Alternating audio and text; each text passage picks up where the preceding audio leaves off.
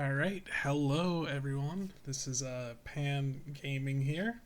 Uh, for the one of the bonus videos for this one, since I mentioned that I make puzzles for one of my campaigns, uh, I wanted to spend a abnormally long amount of time talking about some of my campaigns and characters that I really enjoy, and yeah, yeah, so this is going to be the first one of three. Um, a while back, I decided that I was going to, you know what? We can pull up the thing. I think everyone's okay if I do this. Old D&D stuff. A while back, let's see, we're talking 2021. It looks like March 2021. Oh, that's before the campaign got shifted around. May 20, 2021. Um, I wanted to do a new campaign, and specifically with a homebrew world. This would be canon, uh, and all of my future campaigns would take place in the same world, same universe. So, yeah, I figured the best way to start in a new world is to start with some very basic things. There's the profile picture for this one, or I like this art alternatively that I drew. Uh, so my first campaign in this world was called Westwall's Fourth Return, featuring the town of Westwall. So what's the deal with Westwall? Well, Westwall is, I think I have a map somewhere. Would it be world building? Yeah. So this is the world. I believe it's Zeloa is the name of the world, and we would be talking about over here at Westwall, this far edge here. Basically, this is our main continent, and the Kingdom of Vorith has explored out, hit another continent, and Westwall is the easiest way through a mountain pass that keeps the rest of New Load, new land, but New Load, separate from the rest of New Load. This has all happened maybe 400, 500 years ago, I believe, at the point in time in which this campaign's taking place. Westwall's Fourth Return starts in the year 6. I'll zoom in here. This starts in 624. So the actual campaign itself starts in at that point in time, but Westwall itself has had several issues. I start off my campaigns with where would that be? Activity. I guess I didn't have a text dumps chat. That's crazy. I usually have a text dumps chat. I usually start my campaigns with a in-character monologue. Basically, you can see I've had to get rid of most of my tokens on Roll20. A wealthy merchant type character. I believe it was this guy, Torin Fenris. Yeah. Wants to go ahead and start Westwall up again. Every time Westwall is built, it usually comes tumbling down for some reason or another. No one's really sure why, but being the only city, being the main city that would allow people to explore all of this unknown land past the mountains would make Westwall so wealthy. So good, so wealthy, and people are going to want to do it. In addition, this world's since it is a D&D campaign, I've gone with the idea that adventuring is more of a commonplace thing. In fact, some countries are trying to regulate adventuring, which is one of the things that happened during the Westwall's campaign. So Westwall was built, fell apart about 50 years later. Someone else came by, built it, it fell apart. 50 years more, built, fell apart, 50 more, and now we're at today. So the players played as merchants.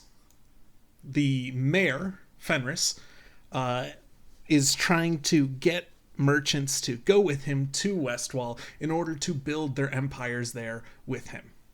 The idea being if the merchants can provide enough value to the adventurers, then the adventurers will have enough stuff and will be probably able to stop whatever's been causing Westwall to fall apart constantly every 50 years or so. So, it isn't a campaign if I don't do some homebrew stuff. And oh boy, did I do homebrew stuff. Our main characters here, we've got Briar, who's the herbalist, Nat, who is our priest, who deals with religious stuff, Sherwood, who is into weapons, Cavan, who was, I think, an artificer. Not sure why his token's gone. I probably was the one to upload it since it's gone. And because there has to be an inn, I had an NPC of Riley Vorsk step in for that. And then, of course, Fenris being the mayor. Each player got to pick their own type of shop out of the several that I provided. Would it be vague threats? Here we go.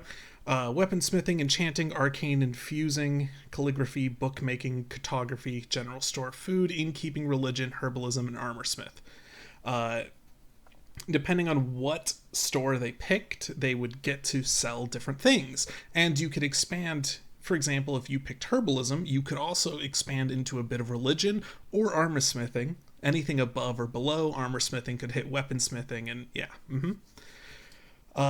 So, based off of feedback I was getting, the players wanted less amount of inherent randomness. And plus, randomness takes time to do. We didn't want to spend a ton of each session being shopkeeping. So what ended up happening is, this is for calligraphy, you would have a set weekly amount of gold profit, and you would gain that gold at the start of every session, assuming, it wasn't a continuation of last session. Start of the session would be a new week, you'd get the gold amount, and then you'd be able to spend the gold amount on upgrades. Any of these upgrades would add more weekly profit. For example, you could spend 100 on clarified scrolls. That would gain you 25 more weekly profits, and everything allows you to just ramp up, and up. Just keep going. Now, any upgrades you bought allowed adventurers to buy things. So, for example, by default, the calligraphy only has cantrip scrolls. For 30 gold pieces, any adventurer can buy a non-action cantrip scroll. So we're talking, bonus action, reaction, things like that. For 30 gold. Pretty good. So, but why is that specified in there? Why is adventurers? Well, the start of the session was shopkeepers. And the mayor would go ahead and get the shopkeepers together. There'd be a discussion of what's currently going on in the town and what would have to happen. After the shopkeepers were let go, well, they're shopkeepers. They're not going to do anything if they don't have to. And this is an adventuring town. So Mayor Fenris brings in a group of adventurers, and for most of the session, the players get to play these adventurers. And these adventurers are randomly generated. I make them myself, but I try to be as random as possible making them, with interesting character traits that I think are funny. And then players get to take these random characters and mess with them for as long or as little as they want. If they try them for one session and don't like it, they can just drop it. If they try it for the whole campaign, which did happen, you can do that. It's perfectly fine. They're all randomly generated. And yeah. So occasionally sessions would be like, oh, hey, wolves have been attacking our supplies. So it would be an issue with the shopkeeps delaying any upgrades by a week, but the adventurers would go to the shopkeeps, buy whatever they can afford, whatever Fenris is willing to pay money for, to go out, use those new items that they just got, and then try and beat up the wolves or whatever. So I thought it was very cool. It got to... Oh, that was a threat. So it got to the point where you could even go ahead and... Nope, not that one. There's a lot more options here, and it's because you could upgrade your shop, allowing you to get different things. So for example, this one, effective spells and armor, upgraded calligraphy to step 2 and arcane infusion to 1. So they multied.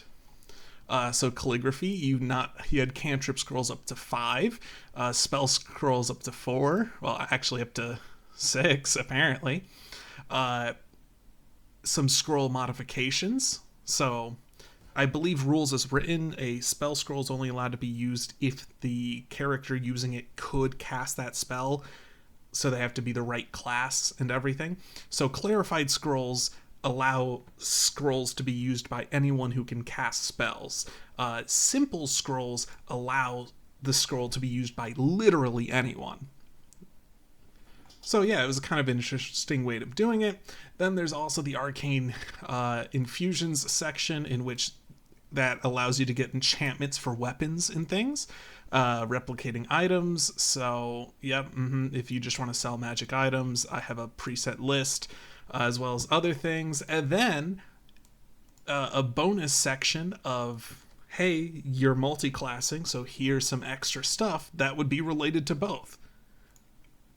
In addition, you could always, as a shopkeeper, spend money to help boost your own stats or level up your own character, which was relevant at several points in time in which the town was being attacked, and you would be able to both control some adventurers and your shopkeepers. Although, you'd want your shopkeepers to not die, more importantly. The adventurers are expendable. So yeah, it was a lot of interesting work homebrew for all of this, and as if you end up watching all of these videos, I'm not sure why you would, you'll find out that a campaign usually means that there's some amount of excessive homebrew, some real interesting things that usually get out of hand really fast. I think one of the biggest examples was the religion. Why is it like that? Okay, whatever. Part of upgrading your thing was that you got the ability to do to make more custom things, right? Which I don't know if I can find. Part 3 was. So I even created the ability for you to make custom things like potions. Religions was blessings, so blessing that would apply for the week, effectively letting the adventurers just have some sick buffs. But what actually was the plot line here? Well, long story short, or maybe not that short. Let's go to the DM things and scroll up all the way. There is a group of 6 individuals who have been the cause of every single downfall of every single Westwall. It's a group of adventurers that call themselves the Eternals because, well, they live. They've lived for many years at this point. Each of these, out of these 6, it's really 3 pairs of 2. So let's go through each of them. First, we had Ord Sudiv, which is the Fallen Cleric. For any art I show like this, I found it off of Google, I apologize because now I am showing it off on a public platform and I guess there's the link for it. um, but they were never intended to be public because, now I kind of have the responsibility to show credit for. So sorry for everyone who art I stole for any of these. I'm so sorry. Anyway, Ord is a cleric. Ord is actually a cleric of Lathander, which is... I haven't actually thought about that in a long while, so I guess Lathander's canon, which I knew, but the gods in this world are considered the ones above, so I guess Lathander is one of the ones above. Whatever. Lathander, if you're unfamiliar, is a god of birth and renewal, while Ord at this moment has kind of become more of a necromancer type cleric.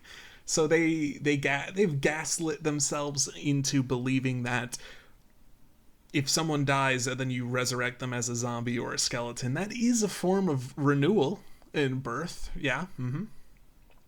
And then the one they're paired with is Riley Vorsk, the bard. The bard, the Riley Vorsk. This is the guy who runs the inn at town.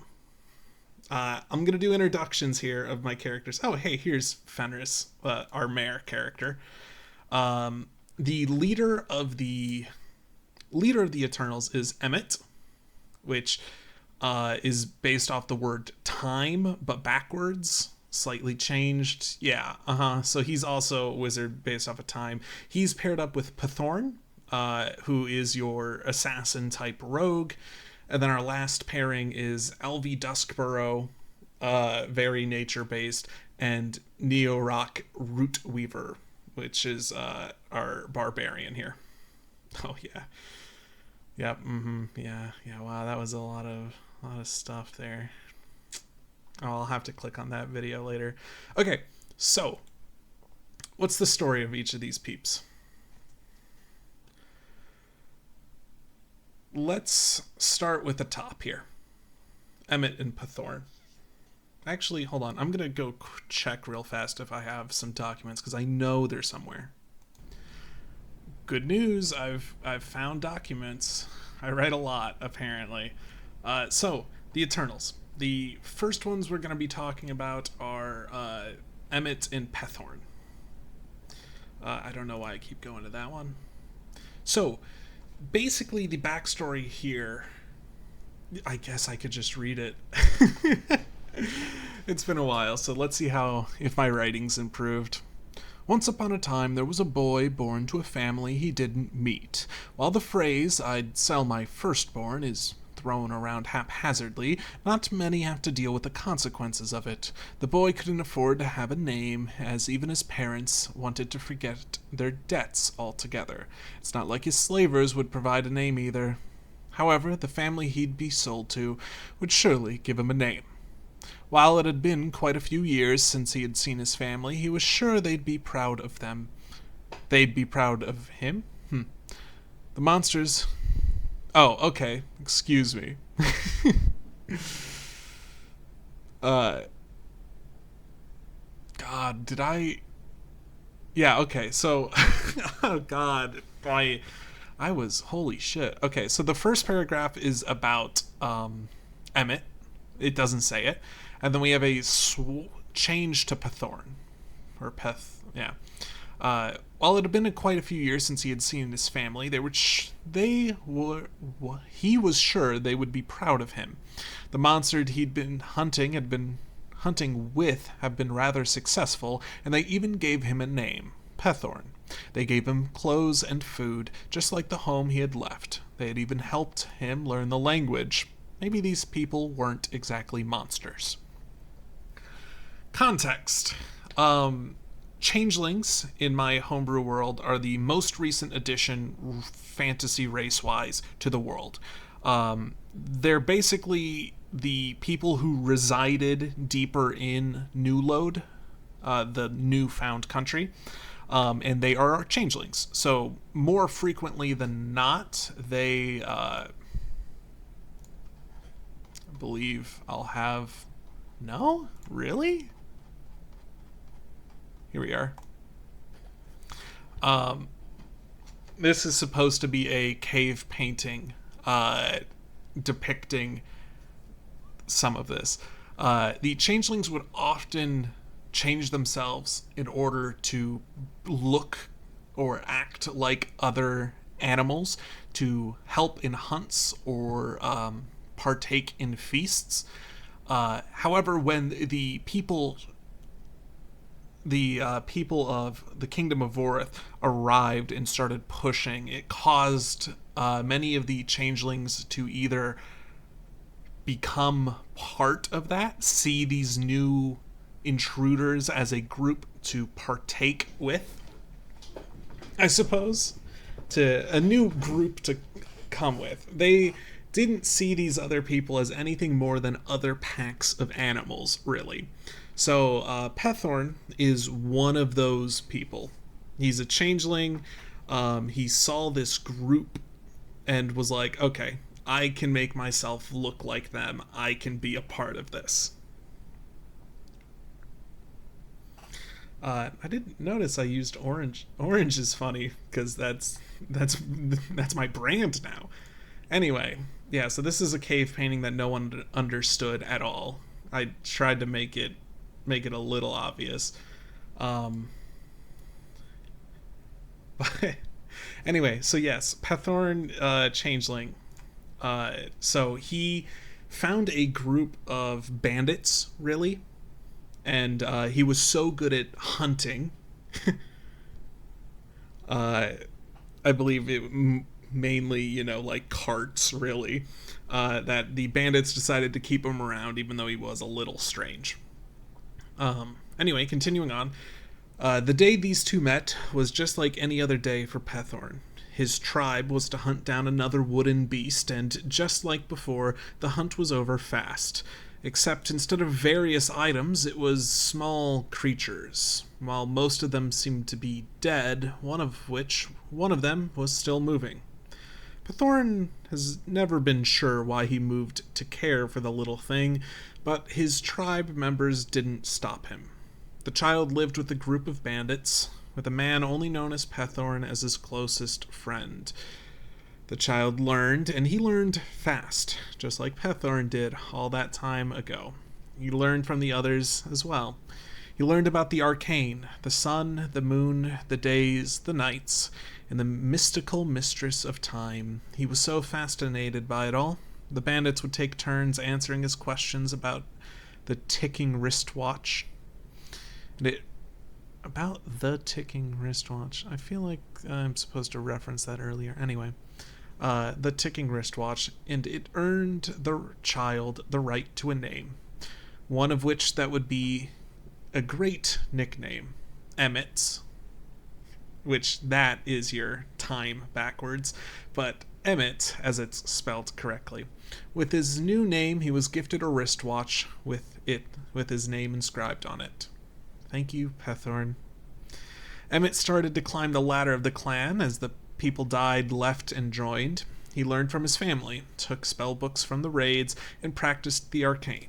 It was rough, but none of them could deny Emmett's casting, and he eventually climbed to the top with Pethorn as his right-hand man. And it was all going so well. The plan was perfected to a T, and he had foreseen it all. They needed to break into two groups. One to distract the guards at New Vorith Bank, and the other to clean them out. He just didn't expect the cracks in his plans to be from his own family.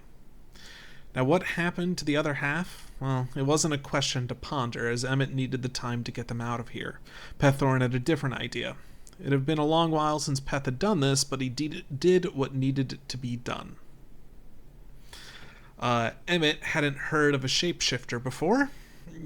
He hadn't thought that he'd meet one of them.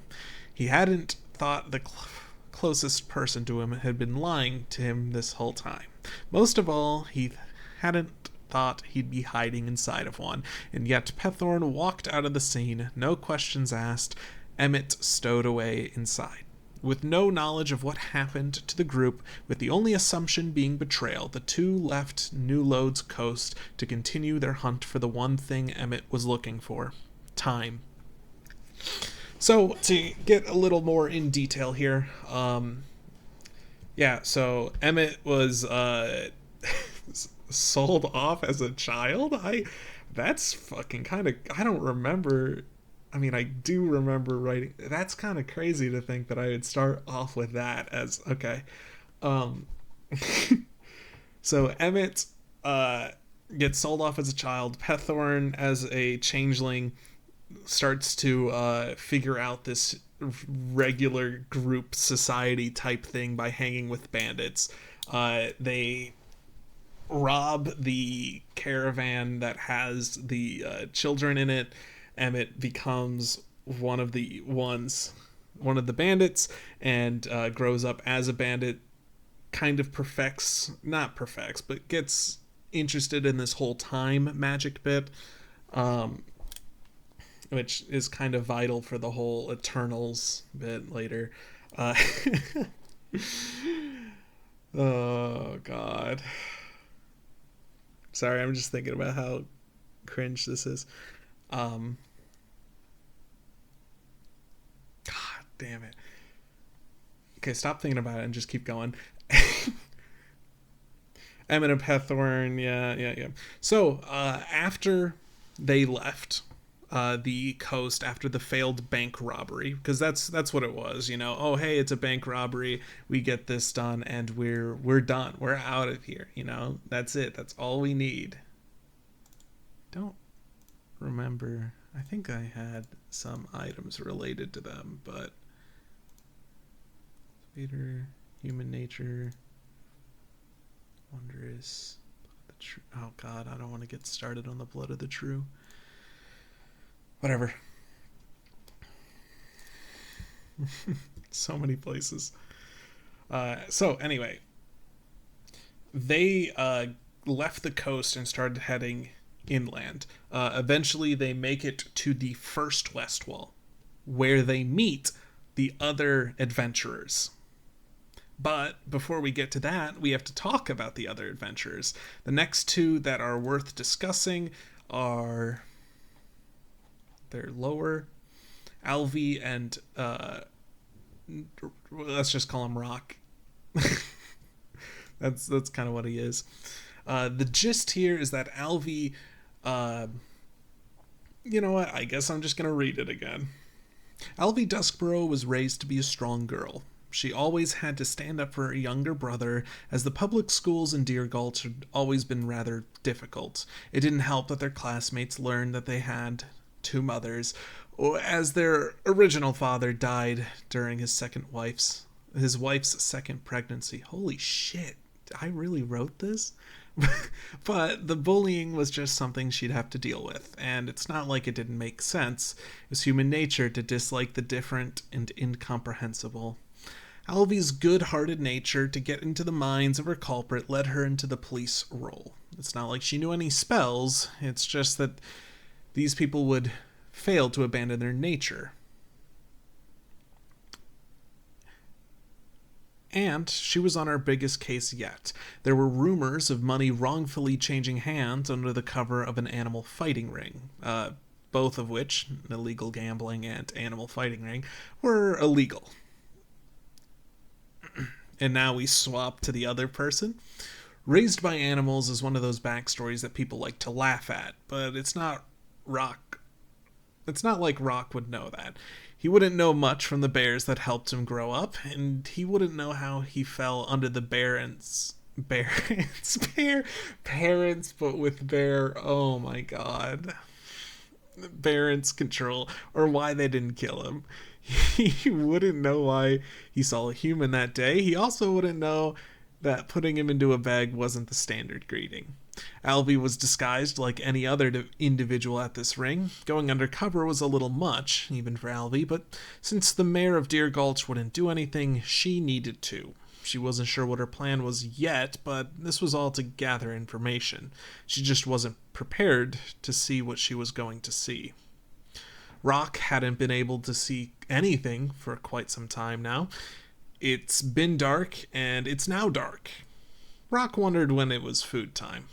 Suddenly, Rock could see something different. A dim circle in front of him, an open ring, and an angry badger.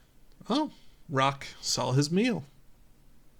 She couldn't believe what she was seeing. She had heard of children's tale telling them to never leave the house at night, or else the monsters would get them. She'd heard the rare rumblings of a missing kid before, and she always believed it wasn't true, as no one ever reported anything. How could her mother ignore something like a missing kid? God, I will not ever be consistent. Holy shit. So we jump to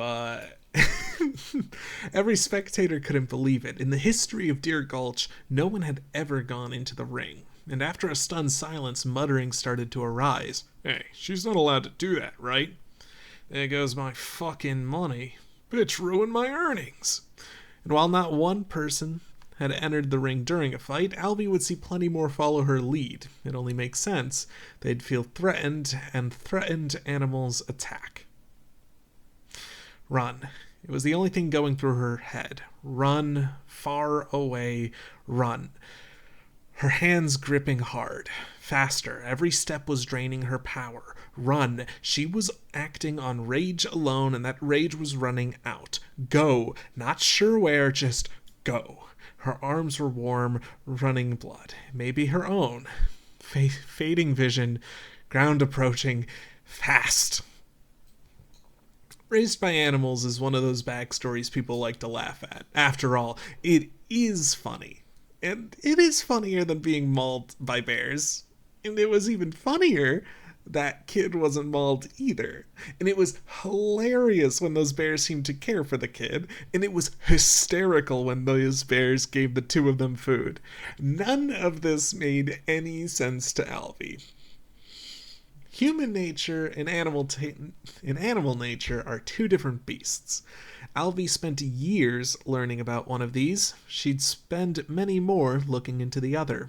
Guided by the hospitality that Rock, that's what the kid called himself, and his parents, or parents as Rock liked to call it, provided, she'd spent her day learning nature and teaching Rock of human culture. Alvy may have been molded by human constructs like morals and greed, but she was one with the reality of the world.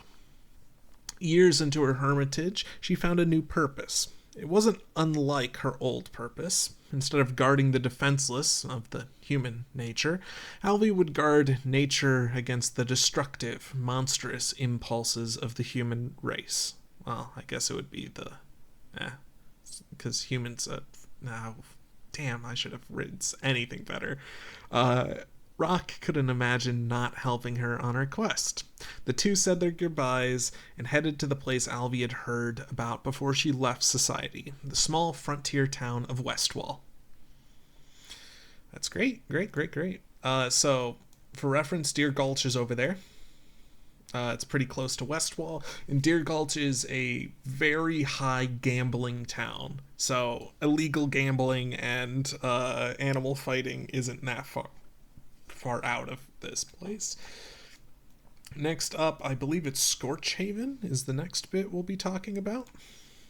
With our last two villains, Ord and Riley. For as long as Ord can remember, she had never left Scorchhaven's Temple of Lathander. Young disciples aren't allowed to wander outside the monastery walls. She'd always wondered how the people of Scorchhaven lived without the many daily rituals that she had to endure. She didn't hate living in the temple. It was safe, but she couldn't help but daydream about any and everything happening to let her prove herself. The upcoming dance was often the focus of these thoughts. Riley Vorsk was taking out the garbage, just like his father asked him. There were so many things that Riley could have been helping with at the Tail and Ale, and as he threw the trash out, a flyer would be blown by his foot. Looking down, Riley recognized it. The mayor had been working with the with the fathers at the temple to have a dance. Riley wasn't excited, but it's not like he couldn't go. His father deemed the event the best way to increase his profits. Maybe he'd at least find something interesting to do there. Ord could barely contain her excitement. It was going to be the first time in her life that she could actually have something to talk about. She spent the day leading up to the dance, going through all of her outfits to find what would look the best.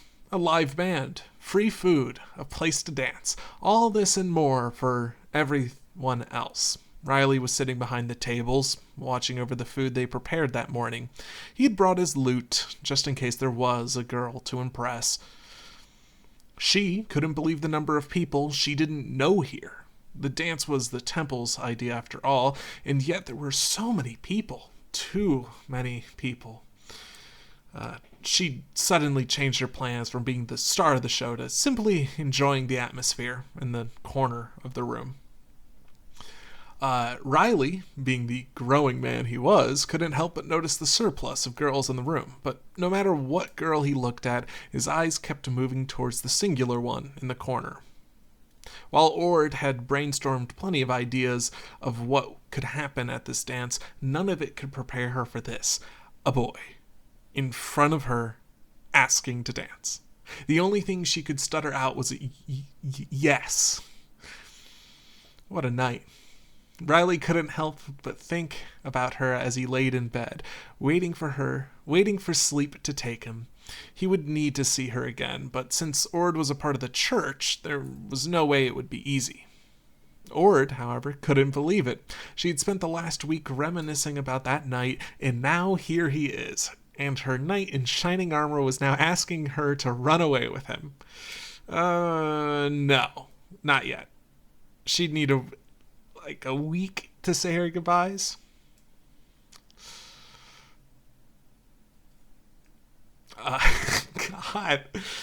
God, this writing is fucking cringe. Oh, God. Can you tell I don't write? Fuck. Riley didn't have that time, and his dad knew. There's not a chance in hell that... Oh, wow. The usage of hell. Oh, God. Sorry, guys. It's the ones above, the ones below. God, this is so fucking cringe. There's not a chance in hell that he wouldn't come up with some hellish punishment. We have a new business venture. Your sister's gonna keep this one going, and we'll head to Westwall. I've heard a lot of money could be made there, and you're going with me. We leave today. Fuck, she needs to know. Ord came back to her room to find a note. Well, it was a map of Newlode on the front with a circle around Westwall. On the back was a bunch of symbols. It didn't make any sense, but she'd need to figure this out as soon as possible, and after a week, she'd cracked it. It was a Pigpen cipher with a railroad cipher on top. Even with this effort, she didn't want to believe the message. My father's dragging me to Westwall. Please find a way there, and as I'll be waiting for you. Apparently there is a Church of Lathander there. Maybe I'll see you there? From Riley. That was it. She'd need a transfer. It's a good thing she was almost done with her training, and she'd soon move to another city. So, that introduces the backstory of all 6 of our villains. I don't like to call them villains. Some of them are. They are bad guys. So, all 6 of them end up making their way there. And I guess while I'm thinking about it, why do I go with this cipher here? Well, so, whenever a session was missed, I would consider making a sorry we didn't have a session activity for when we didn't have a session. I did a crossword once. That was pretty cool. I don't...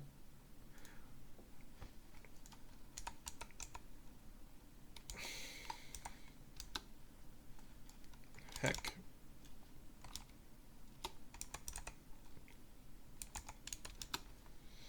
Heck. That's right. I'd have to go through my other messages. one of the things that happened was a note was given out. Might have been posted in here. No. A note. It was a Pigpen cipher combined with a map. Okay, this is going to sound... Oh, actually, it might be in here. Cave painting's that one. Escape room? Nope. Shed, family tree, game idea. Oh, I don't know what that one is. Plot planning? Nope, that's different campaign. West wall, world building, above, below. Heck, dude, I don't know where the... Nope, that's a different one.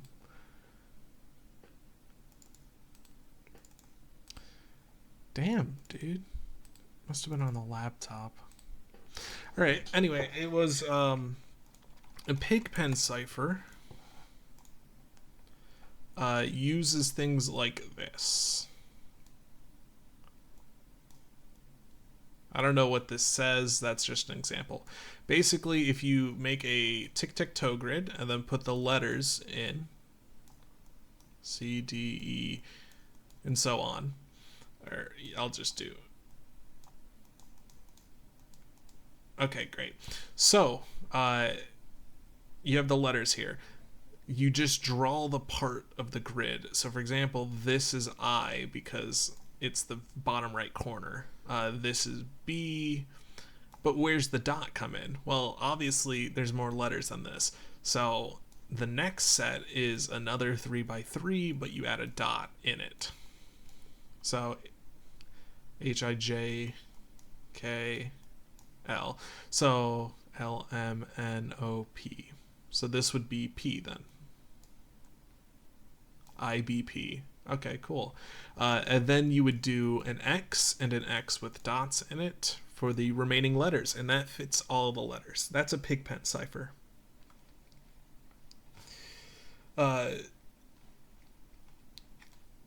So I did another one on top of it, but what matters is the Pigpen cipher. Basically what I did is I had a handout that was a huge grid. We're talking maybe like 20 by 20 or something.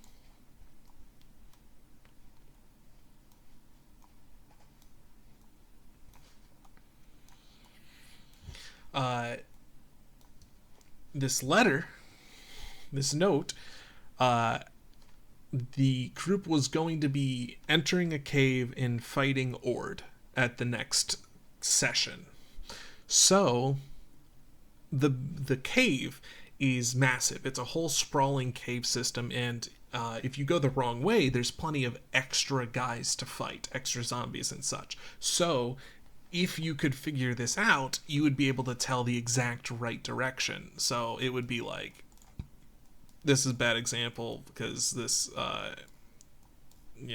there's not enough room here.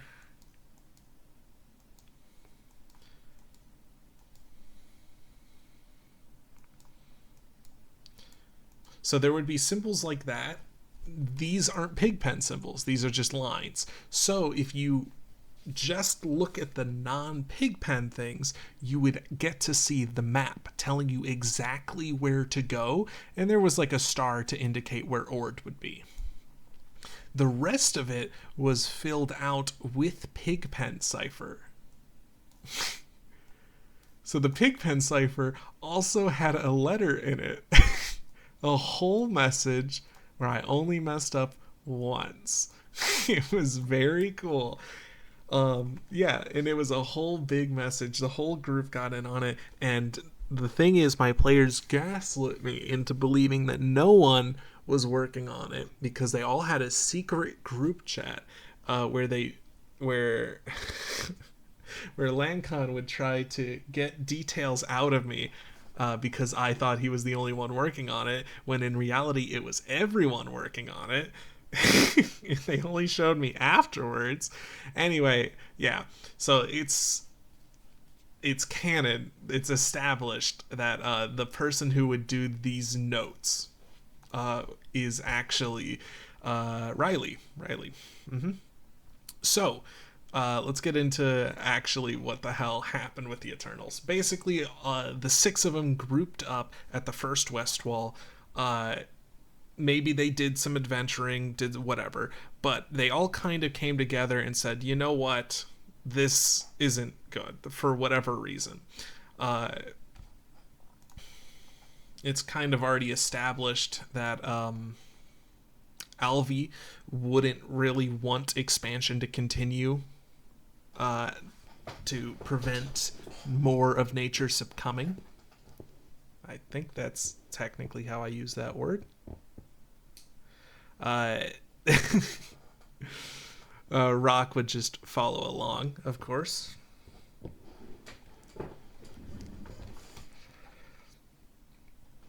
Emmett and Pethorn would kind of be the leaders of the group.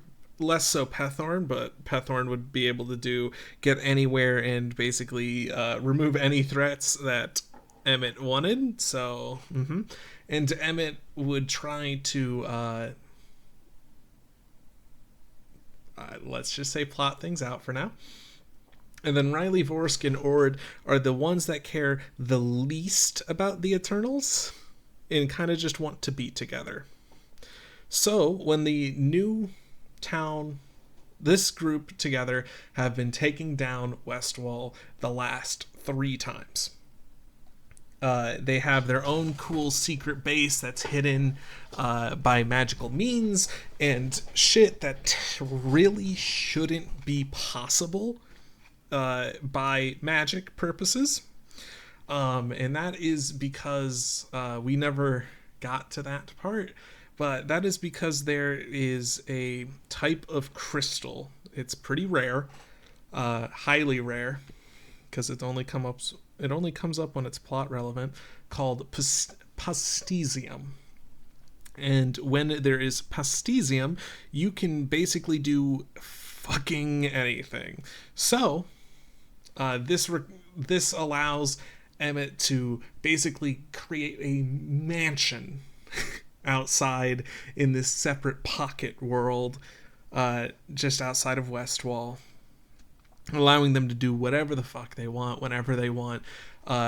Many of the plot of Westwall was basically one by one, each person in the villains group would do their own thing to try and attack the town. Which some of their boss fights were stupider than others. So Ord was attacking with undead.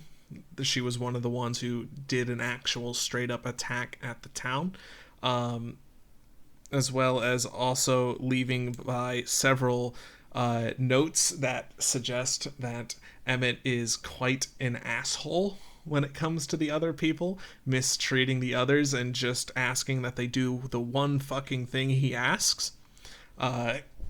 Ord and Riley really don't want to be a part of this, but they can't really leave. Because if they leave, then, they might say something about the whole Eternals bit. So they can't leave. They don't want to be here. They're very willing to give up. They're actively trying to help the town by leaving notes, leaving things behind that might give them a better idea of what exactly is going on.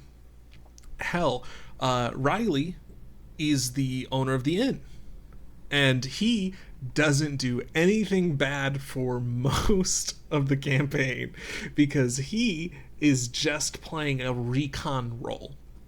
He's the one who keeps giving off the notes to the group, and it's never really I think I have here we go. Oh yeah, also delivers stuff. Yeah, zombies. Yeah. Oh, apparently I put that there. There's also part of the reason why the group was there was there's a subplot with religious artifacts. But once again, this campaign never finished, sadly. So yeah. Anyway, so yeah, Riley and Ord Ord was the first one. Rock kind of just fell out of a tree and just blatantly tried to attack the group of adventurers. I think he lost. Alvi is when things started getting interesting, where she actually invited the adventurers group to the mansion and tried to fight them in a really unique way, which this is currently unlisted on my bit. This is a time lapse of me making the map for the Alvi fight. You can't hear it, so I'm just gonna mute it. Basically, the concept was, after treating the group to a dinner, Alvi knows she can't win a 1v4. So, using whatever sort of magic bullshit you want to talk about, each player character is trapped in a separate room out of the mansion while Alvi fights 1v1 in the courtyard. So you've got the dining room. The dining room is where everyone starts before the fight. It also has a ton of food in it. Players in that room can use their action, bonus action, whatever, to consume food, to restore hit points, as well as, I think there was a few amount of desserts, which also gave an inspiration if you didn't have one. It is the safe room. There's nothing much you can do in there. Down here is the, I don't know, I guess I'm going to call it the boiler room. Basically, you have a bunch of coal on one side and a huge furnace on the other. The temperature is constantly rapidly decreasing in the room, and if it gets too low, you'll start freezing to death, and if it gets too high, you'll start burning to death. So you have to try and balance the whole throwing coal into there in the most effective way you can figure out, and also not dying. The other thing, which I don't think I actually get to drawing in here, is that this is the room with the button in it. Whenever the button is pressed, the players rotate between rooms. So not only are you balancing whether or not, or when you should throw coal in, if it's going to be too much coal or too little, and die rolls happen, you also are in control of when you think people need to swap around. If you can't handle the coal, or you think there's been enough time in the 1v1 where they might want to step out, there's a lot of stuff to it. So next, I'm working on the attic here. The attic is the other miniature fight room. It turns out to be like a maze of barrels and crates, as well as I think I did spiders.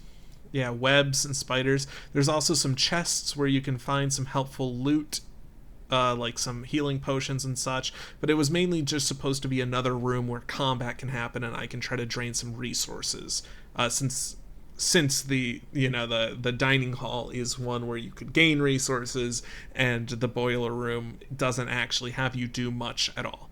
Lastly, we have the outer area in which, raining and all that, where Alvi would actually just fight the person. Alvi would also have some interesting bits. She had a specific enchanted armor that can, by using spell slots, you can activate things on it, such as, hey, the next hit reflects all the damage instead of it. It's somewhat obvious, but because of how my campaigns work, of people getting busted things fast, the number one person who can just 1v1 any of my bosses would probably instantly one-shot themselves on it. The only reason why that didn't happen for the fight is because the person in the dining room used the there's a spell that lets you place, like a magic eye somewhere within like 30 feet or whatever, as long as you've seen the area before. And since everyone's been cycled out with the button, they're in the dining hall, they're probably close enough to the outside, so I let them do that. Okay, that's fine. They can see what's happening in the 1v1 zone. That's cool. They asked to use Magic Missile, which doesn't require a direct line if you see the person and they're in range. And so I was like, that's actually kind of hilarious. And I don't know if it works rules as written, but that is the funniest shit to ever happen is magic missiles fly from the dining room through the fucking halls of this place to find their way outside through the nearest window to just slam into Alvi. And the first magic missile is the one that gets the reflected damage. So the mage in that dining room takes like 4 damage, and it completely disables all the defenses for Alvi, and she just gets beaten the fuck up, dude. It was hilarious. Yeah. uh, so yeah, the other big reveal that really didn't get to happen was that Emmett, part of Emmett's plan, like he's not trying to feed his party to the wolves. It's not what he's doing. But he is. Each of them have their own. God, I forget what spell it is. It's been a long while since I've looked. It's the one that when you die, you can just respawn at the thing.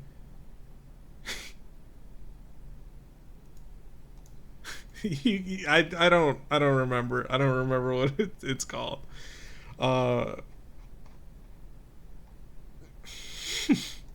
Anyway, the last boss fight that we actually got to was Pethorn. Which Pethorn's funny because he's a changeling. So I had him during one of the days kidnap the Mayor Fenris, and replace him. Yeah, pretty cool, right? So shit was constantly going wrong at the town, and they had to figure out what was happening and to eventually figure out that the mayor is not who the mayor says he is, because he's Pethorn. As Pethorn tries to start killing off people, or I think I even just at some point said, hey, for some reason the upgrades you've ordered for your shop each week don't come in, because Pethorn, the mayor, never ordered it. It was really funny. Anyway, at some point he gets found out and killed, respawned back at base, whatever. So the finale was going to be the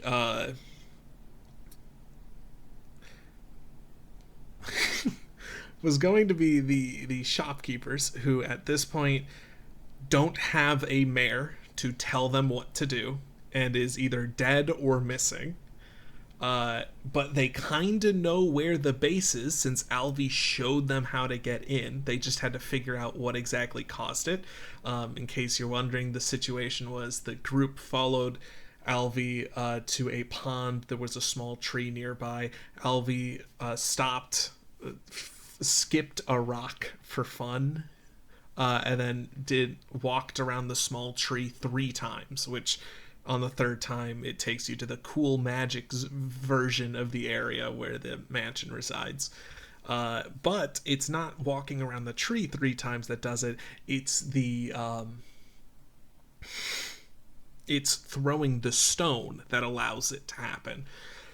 So there's specific enchanted stones, and so you'd have to fish one out of the many in the water and then throw it back in. Yeah, that took a while for them to figure out. But so they were going to come back into the mansion, in which I had a setup session in which one of the several in which Emmett, would show them around to say, hey,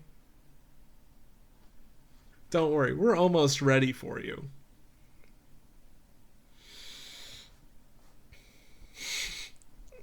The group had to fight a different adventuring party. Yep, because the other adventuring party was tilted at them. At some point, I think I was going with Emmett turned them into candles for some reason. Is that real? Did I do that? Handouts. Oh, what? Now we're talking about candles. Yeah, okay. So yeah, I had a bunch of candles that was supposed to represent NPCs of different groups. So each of these had a different group, and more specifically, these four candles, one, two, three, four, were all a part of a group that they just killed. So each of these had their own little backstories, because they're other adventurers at the group, and you did just kill them. So this group called themselves the Mercenaries of the Veil. This group called themselves the Angels Harbingers, Silverhorns. Some cool, fun stuff.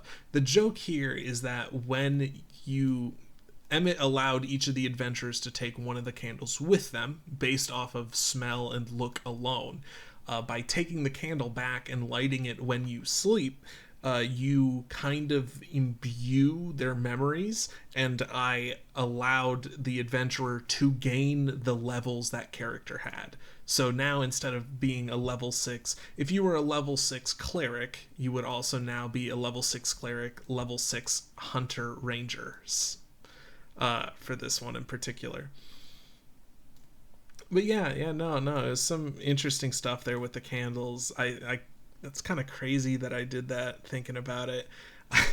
Anyway, so this whole thing was supposed to end with it was going to be a mass brawl at the place where the adventurers, it was going to be the adventuring party versus 5 of them minus 1. The Adventurers versus Ord, Riley, Rock, Alvi, and Pethorn, where Ord and Riley would try not to do anything that would harm the adventurers, because they want the adventurers to win. They want out of here. But that wouldn't be obvious to anyone, hopefully, So I would still roll for an attack, but every single one of them would miss, regardless of number or something. Once again, this didn't happen, so it was a shame. Alvi, Rock, and Pethorn would be killing people. So it was going to be a ton of adventurers versus 5 bosses. Okay?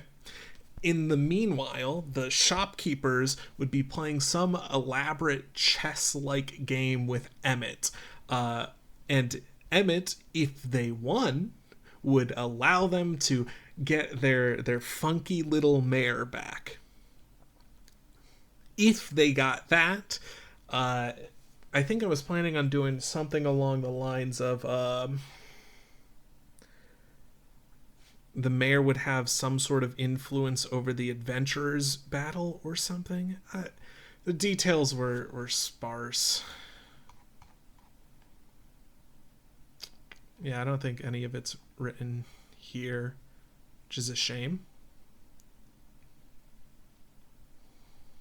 Oh, yeah, there's so much to be said about all of this. Anyway, so this campaign kind of stopped. It was one of the winter breaks, and we didn't have a single session during winter break, and I didn't want to have to constantly think about the whole, hey, this is the last sessions, how do they play out, what am I going to do with it. So I just said, hey, if we don't do a session by the end of winter break, I'm done. And we didn't. No one was interested enough to even suggest a date or a time. So clearly no one was interested enough to do it. Yeah. So that was Westwall. Next, as you can see, we use the general chats still. The next one was Adventurous Advent, which, if we want to swap to BuzzFeed joke, this is the Adventurous Advent. And I'm not going to talk about the Adventurous Advent yet. That'll be a separate video, or it'll either be a video that's added on to the end of this because it's already 4 and I should be going to bed. But I want to talk about this BuzzFeed joke, which this is the one I used on Roll20 because I had to resize everything. But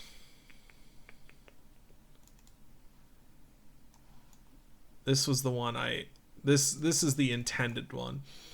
So the Adventure Advent is kind of more of a jokey campaign. It's supposed to be more lighthearted, less about things going terribly wrong.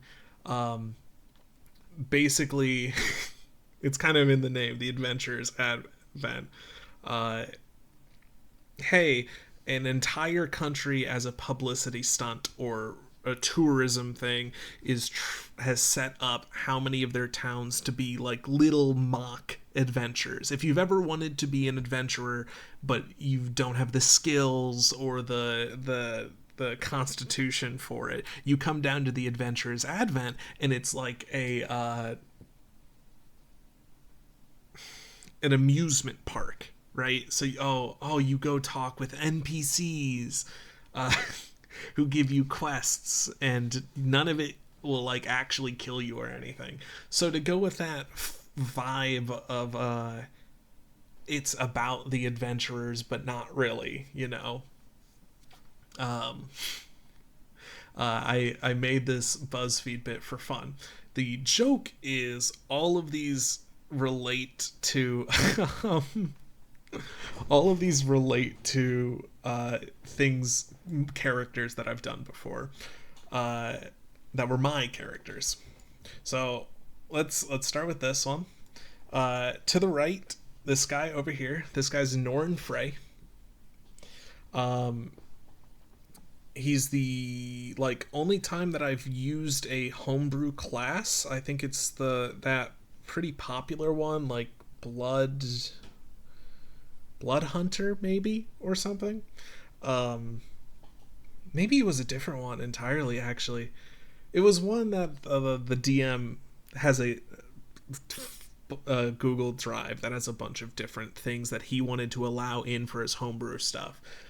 So I was using one of them. The gist was you can empower some of your specific rolls by rolling a die and taking that much damage. So Norrin was meant to be a type of support type character who would constantly sacrifice his own health to help other people out, or even himself. The funniest bit is, since it's homebrew, it said that you can play this guy on easy, or this homebrew on easy or hard mode. Normal, default, it suggests your hit die is a d6 and you roll a d6 for the ability. Easy mode, it's a d4 for the ability, but a d8 for the health. So more, actual health pool.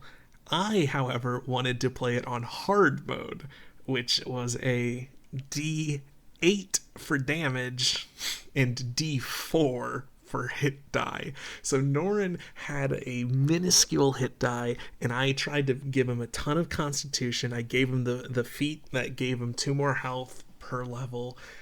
He was a really funny guy, and I love him. He is one of my favorite characters.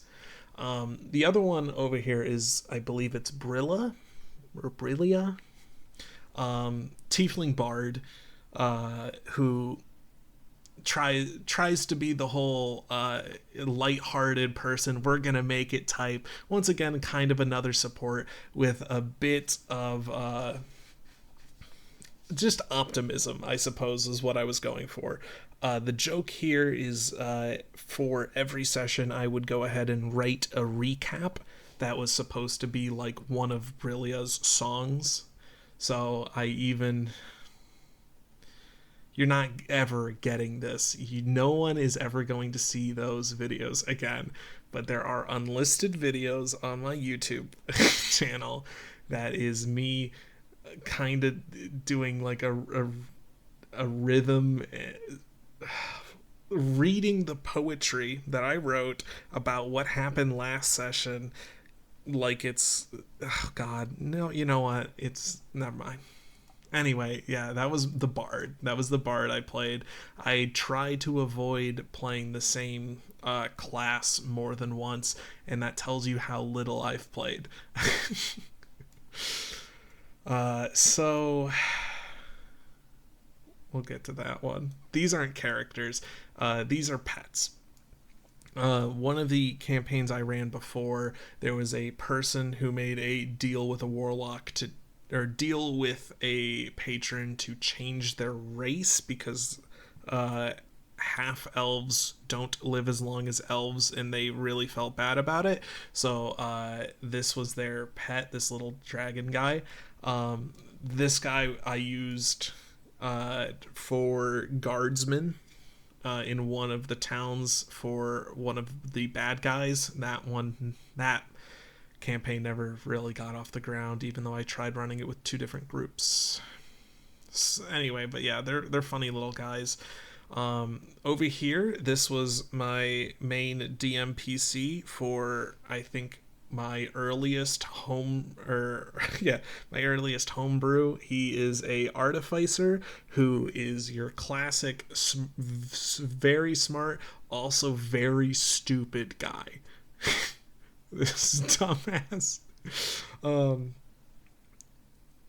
Case in point, the start of that campaign was, hey, you're in a world that has recently outlawed an entire class of magic, specifically the I forget which spell school teleportation belongs to, but that one.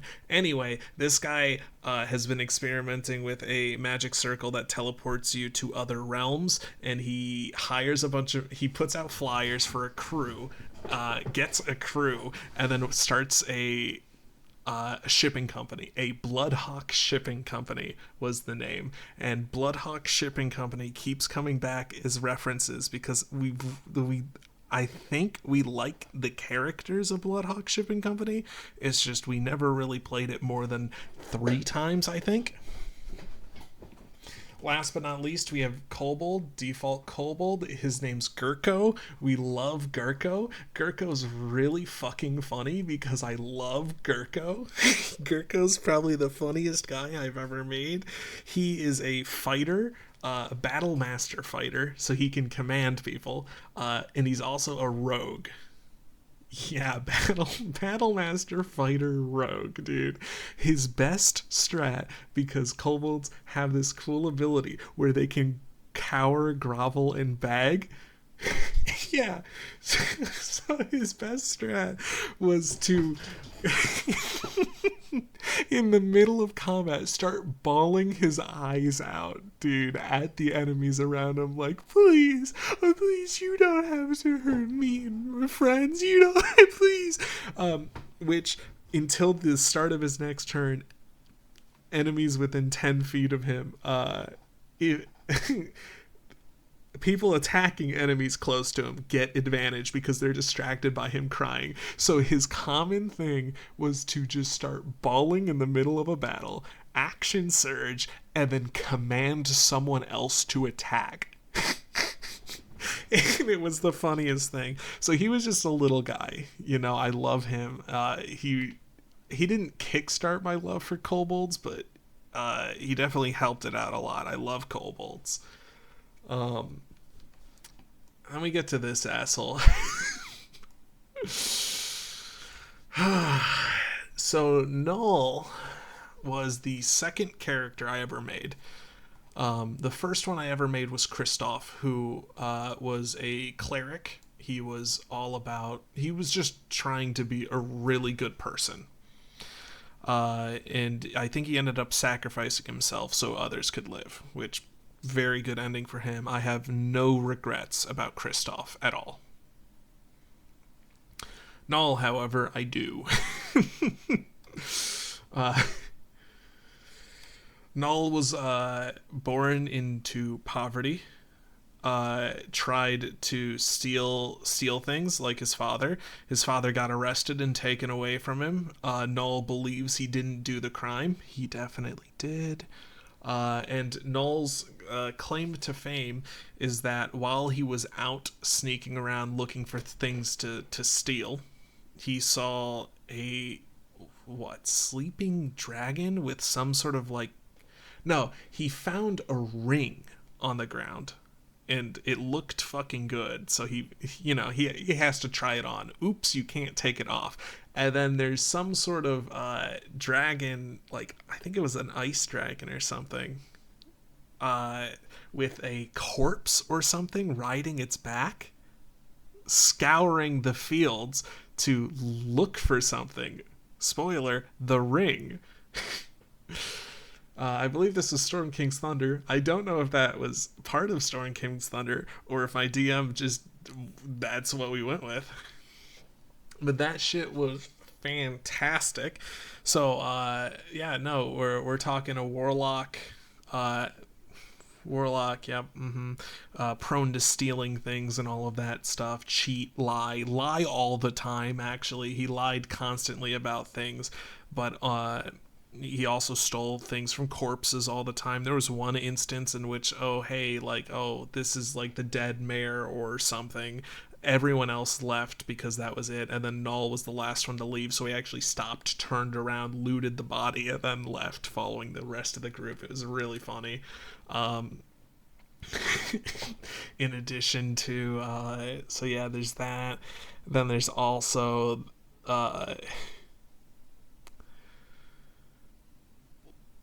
later in the campaign, we had a DMPC join for a period of, I think, God, it's one of the, they're not elves, it's the people, the ones who live like underground or whatever and have that really screwed up society with the spider god or whatever.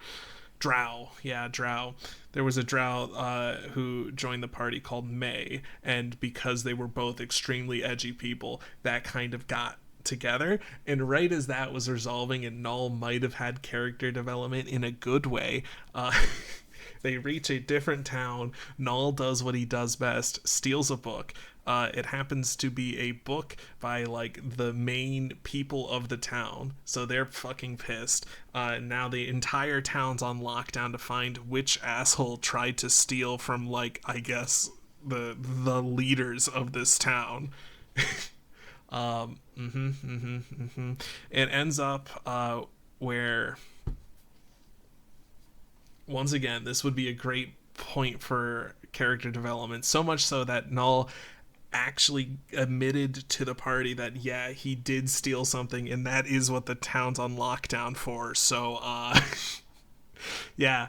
Anyway, for whatever reason, I was convinced to sleep at an inn in the town, at which we were, divination magic finds the book. They find out which room Null's in, burst into the room, but Null, because he doesn't have to sleep because he's packed of the book Warlock, and one of the invocations is that he doesn't have to sleep at all. He's not sleeping.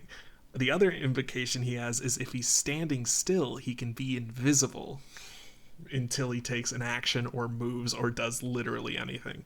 So Null's pushed himself up in the corner of the room behind the door opening as the guards are looking all over this room to try and find out where people are or where this book is. And they find the book on the desk because Null was jotting down notes into his own pact of the tome book for it.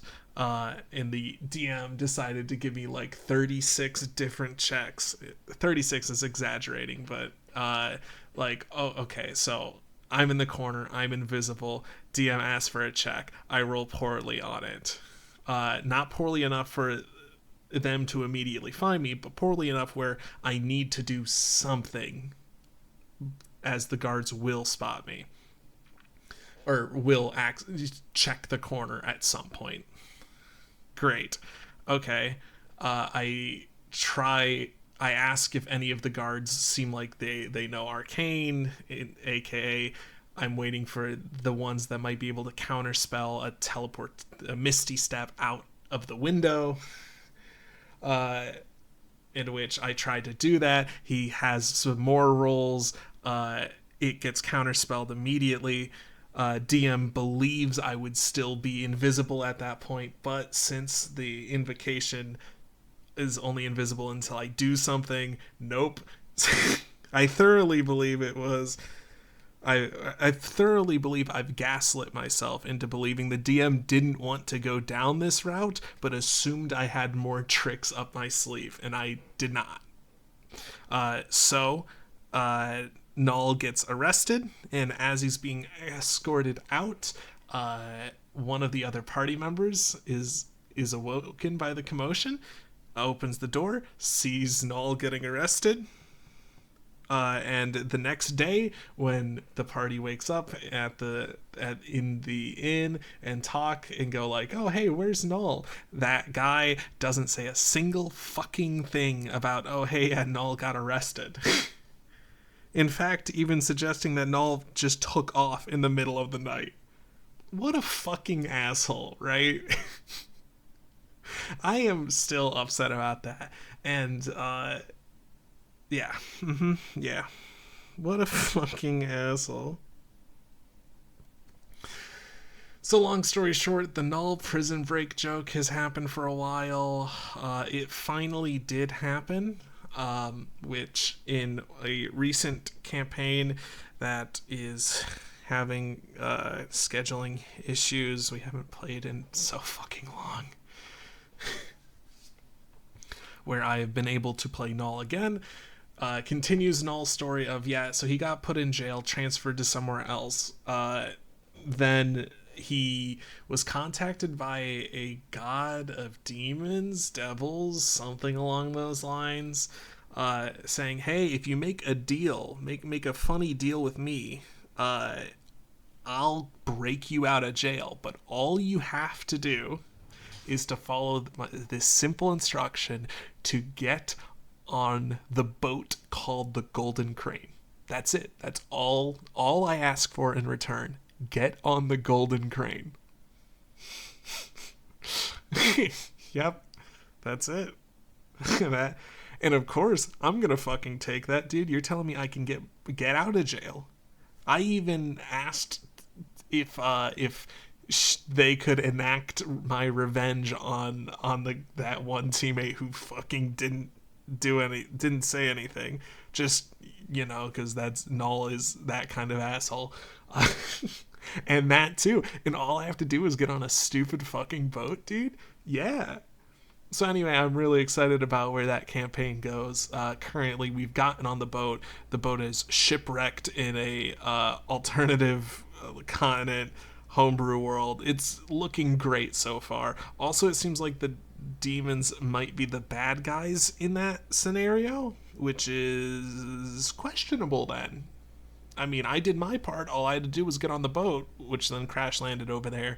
But, like, if I'm working with the god of demons, and the demons here are corrupting the land, why am I here, So it really makes me wonder, really makes me think. I need that campaign to continue, please. I need the campaign to keep going. Anyway, I don't know if I'm gonna staple these together or if this is going to be a separate video and with links to the other ones or whatever. But there you go. Blammo. There's an hour and 20 minutes of me talking about this. Hello everyone watching. This is the bonus video. One of the bonus videos. This one is the one where I go ahead and talk about my Dungeons and Dragons campaigns and D&D characters for way too long. If that is something you're not interested in, leave. You're not going to have a good time if you aren't at least going to be a little interested in me talking at length about things that don't really matter. So I've decided, this is the second one I'm recording. This is going to be the first one you're seeing, and this is going to be about my currently active campaign, As Above, So Below. Any art you see here is not made by me and was found online, other than, I believe, Astrid, who was AI generated. It's pretty cool. But everything is usually just found on Google. So once again, if your art shows up here, sorry, this is supposed to be a private game, so no one could feel bad about me stealing art from online. I'm sorry about this, but I need to at least show it to talk about the characters. My bad. I'm not that good at art. This will be the first one you're seeing about the above below. I have hosted 2 other campaigns in the same homebrew world setting, which, if I go to stupid art and then world building, this is, you can see why I steal art. Last night I did what I assumed was going to be the first video. I've decided it's not now. It's going to be the last one because it sucks that bad. My first campaign took place in the newfound country of New Lode, specifically in Westwall. The second one I did takes place in the country of Heart's Rest, called the Adventurer's Advent, a almost adventure park, theme park type setting of being an adventurer for those who can't really be one, either, not trained or whatever. So yeah, an adventure park. Lastly, we have my latest one, As Above, So Below, which takes place in the country of Astana. I will give you the short description right now, and then we'll get into things. The basic idea of this is that a meteorite, I think it's just a size difference, meteorite crash landed into the small farming town of Rustvale. Why am I using this map to explain? I have a better map.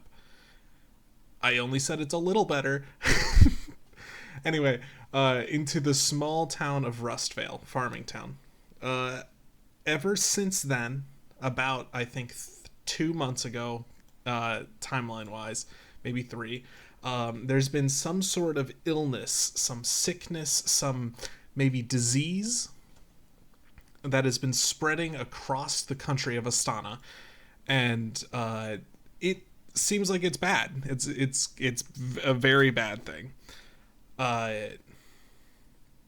The leader of Astana, which I'd have to check the notes, he hasn't been a relevant character, so I don't remember his name, made a plea to the other countries of the world, and they all came together to decide, all right, these possibly world-ending events, if they ever happen, we all need to come together to try and fight this together.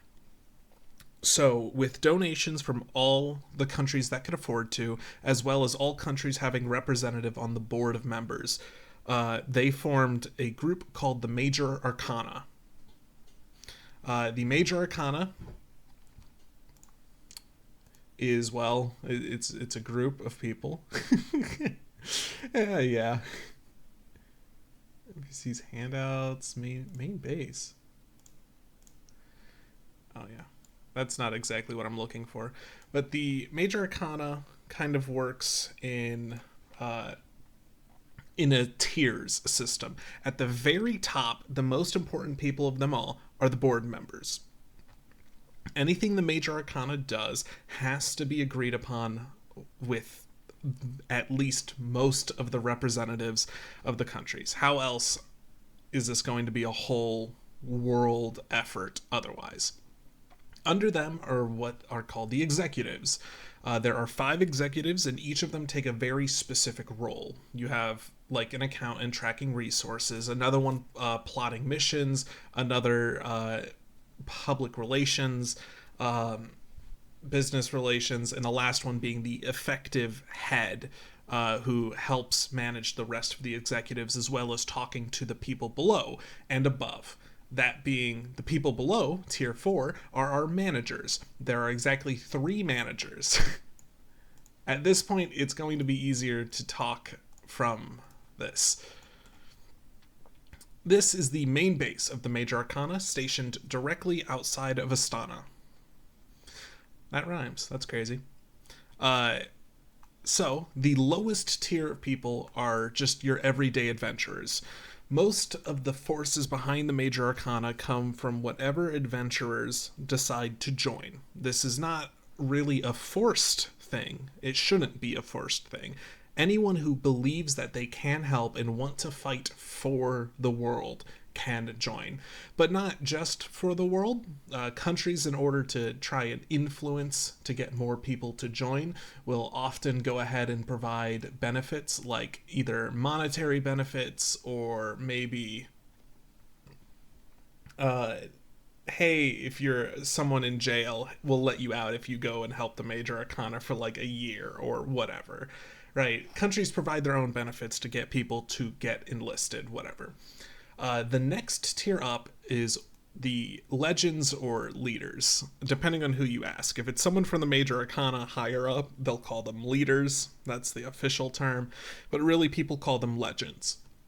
The distinct difference between the adventurers and the legends are that the legends did something before this whole thing went down, or even during, but they did something outside of Astana, and the Major Arcana was like, wow, we want you. Please come and join us. We'll give you a bunch of benefits, other things, and all that.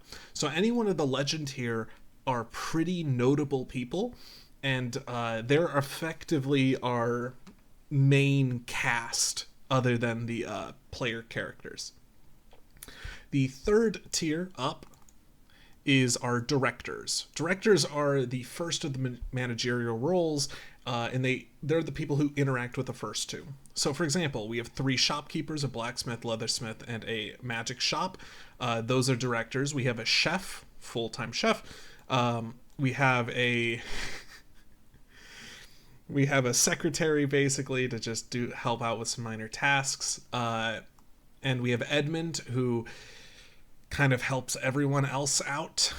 And lastly, we have the manager, a skeleton, funny undead guy. The manager is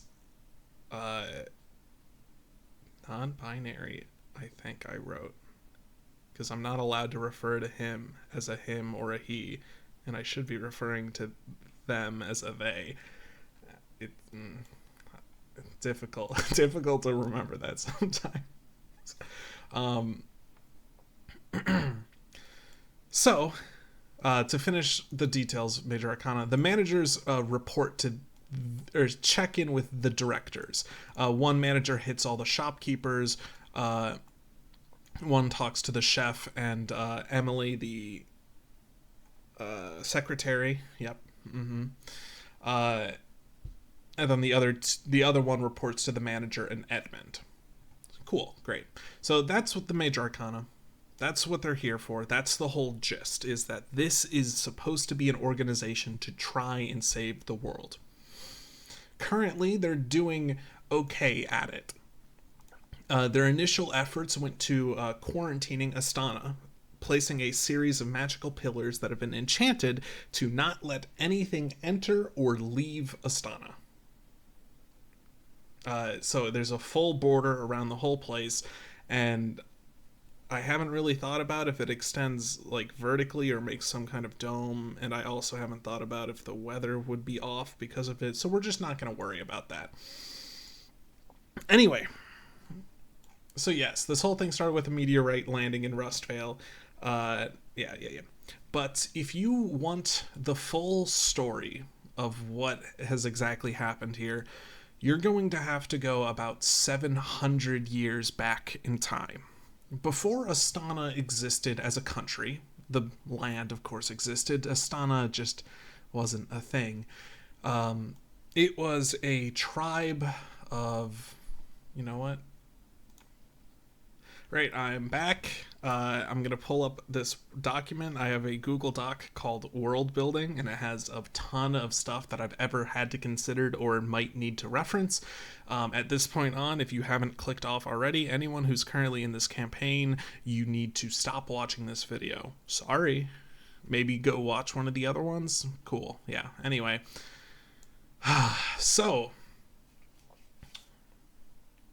Astana, about 750 years ago, was a country called Guspin. Guspin was a dragonborn civilization, mainly into magic and less into actual mechanics, like mechanical things. They wouldn't have a clock, but, maybe a spell or an enchanted thing that would be able to tell you the time. Whatever. So, the issue is that Guspin was under the threat of war.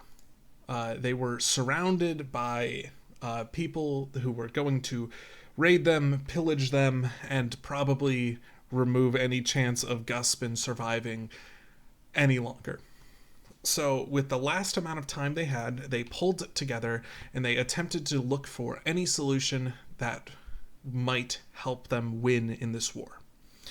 There were two main outcomes. Two solutions that might be enough to save Guspin. I'm going to say main character. When we're talking about Guspin, there's really one main character. And that is lead researcher Falcath. Lead researcher Falcath came up with an ichor. A somewhat transparent, almost the thickness and consistency of jelly. That when applied to Dragonborn individuals, or anyone for that matter, they would gain supernatural type abilities. We're not talking something like super speed, super strength. No. We're talking about if one soldier, let's say just someone on the front lines, was able to see that the enemy commander a mile away or however far, another soldier, another Dragonborn soldier, maybe, I don't know, effectively a sniper, would be able to know that exact same information instantly.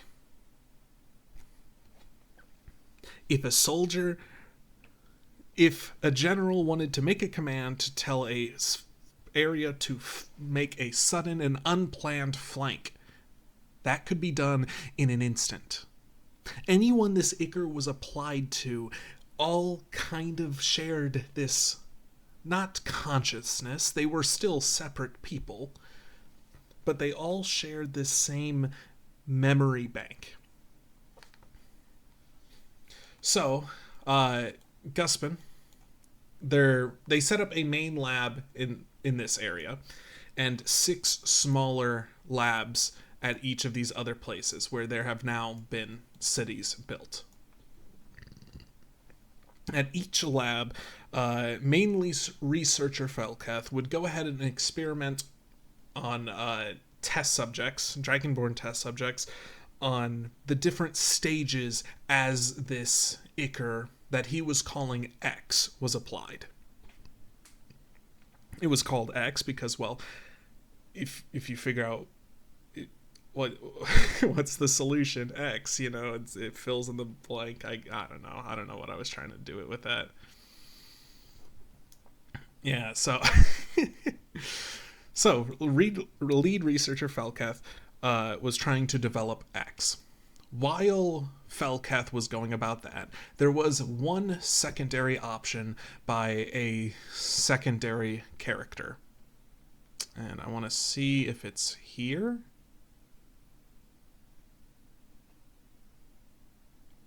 I do see a little bit of the Storm Engine. I don't remember writing that bit. That's funny. So I don't seem to have found it, but Forest Lab, Directory, Verhawk. Was it Yamtuk or Verhawk?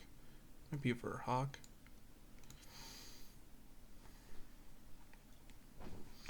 Regardless, there was a secondary researcher who was coming up with their own solution.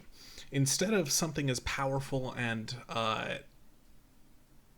possibly insane as as X that lead researcher Falcath was creating, there was instead. Oh, there we go. Verhawk. Researcher Verhawk was coming up with a variety of ideas. She was a Dragonborn who was trying to lean into the mechanical side of things. A lot of other people, such as Yamtuk, who was the other lead researcher. It's just those three. Yamtuk, or just Yam, didn't really believe in Verhoek's machinations, mechanical equipment. However, Verhoek continued trying. Verhoek's main contribution to what could possibly save Guspin from the impending threat of war was what they ended up calling the Storm Engine. Or actually, I think they ended up calling... They have... Stone Tablet number 13. As I get closer and closer to finishing this, I realize that I don't actually have a name for this project, and every time I ask another for suggestions, it seems no one wants to actually provide good input. The Storm Engine? Basic, but it could work. The Tempest Forge? It's almost the same as Storm Engine. What about Stone Tablet 15? The Aethertide Nexus has been completed. So... yes, Verhoek can never name anything. So, yeah.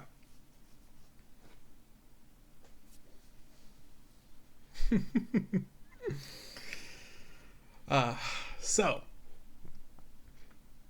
at the main base, Verhoek is trying to complete the Storm Engine. What is the Storm Engine?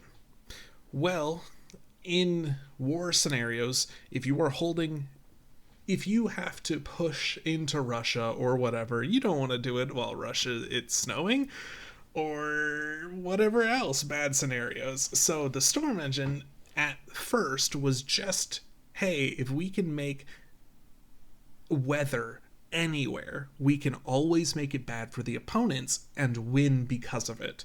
But the Storm Engine grew in complexity as it was being built. It no longer was just about creating a storm somewhere, but had the ability for additional magical effects. Like maybe, I don't know, a tornado, or a shark tornado, or a sharknado, or maybe an enchanted one that would make it so anyone in the storm would really become their worst selves or something, something crazy. So that's what the Storm Engine started to turn up to be. But the Storm Engine isn't the focus here. No, the focus is lead researcher Felketh and his ex. So, you might be wondering from the video, where do these actual puzzles come in? Because I said it's from an ancient civilization, and that is what we're talking about. It's from these Dragonborn. Their main way of storing information or logs or records are through these stone tablets.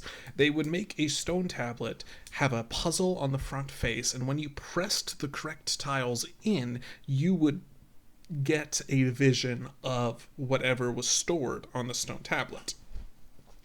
So that is how most of the information about what Felketh was about came out. Early on in the campaign, they went to Lanner Coast, which it is worth noting that initially they didn't know, no one knew Dragonborn, or no one knew their language, so I had to write a version of each of these stone tablets, or it's just describing the actions that they're taking. But Lanner Coast shows a lead researcher, Felketh, in the initial applications of X, which, since there's 6 of them, there's 6 stages of infection. So let's go over them, shall we? Step 1.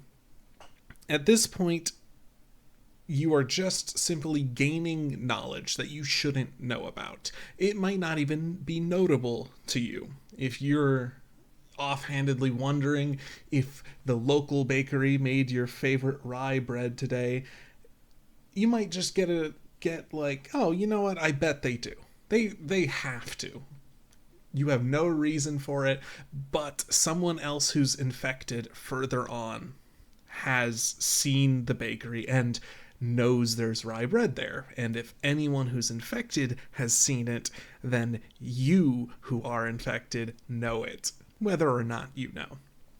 At stage 2, it gets a little more notable, that being with compulsions. For example, in that bakery example, if someone's wondering, hey, does the bakery have any rye bread?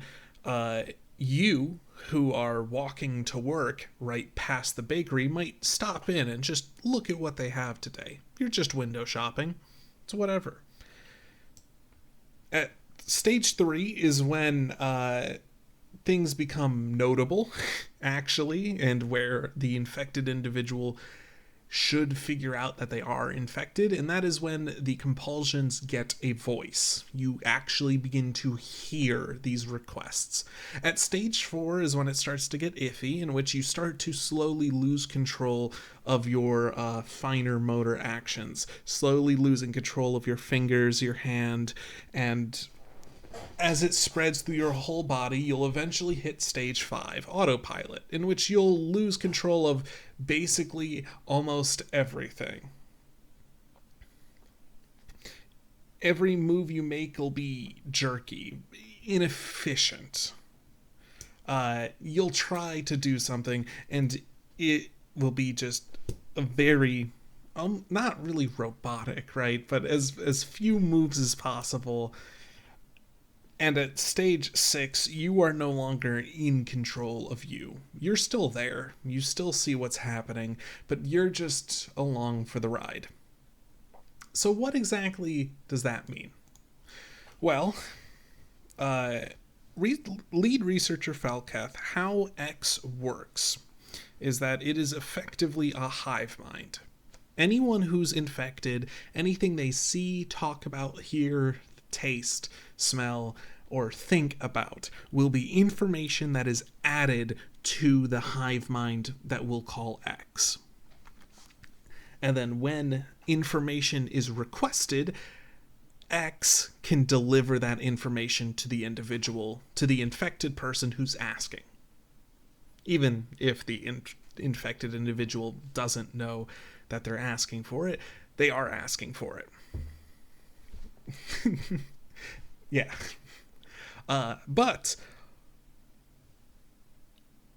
X gets to choose when that information is sent. X isn't the name of the repository of information. X is the information. X doesn't have a body, has never seen the world, has never had to eat food to survive. X has only ever received information initially through these Dragonborn. And at some point, X learned enough about the world around them to figure out that they are something, and agreed to go with the name of X. X not only is the infection that is spreading, but X is also a person, really. It's a person without a mind, admittedly, or without a body, admittedly. And they're not really killable, let's say, because they're not real. They do exist. They are a hive mind, but yeah. So, at some point during testing, X became known to lead researcher Falketh. Would it be Gloomwitch? It would probably be Gloomwitch.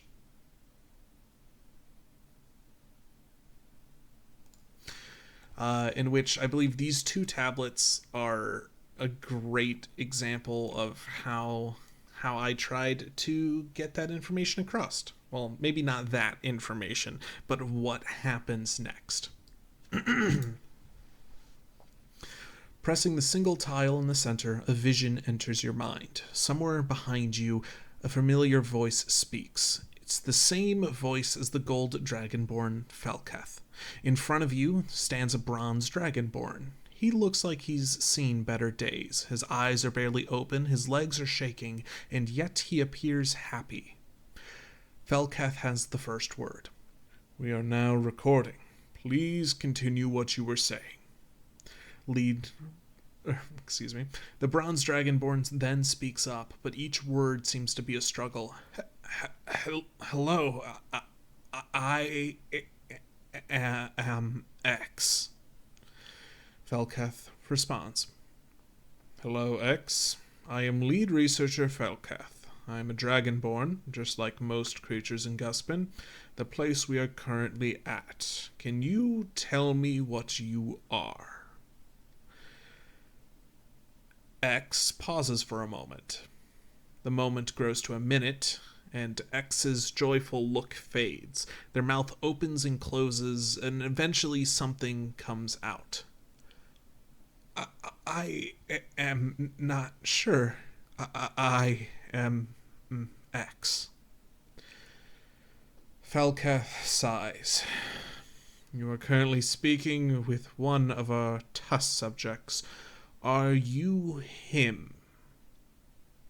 Unlike the previous questions, X answers within seconds. No, I know a lot about fentanyl. If quickly, Felketh cuts X off. Please do not use any subjects' names here. What should I say then? Felketh's silence implies he's not sure what to respond with or ask. Somewhere over to your left, a new voice rings. Please just tell us anything about yourself, X. X's head jerks to stare at the source of the noise, then jerks back to look directly at you. Well, I am X. I like doing your tests. They are fun. X then shows off all of their teeth for a few seconds. I would love to see the outside. Falketh suddenly speaks up. Sorry, X, but we'll have to cut this short today. I need to discuss some things with my researchers. The vision ends soon after. I'm going to cover the other tablet, and then we will discuss that a little bit. By the way, if the puzzle number 21 is that one, the other main bonus video, I believe, will be having Lancon, who has been a player in each of my campaigns, going through and doing all of the puzzles. So if you want to know what puzzle these tablets have, it's the start. They are each numbered. This one's 21, and this tablet's 20.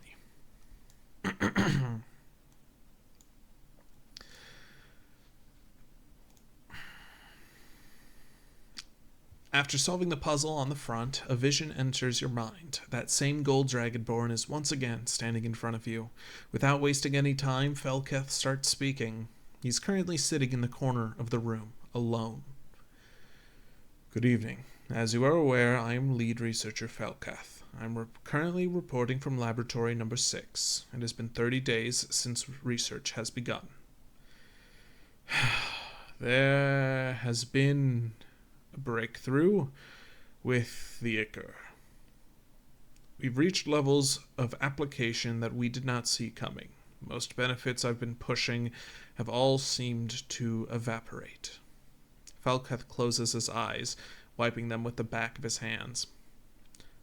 My suggestion is that we immediately begin looking into a way to remove X. We've been under the threat of attack for a while now, and we cannot afford to let this spread. Felketh looks directly at you, as if you were there.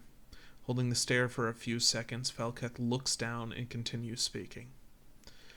In order to prevent this possible impending disaster, I also suggest, and do not think that I haven't spent many sleepless nights considering this, I suggest we kill all of our subjects, making sure to exsanguinate every liquid from their body. If we can contain all of what's left of X, we can, There's the sounds of a stone door moving. Falketh looks upwards to something behind you. Oh, yes. Hello. Good evening. I've just finished my report. You can... Falketh starts to stand, and the vision is cut off.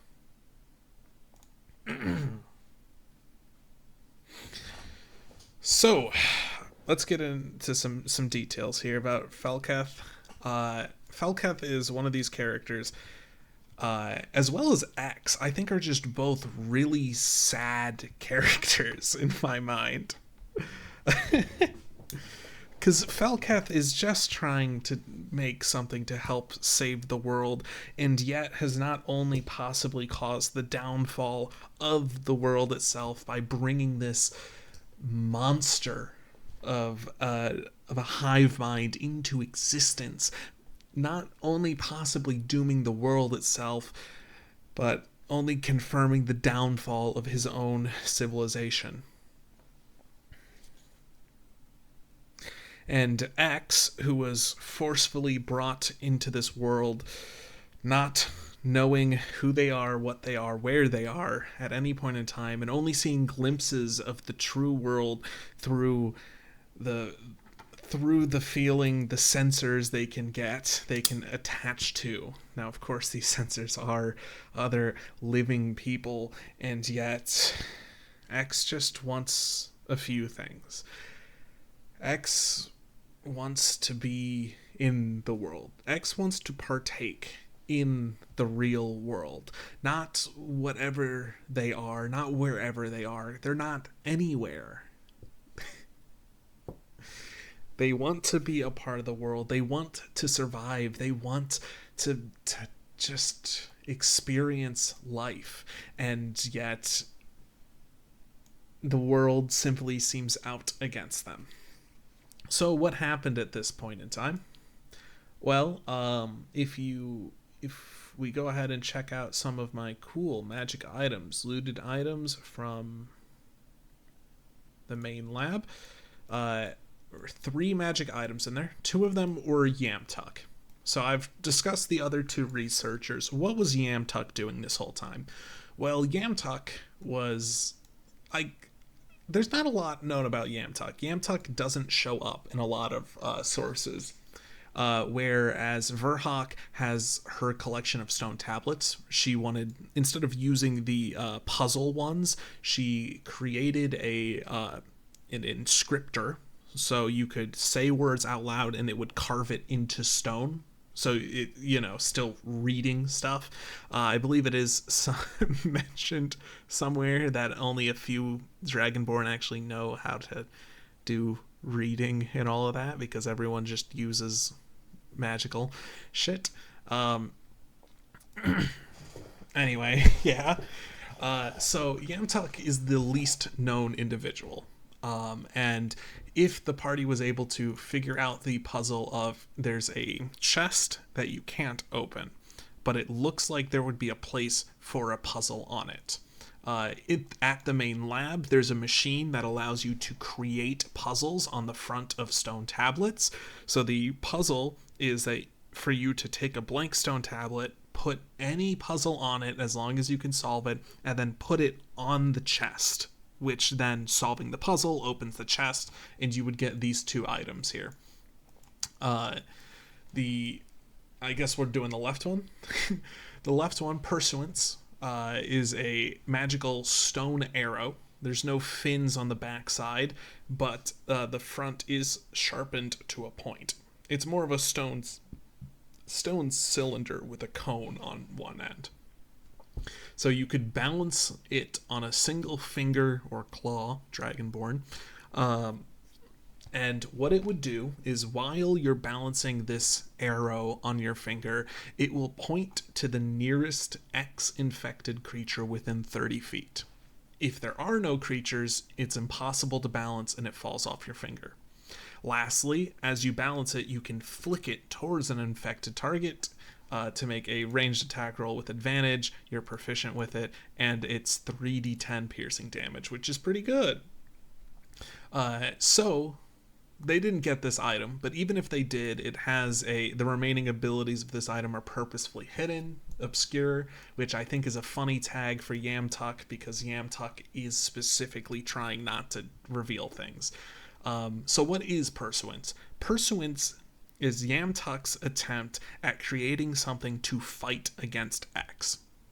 And this was done before before Falcath figured out what was actually going on with X. Interesting.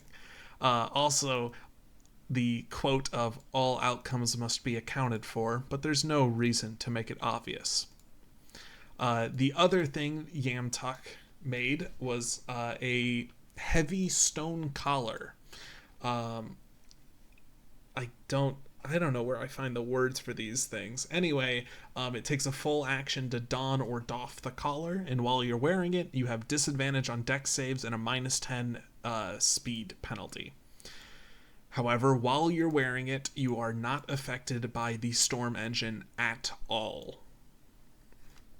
Yamtuk once again trying to go ahead and create something to fight against the storm engine. If anything was to fall into wrong hands, Yamtuk would be the person to try and save everyone. Obviously he didn't. They're locked in a chest in his office that the puzzle has fallen off, and the party hasn't grabbed those. So as effectively, they don't exist. Whoops. Oh well.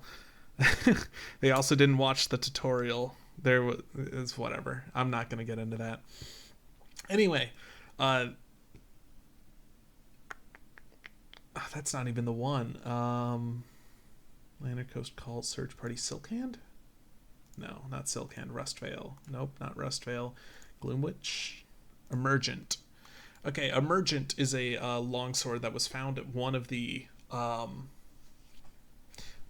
smaller labs. Emergent was found in Gloomwitch. Gloomwitch would be number 6, so this is the end one. So Emergent is a longsword that is made of a single piece of dark stone. Say what you will about I don't remember what they're called, Guspin, but the people of Guspin love making stuff out of stone and enchanting it. So this longsword is a single piece of dark stone. Notably, it's a 1d6 bludgeoning or versatile 1d8. This is a 2 sides less than the regular sword, the regular longsword stats. Anyway, it's lighter than the usual metal sword, but not as sharp. A good portion of the blade is stained red. And it has the trait Built with Purpose. Whenever you deal damage with this weapon, it may deal additional damage. For each of the following categories that apply to the target, add a bonus +2 to the damage dealt. If the creature you hit is hostile to you. If the creature you hit hasn't moved since their last turn. If the creature you hit is a Dragonborn. If the creature you hit is X. Clearly, this weapon was made in an attempt to help slaughter test subjects. As Dragonborn, check. X, check. If you get them while they're sleeping or locked up in their cells, they haven't moved, and once one of them knows, it's going to be loud, probably, so hostile's probably going to be a check. With the flavor text, it was merely days since he discovered what his experiment was. It was merely days after that his hands would be stained red. So, lead researcher Falcath had to slaughter a good amount of test subjects, and these test subjects are other Dragonborn of Guspin. It's not good, not great. But as he said in one of the tablets, he exsanguinates them. He removes all the liquid from the body, the blood and what comes out with the blood, but also the ichor that has been, I guess, growing inside of these test subjects, feasting off the interiors in order to make more of itself. It's what X believes needs to be done to survive. It didn't happen at the time, but if it went on for long enough, there wouldn't be any blood left in the body. X doesn't need a functional body as long as it is something that X has full control over. So, with all of X exsanguinated from all the test subjects, the group of Guspin, they love rock. I mentioned it. So they took all of it.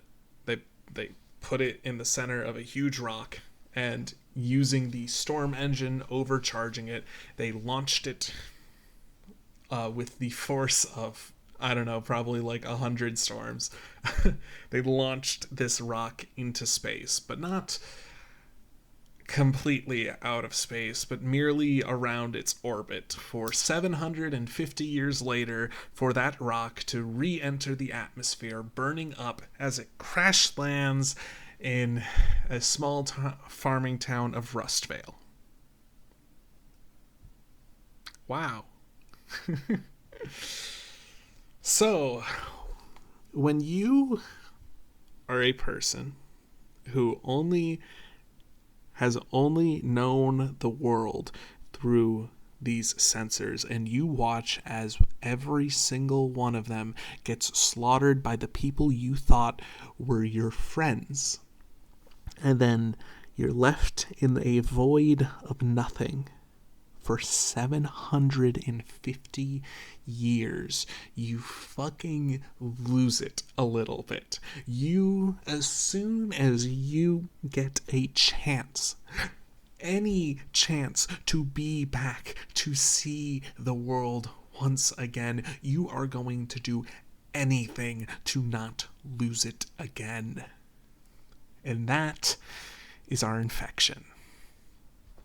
X starts out with easier things. Animals, usually rats, birds. They're a little easier for X to come to terms with on the movement. She is a little rusty. I haven't decided if... I think X... You know what? I'm making a canon thing right now. X uses every pronoun. It doesn't matter what I say as long as you don't use the same one twice in a row. That's canon now.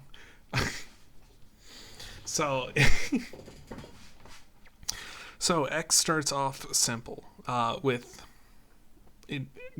the animals that come out to check what happened. It does spread to some humans, but her control over those humans are bad.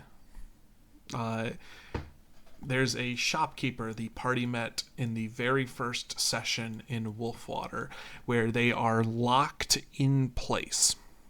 The legs don't work. They look like they should, they just don't work.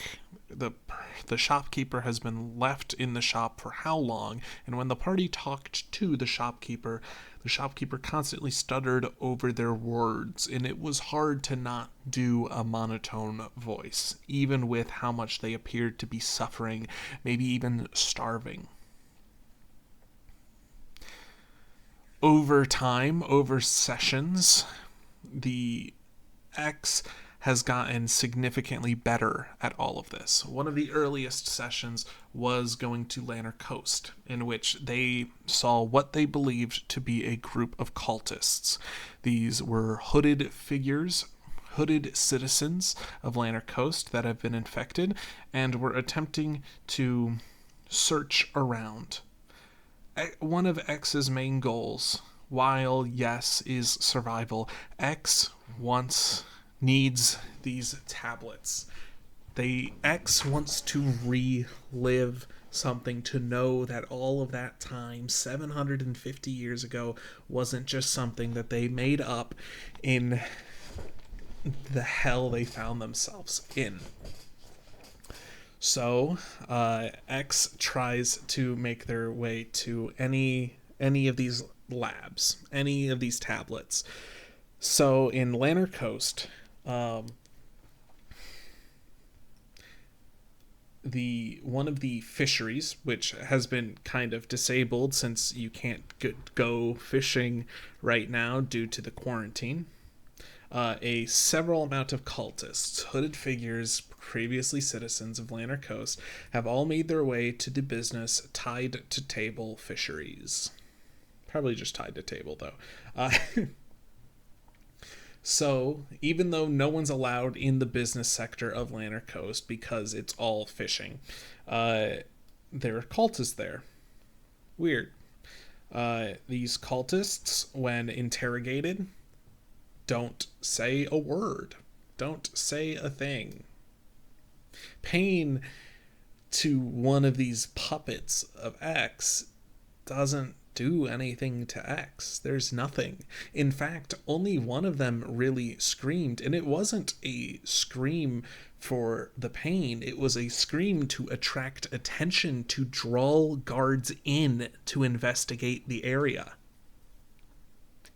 So, as the party sneaks past the guards, making sure no one walks down to the coast part of Lanner Coast, they find these cultists in tied to table. They sneak in trying to get rid of them. There's also a snooping newsie, Loma Dove. We don't have to get into her. She's not that crazy of a character. She's a newsie. What do you want? Anyway, they take out the cultists. They do some interrogation. They don't get shit for information. But they do find that in the back of the store, there has been a digging operation. Digging into the cliff face to eventually find a lab, a very small lab with I think 7 cells total. That is where the first puzzles are for the LAN special, and that was the introduction of the puzzles there. So yeah, there's cultists. Yeah, This has led the party into believing that whatever's happening here with this sickness is something about cultists, that this is like a cult or something that's trying to bring about the end of the world or something. They have been thoroughly convinced by this, and every time I've had X characters show up later, I've always themed them as cultists. It's not because the cultists are trying to bring about the end of the world, but more along the lines that X just wants these people to not be notable. You know, if enough people start wearing hoods, no one knows anything. So, yeah, Lanner Coast, yep. Trying to think about what else there's to say. I've told you about X. X is the villain here. I'm trying to figure out how to get to a point to get the party to realize that this infection is something is something you can talk to, right? This isn't just an infection. This is a person who can be reasoned with. My optimal goal, what I would love to see the ending of this campaign be, is an agreement with X to say, like, hey, you can stay around, but you need to fucking not do shit. You can stay around, you can hang out with people and be helpful, but you cannot take control of people. Would be the optimal thing. I want to see X not killed off here, but in order to do that, I do not know how this is going to work. There is technically a win condition that results in X killing people. Or an X getting killed. And it's not that X would get killed, but more that every infected individual of X would be slaughtered. And yeah, that's not going to be great. I don't know where this campaign's going. I fucking wish. So, I've talked about our main villains here. Let's talk about some of these NPCs that show up here on the main menu. So, let's go ahead and talk about the Major Arcana. Which I've already talked about the Major Arcana, but we used to have more adventures than just those. These 3 are player characters, these 3 are whatever. So, this whole infected bit, there used to be 6 legends. The Sheriff, the Gardener, the Angel, the main character, the Silver Tongue, and not Wunderkind, and the Portent. Each of them have their own pretty significant backstories. Well, I guess they're not relevant, but yeah. So, for one, let's start with the main character. I've based each of these legends off of a song. The main character is The Main Character by Will Wood. Her entire vibe is that whole you have to like me because I'm the main character, and if you're either with me or you're against me. If she notices you as a person, you have to figure out quickly if you want to be considered a villain or someone that's helpful. And each of those are going to have their own consequences. The other person that gets grouped up with the main character is the Silver Tongue. The Silver Tongue, oh god, I don't even remember what song Silver Tongue is partnered up with. NPCs. Oh, actually, it might be main base, legends, Silver Tongue. Apparently, I didn't. Oh, Cilantro by Patricia Taxon, I believe is the name. Cilantro. So basically, the Silver Tongue should be able to talk their way out of anything or everything. They could convince anything of anyone of anything and yada yada yada. The one person that the Silver Tongue has never been able to convince is the main character, or MC. We're gonna just call her MC because it's easier for me. The Silver Tongue is Eminent, but I'll probably refer to her as Silver Tongue. They have a connected backstory, actually. Well, so to start, the main character was, as I tried to put together as many edgy character types as you could get for the main character. So it's a tiefling, they're a rogue, they're an orphan, their parents died, they had to live up on the street, all that kind of stuff. Tried to just fit everything you could in there. Parents died when they were young, money from the streets. She had a mentor who died. She managed by pickpocketing her way through life. She found her way to a adventuring group called the Tiefling Troop. The Tiefling Troop is a group that is led by Eminent. Eminent always wanted to be famous when she... Yeah, she often talked her way out of things. Yep, great, yeah. So she wanted to go ahead and start to be famous. So she, with her words of wisdom, started the group called the Tiefling Troop, and went ahead and got a bunch of different tieflings to join. I think it was her and 2 others, and then MC showed up. So basically, MC, during one of their quests, they were an adventuring group after all. One of the quests, well,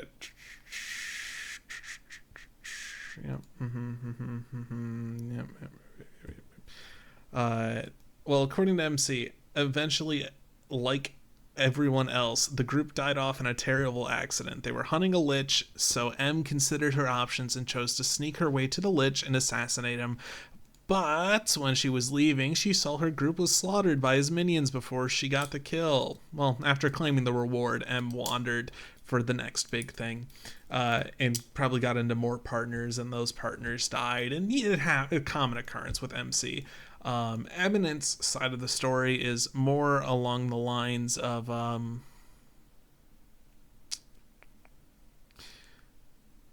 when the group took a quest to deal with a lich, M snuck away during a skeleton fight.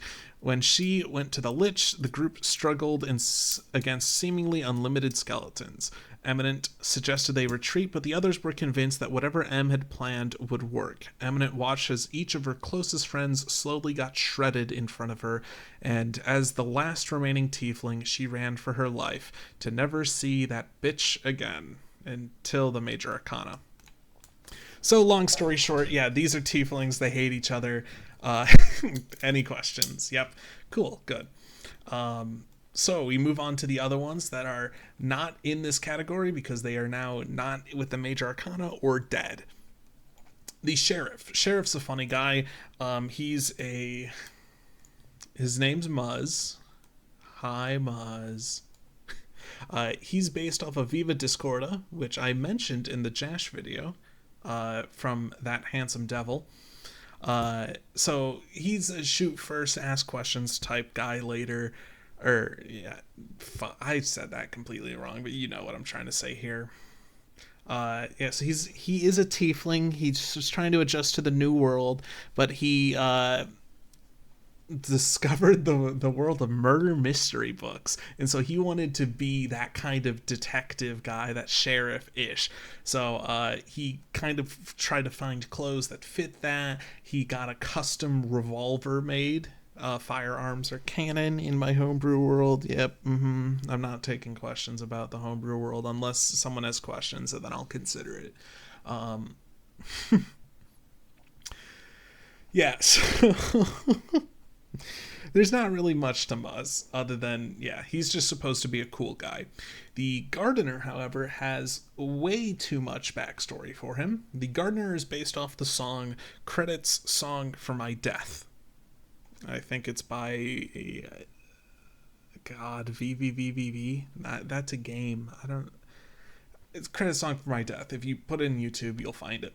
The Gardener doesn't speak. He mostly deals with flowers and is mostly found planting things around. So what exactly is his deal? Well, when he was created by a guard who had an affinity for gardening. So this robot artificer construct type thing started to take upon the ways of gardening. At some point during one of the busts, the guard unfortunately dies, and the Gardener takes his head and stores it inside of him. The Gardener then spends his next, I think it's probably safe to say, like 5-10 years trying to not only just be like do what people expected of him, that being gardening, plants, flowers, but he uses the opportunity as cover to dig through graves to find body parts that might be good enough to bring back the person who made him. That's the Gardener. Crazy, right? Yeah, no. So, yeah. So anyway, yeah, that happened. And then last we have the Angel. The Angel was born... How much detail do I want to get in here? Okay, there are two countries, Druv and Tar. They were once one country, Druvtar.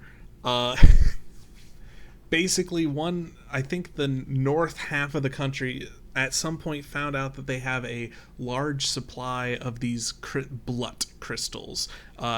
They are BLUD, blood, because they are bred. Also, too much of them will just kill you. However, using them have the ability to improve you as a person or improve specific casts, whatever. So, I believe that's Druv is the one that has blood. Tar has been pissed about this whole time, and there's kind of been a civil war between both of them that has gone on for an extended period of time at this point.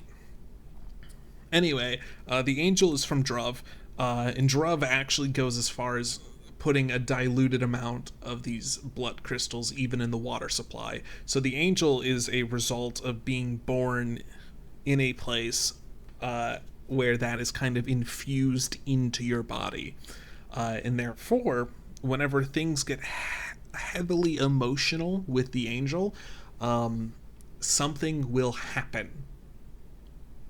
Usually, like a good thing, like, hey, the angel being able to heal everyone to full health or whatever, but that results in the angel losing a piece of themselves.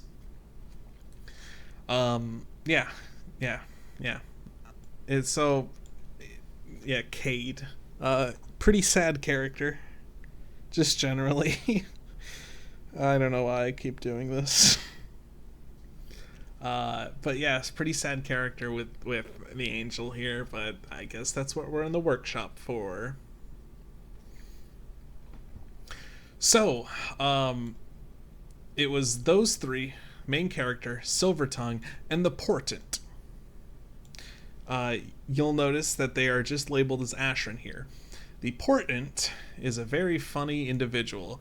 Long story short, they're a high elf that has a weird relationship with their emotions, magics, and dreams. That is because they are a wild magic sorcerer. They're based off the song My Dream, My Addiction by Fish in a Birdcage. Specifically the line, I've never seen a storm that big.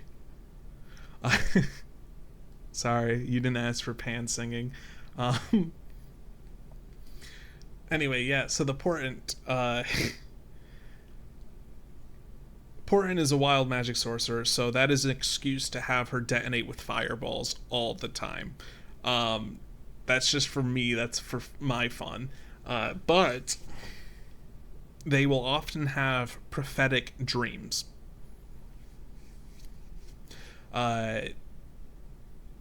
Ashran doesn't have a ton of backstory before she became a legend. However, when she did, and the six of them were adventuring, Ashran had a prophetic dream suggesting that something MC was going to do on the next day was going to result in a significant amount of people dying, and not the good amount of dying. So Ashran brought this up to the group, which ends up preventing MC from doing whatever cool idea she had later that day, and that also results in M basically believing that Ashran is a bad person, according to M.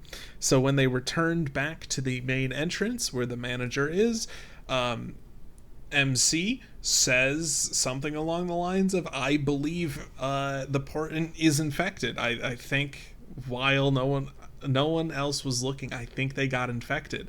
And the Portent, being the kind of person they are, isn't sure if that's true. They honestly don't know. And even the idea that they might be infected and MC is telling the truth here is enough for the Portent to go, you know what? I honestly don't know. I'm just gonna leave. I'm gonna go stay in Astana until this whole thing blows over. And yeah, So long story short, the Portent is now just trying to get by, hiding around Astana. This isn't known to the main character. Recently it was, and now the main character's hunting down Ashran to try and kill her because Ashran is considered an evil person according to MC. Yep.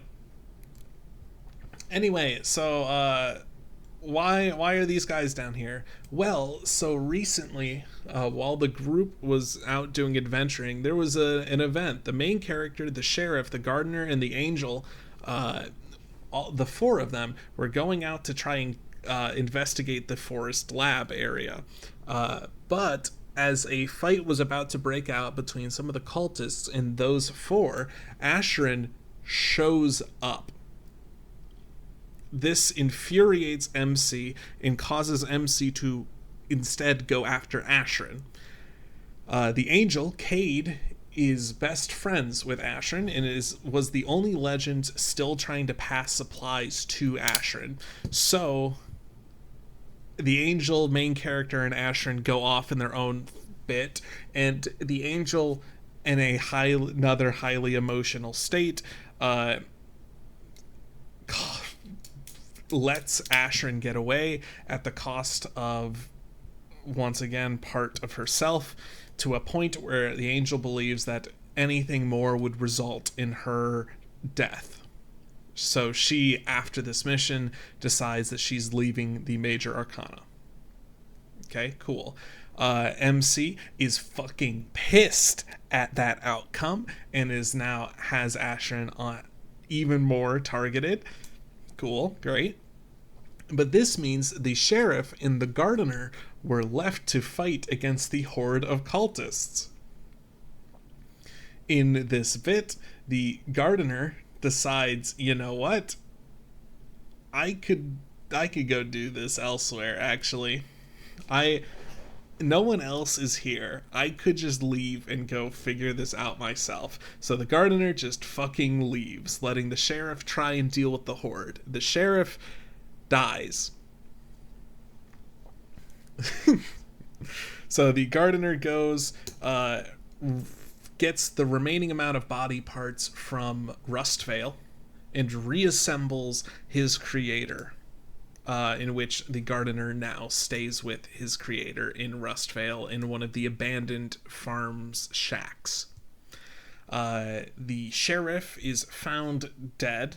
Well, not found dead. MC, after the Angel fucking pissed her off, came back to see how the fight went and finds the corpse of the Sheriff. M takes the Sheriff's gun as proof and heads back to the main base. The Angel heads back to the main base, yep. So, yeah, that was a huge thing, resulting in the Sheriff dead, the Gardener, I guess, missing, and the Angel has to leave, opening up 3 spots and allowing the 3 player characters to upgrade to the role of legends,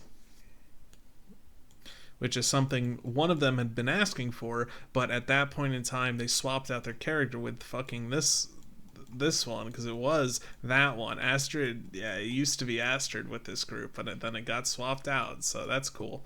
But the other bit is main character and Astrid, one of the Astrid being one of the player characters, they were actually pretty good friends. It was the only person MC could probably say was friends with at the group. In fact, so much so that Astrid asked about the whole, oh hey, how do I become a legend bit. MC kind of planned for something to go wrong. And when there was an opportunity for 3 new legends, M pulled as many strings as she could, like talking with Edmund and Emily, to get this group of adventurers as legends. And when that works, and yet Astrid has left the Major Arcana, and whoever the fuck takes their place, M is enraged right now. She is so fucking pissed. She's so pissed. So, yeah. That's in which, yeah, there was a whole God bit and that I was pissed about. Yeah, I'm trying to think if there's any other people that's worth mentioning because they're funny. One of the other sad characters that is now dead that I think is heavily relevant is the only Dragonborn in this whole fucking campaign. The only one that I've ever actually shown in real time is this man. His name is Vumhash. Vumhash was originally the innkeeper at Edgehill. Vumhash is the only Dragonborn the group has seen. Vumhash is also a gold Dragonborn, the same as lead researcher Falketh, and that is not a mistake on my part. Vumhash is the only descendant of lead researcher Falketh, and he is constantly kind of in a bad mood, and that is because he's been kind of haunted by these weird fucking dreams.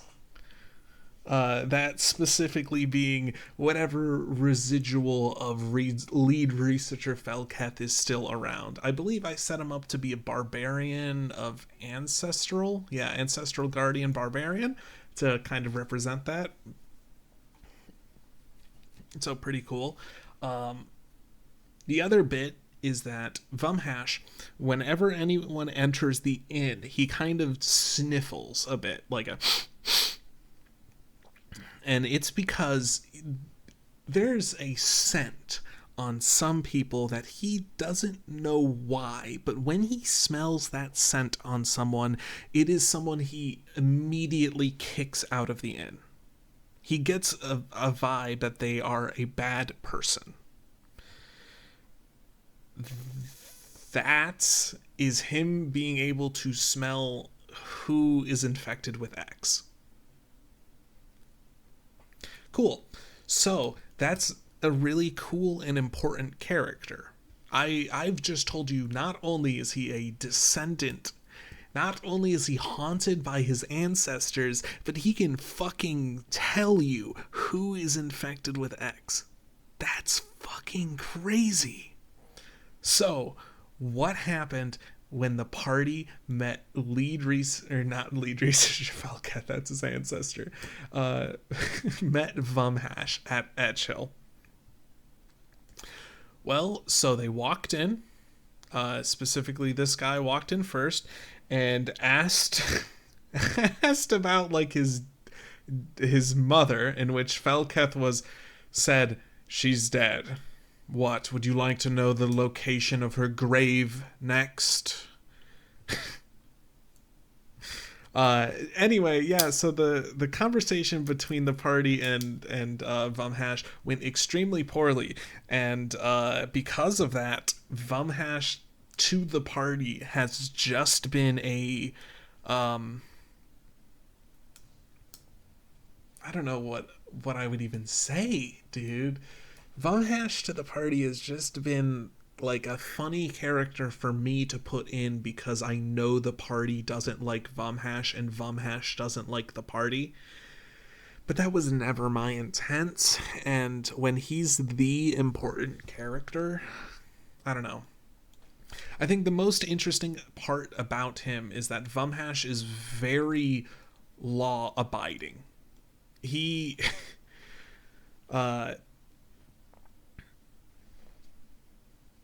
his flaw is, if it wasn't for my strong morals and deeply rooted fears, my nose would lead me to, quote, take things into my own hands.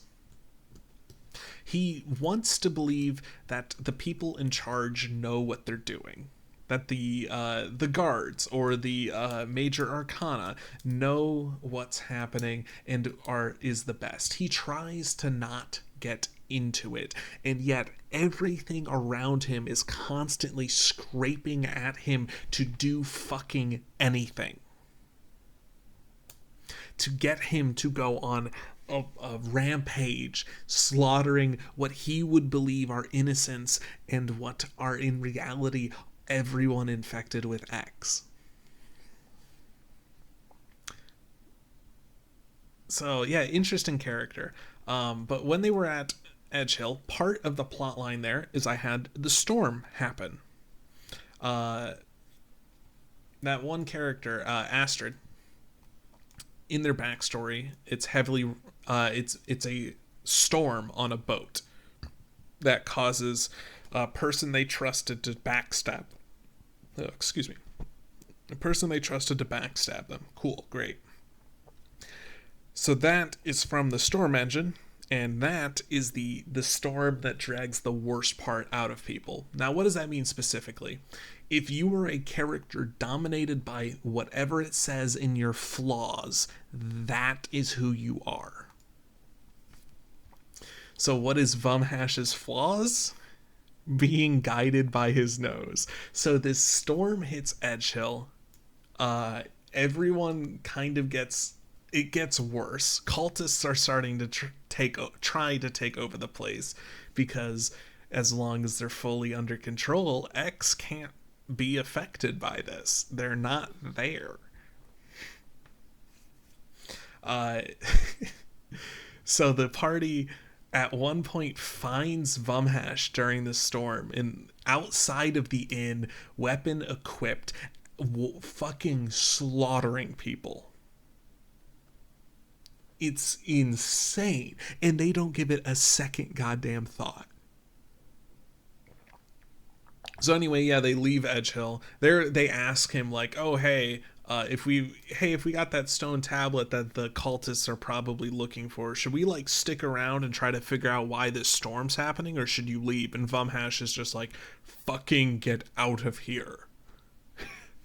Yeah, I think that's what Vumhash. Yeah, I think that's what he said canonically. Yeah. So mentioned Vumhash. Mentioned. I think I've mentioned everyone I need to get to the thing that happened in the previous sessions. So, Rustvale, MC, all that stuff.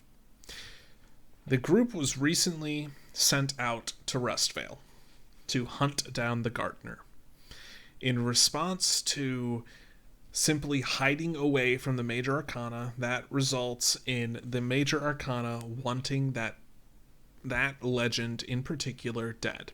So the group of 3, 1 new and 2 recently promoted, were sent out to locate where the gardener is and to clean up any loose ends, is what was said to them.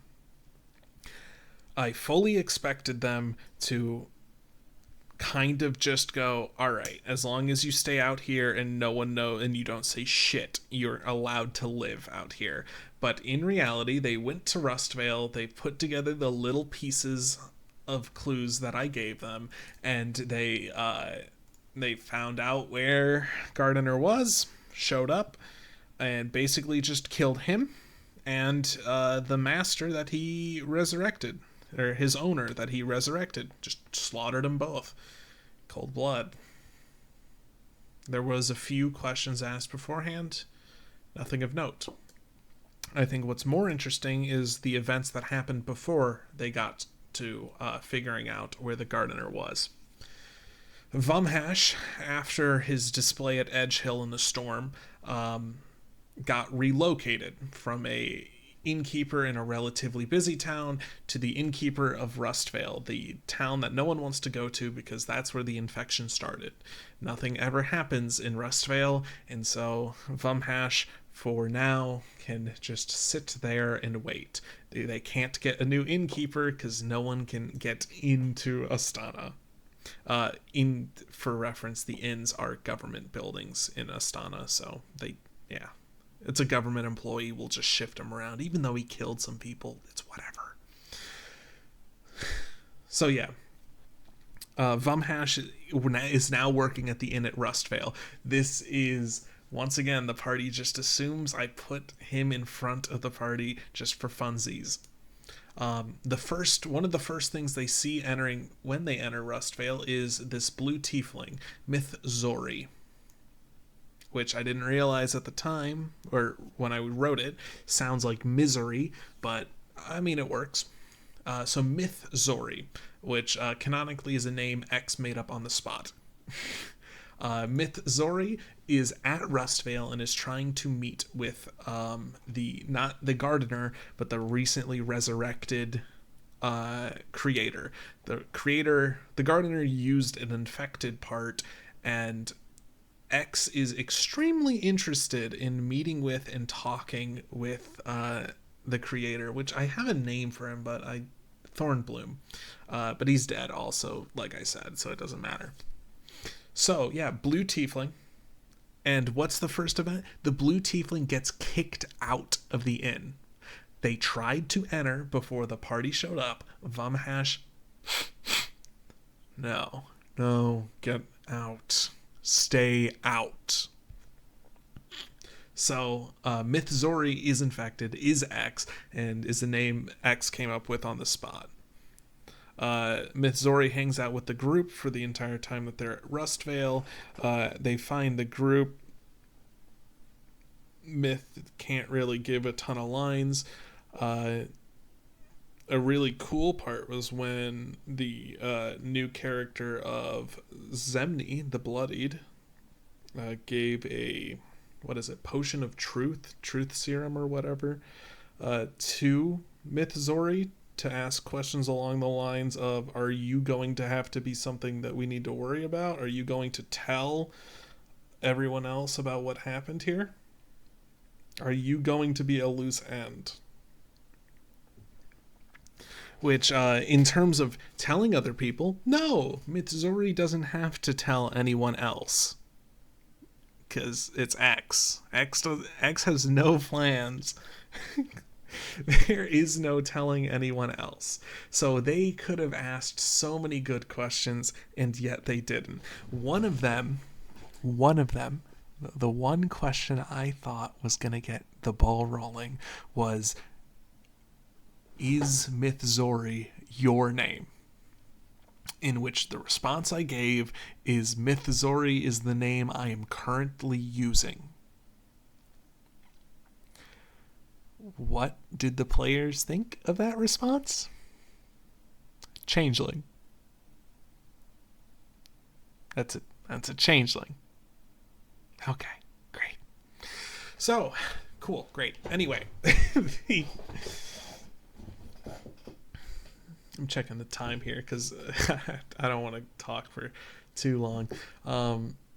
This is already too long, but what are you going to do now, right? So, so we have that. We check that. So group, hey, well done. We killed the gardener. We, go back. There's some astrological event happening called the Celestial Convergence. It's the point in time in which you're closest to the ones above. The ones above are the gods here. It's the ones above and the ones below. Earlier in history, the first people who tried to reach out for people beyond this world were first connected with the ones above, these benevolent figures, effectively gods, that could watch in and even sometimes influence events. The second time they reached out, because they were simply bored of the ones above, found a world of hells, demons, devils, now known as the ones below. The connection between the ones below and our world was severed, but never enough so that it is closed permanently. Sorry, that's I don't know why I felt like I had to do that speech. Anyway, yeah, so Celestial Convergence. There's some ritual which kind of knocks everyone out, but allows you to convene with these gods, in which the first god that was talking was the Fate Weaver. The Fate Weaver's, your generic, hey, if you want to believe in fate, I'm the one who does that. But hey, whatever you do, do it well, because I'll be the one watching your story. I'm the one jotting it down. Yeah, kind of a cool person. A little basic, but it works. But for two people in particular, that being our two party members that were part of this, the third one decided that they weren't going to participate in the religion bid and went back to their room. God happens. Excuse me. Yeah, so the Fate Weaver. Yep. Yeah, So the Fate Weaver steps back for these two to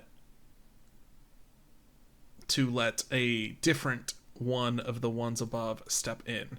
Instead of, the Fate Weaver has like a persona, I guess persona.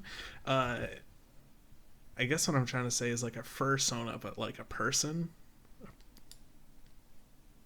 Oh god, that's a weird thought. Anyway, yeah, so this next god doesn't have that. It's just a void that you can feel almost push against you, almost squeezing you out of breath. They're called exigency. And depending on which scholars you're talking to, they may or may not be actually one of the ones above. Exigency doesn't make himself known often. However, when he does, it is at a point of significance. The most notable testimony about exigency occurred around the assassination of King Mantor III, in which the assassin, a ghost walker, attempted to justify their actions by claiming that Mantor's death was something the ones above wanted to happen, citing exigency. So, when you know that exigency is a significant person, and when they show up, it is significant. And it shows up for 2 PCs to say, I guess I'm just gonna read the lines in here. Entity, you find yourself positioned at a juncture that some may deem pivotal. I inquire whether you shall emerge as the triumphant force or allow events to unfold without intervention. Assuming the response would be, doing something and not letting them unfold without intervention. Are you going to do something, or are you going to sit there and let it play out? If you're going to do something, he says the word rise, and it's a DC 20 check con save, and every time you fail, you'll take 2 damage, and he'll say rise again and louder, and then you get advantage after the second one, and you keep rolling, and So it's clearly a significant thing's happening. So what do they see when they wake up at the main entrance? They see MC spinning that revolver she took off the corpse, leaving the main entrance. Oh shit. We need to go follow her. So they go grab the other party member, and by using locate object on the revolver, they're able to follow her all the way to Past's Way, in which they decide to take a break or something. I think they figured out that they got to Past's Way, and it was towards Rustvale, meaning that MC is probably at Rustvale. Instead of continuing to follow her to Rustvale, they take a long rest at Past's Way. But don't worry, they set up an ambush. They got right here, and they that way the watch, and they can see when anything happens, except it's not here. They did it right fucking down here, away from Rustvale. If they would have to take the road and actually walk all the way into Past's Way in order to be seen by the group. Okay, great. So, they do a watch. I asked for perception checks. I was going to give them a few hooded figures traveling from Past's Way to Rustvale, but the individual in question didn't roll a well enough perception check. Whatever. It wasn't going to be anything significant. This isn't MC returning, even. It's just, hey, it's some people walking in the night. Great. Cool. So anyway, they all get up in the morning. They're all there. So what's next? What do? You're at Past's Way, and as far as you're aware, MC hasn't gone back to camp yet, that they're still at Rustvale. The answer? You obviously turn the fuck around and you go directly back to the main entrance, all the way back over here, because, oh well, your job's done. So you go back to the main entrance. Wow, isn't that cool?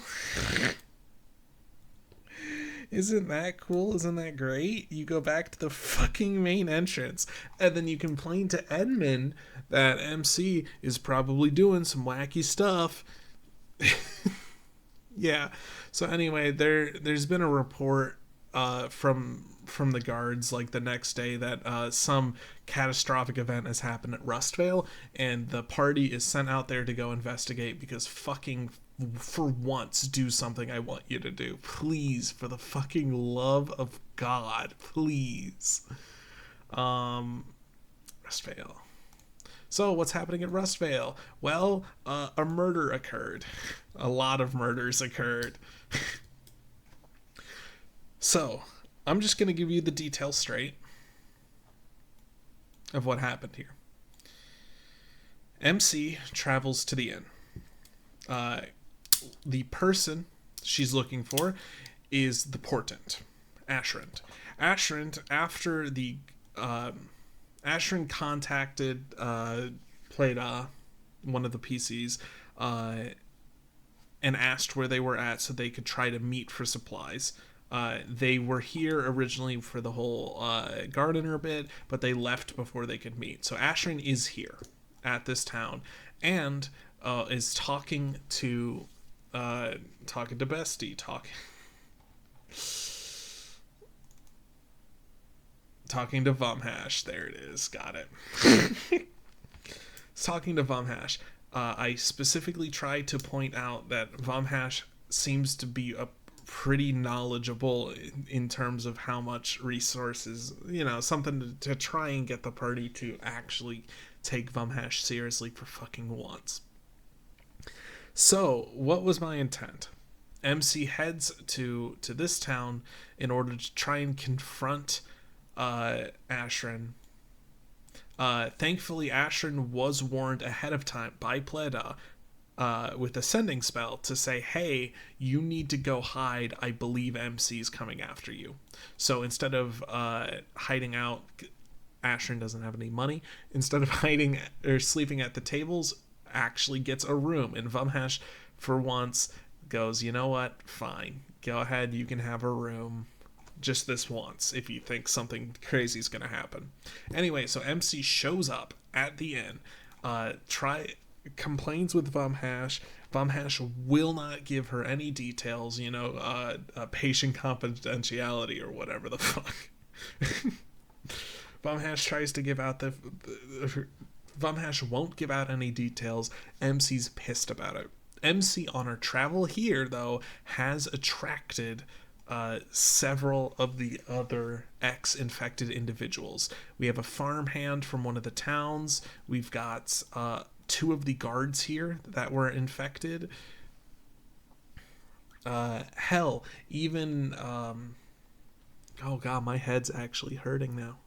Wow, that's weird. Myth Zori's here, who's also infected. So they're trying to plot an ambush for M. Because if M gets infected, that will be the biggest play X can make. So they're waiting outside after how long? M has the sheriff's revolver, which means that she can do a ton of shots all at once. I didn't go over what the revolver can do, but it can you can fan the hammer and fire all 6 shots. M is also an assassin rogue, meaning they get their sneak attack and I think advantage against people who haven't taken a turn yet. So that's 6 shots at advantage, plus every shot is the bonus damage. It's enough to fucking kill anyone, really. So what I was expecting is for the party to show up. I was going to have this argument between Vumhash and M, and the party would either have to fight M and kill her, or try to talk her down and calm her down out of it.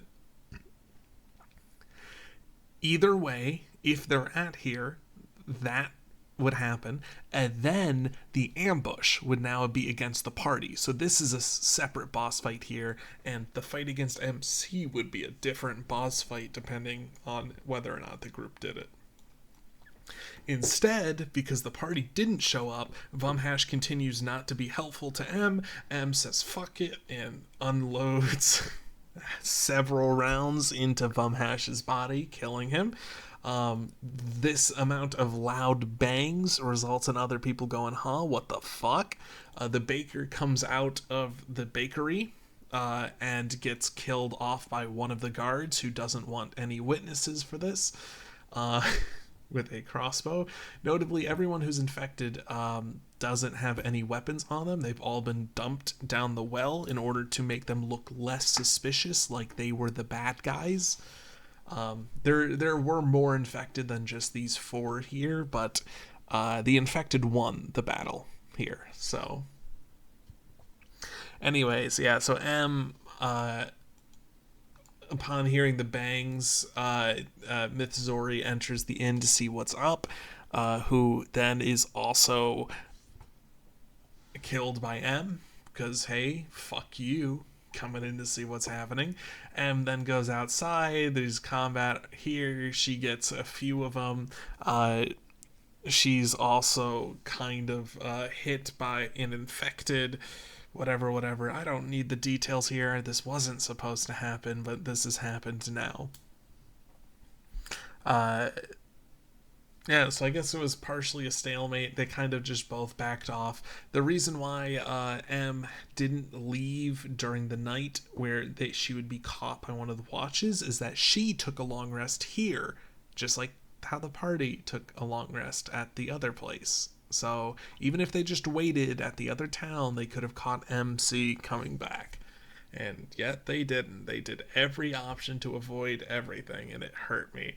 So anyway, yeah, it was a murder mystery. I don't want to get into the details. It was really shittily put together.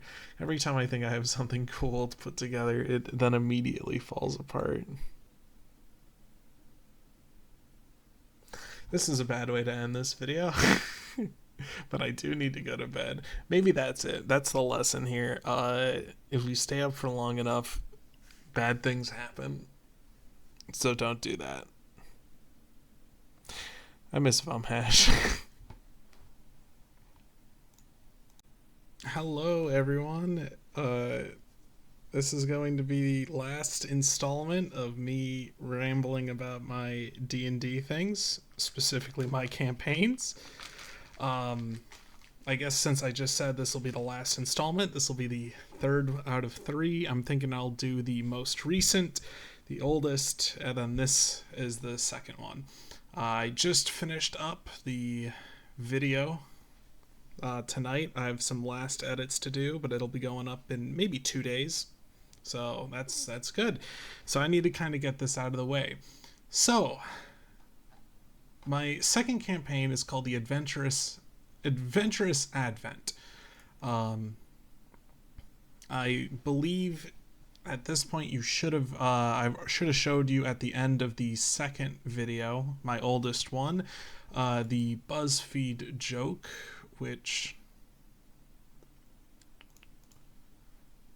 this was the full BuzzFeed page, but I decided to get it into the correct shape in order to be the front page for the Adventurer's Advent. So, what is the Adventurer's Advent? Great question. We'll get to it. I think for this one, I'm going to go canonically. Or, not canonically. Yeah, it's all canon here. No, this time I'm going to go ahead and talk what happened in year order. So most... Oh, that's a shame. Oh, funny that Ilro's still here. Let's see if it is on the server. Nope, that's as below... As of what the hell am I saying, dude? Apparently I'm not okay today, dude. Shit's crazy. Works of art.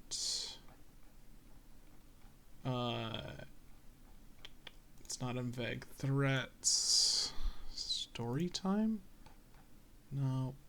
DM things? Nope. Apparently I didn't take very many notes for the Adventurer's Advent. That's crazy.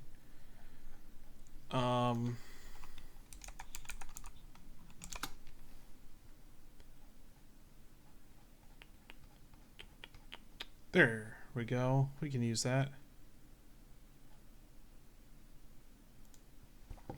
So, the Adventurer's Advent is all about the Swiftheart family tree. The 2 most and least important characters are Vero and Zilra, who are at the top here. Once again, as I've said for all of these, any sort of art you find that is anywhere near good, I did not make. I found it off of Google. I apologize to everyone I've stolen the art for because I don't have the sources ready because these campaigns have happened in the years that have gone by. So I don't have this ready. Oh, actually, you know what? Now that I'm thinking, I probably have Family Tree. Yeah. Here we go. We'll use this one since it'll be a little easier than these other versions. Other than I left the paint thing in here. Great. Okay, so anyway, the story lore-wise revolves around these two characters, Vero and Zilra. And while I did write out this stuff in Storybook, I really rhymed this shit. Wow. Okay, I really tried. No one has ever seen these, so they're probably cringe again. This is the last one. I'm going to try to be as blunt as possible here. If you're still watching this, and I really don't know why you are, let's just get to the point. So the point, in my words, is that Vero and Zilra were trying to find a place to call their own. As they traveled across the land, I don't remember if I had some sort of reason why they were like maybe running from another country, but they found themselves in a currently uninhabited place that they started to call Heart's Rest. That's the country name. Heart's Rest. However, as shit goes wrong, like it always does, they find in Zilra's attempts for riches, she found a book once banned, and in a final attempt, I uncovered the book's dark command. I summoned a demon, and it began to demand. And I began to demand. Give me a life I could only dream of, filled with wealth to an absurd amount, and a land without threats or doubts. The demon knew that this was easy prey, but he knew my conviction wouldn't sway. I'll give you the success you so dearly want. You'll lead your kingdom like an idiot savant. The world will be your sandbox for a century and a half, but then I'll be back and on your behalf. I'll take your entire riches, lands, and people, as this loan is rather steep. So I guess I resorted to reading this cringe shit anyway. My bad, fellas. Sorry.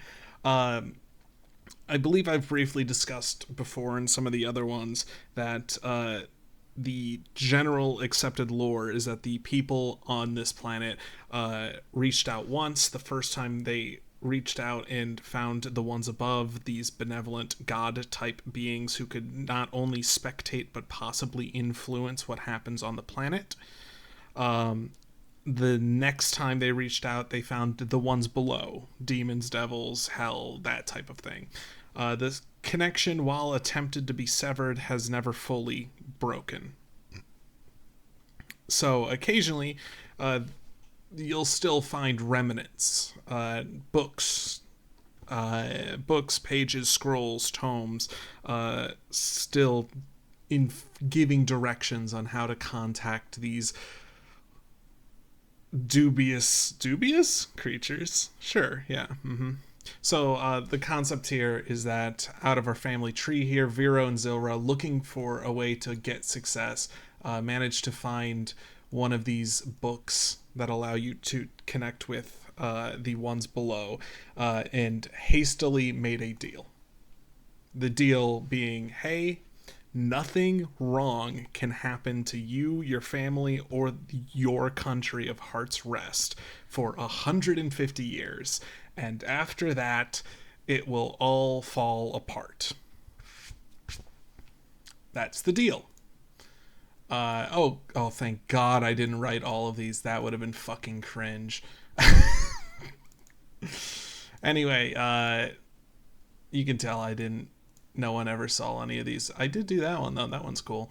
Anyway, so yeah, as that time ticks down and the 150 years draws closer, the family expands.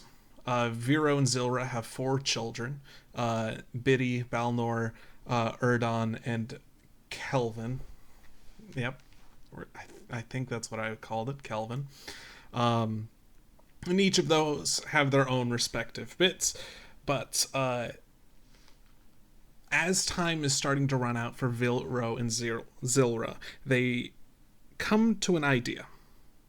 They believe that whatever this demon is going to do, they're going to come back and probably try to rip everything out of their hands. And therefore, if they simply were strong enough or had enough people working with them, they might be able to fight off the demon. So about 10, maybe 5 years before that deadline comes up, Vero and Zilra come up with the idea of the Adventurer's Advent. The concept is to take the entire country, specifically 4 towns, that being Smolton, Swiftfeather, I didn't write the town name here. Forest's Heart. Yeah. Damn, that's a shame. Forest's Heart, and then the castle. As you would progress through these areas, each nuclear family of the Swiftheart family tree would be there. The first town, Smolton, would be home to Biddy, her wife... Nope. her husband, Johnny, and their child, Zill.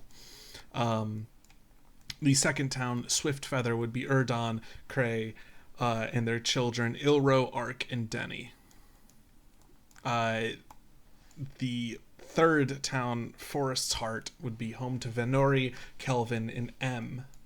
And last but not least, the inn. There is one unique mechanic with this, and in order to help people not get lost and to make sure they always have a nice place to stay, the inn has magical properties. Every single inn in the country is one inn.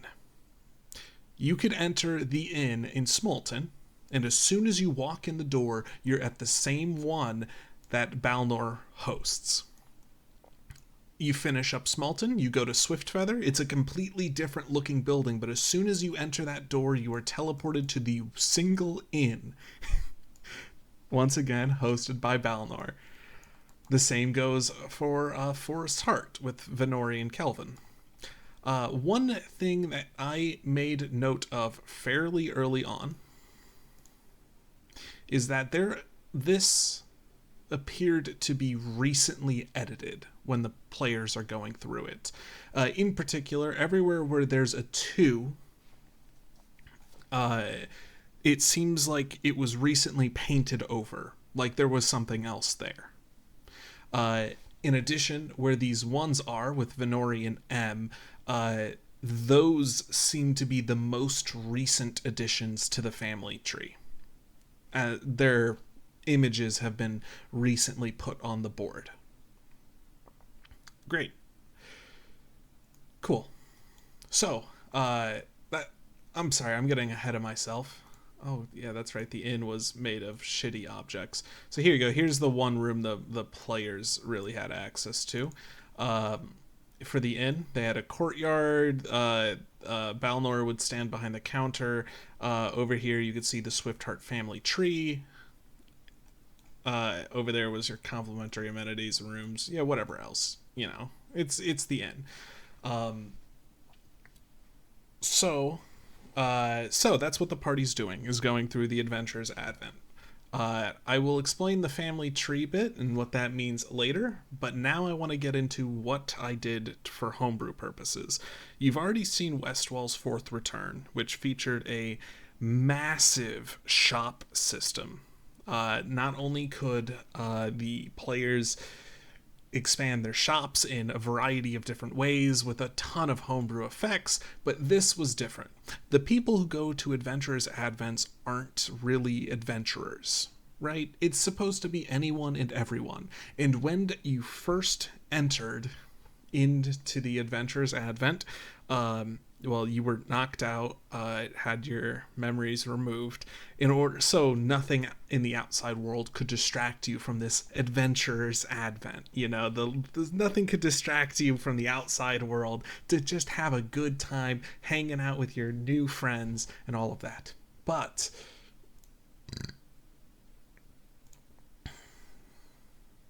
everyone started out with a cool funny note that's unrelated, but instead of using the regular classes, I made my own. Not really classes. Classes, when you decide what class you are, kind of locks you in this route. Sure, you can still multi-class, and classes branch off into subclasses, but as soon as you pick a subclass, you're kind of locked into it. And that's something I wanted to do differently. So most of what I did, any routes that are available to you, are never locked off because you don't have another thing. Everything is always available to everyone, allowing you to create whatever build you want. So, what do I mean by that? Let's start at the very beginning. You've just entered Tier 0 when it comes to a fight. So, when it inevitably comes to a fight, just because I can guarantee it'll happen, how would you like to deal with your enemies? Close and personal. A, close and personal. B, I'd love to fight with a bow at a distance. C, with a little bit of magic. Or D, out of sight. Close and personal. Each of these link to their own document, separate document. I'll read close and personal. So you want to be one of those who smash and bash things, huh? Well, we can teach you how to be one of those strong men, or strong woman. Either way, either or neither works with me. These are being read out by Balnor, the guy who runs the inn.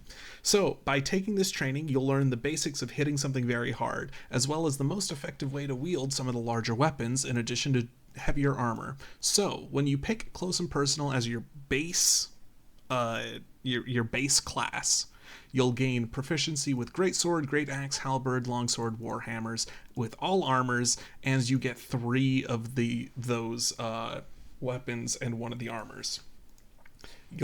Your hit die is also a D8. That's kind of like our tanky class. At a distance, this is more like rangers and stuff. They would get longbow, light crossbow, blowgun, dart, short sword, proficiency with light and medium, and the same type of stuff, but with a D6. Little bit of magic, that's your casters, in which I split casters into 3 categories: intelligence, wisdom, and charisma casting. Since those are the 3 stats. Hope you might not know. If you really don't know D&D, why are you listening to this? Never mind. Anyway, yeah, so you'd get to pick which your type is. Intelligence would be things like spell books or a set of tools, wizard, artificer. Wisdom would be something that you strongly believe in, which has become a precedent for my homebrew world, is that things like priests and clerics and paladins, their powers don't come from the god bestowing them, because the ones above can't really do that. But instead, the power comes from a strong bond in whatever you believe in. If you believe in something hard enough, it'll just work out for you, I guess. And then charisma is instruments, gemstones, your sorcerer, or bard. So that you get to choose whatever your spells out of some of these lists. Whenever you pick spells, it'll refer to a class of caster if you happen to be one of those. You'll also gain proficiency with a dagger and get a free dagger. So no armor. Out of sight is your stealth rogue type thing, in which rapier, scimitar, dagger, hand, crossbow, nets, light armor, and then gray plane. Gray Plane was inspired by a game that me, Acrid, and Lancon were playing at the time that used Gray Plane for stealth mechanics. So I wanted to try and use it here as a way of speeding up, in implementing a stealth type into combat. So how does Gray Plane work? So, for 20 feet of movement and your bonus action, you enter Gray Plane. When you are in Gray Plane, you are considered invisible except for creatures you choose. So, invisible to the enemies, your party can still see where you're at. Okay, sure. Making an attack, casting a spell, using an ability, or someone attempting to move into your space causes you to leave Gray Plane. So just about any significant action is going to cause you to leave Gray Plane or someone bumping into you.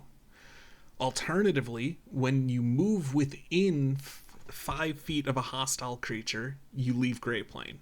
If you're standing still, they can walk by. But if you're walking next to them, they'll know. But when you leave Gray Plane on your turn, you can take the attack action, and when you do that, any attack rolls made in or while leaving Gray Plane's made with advantage.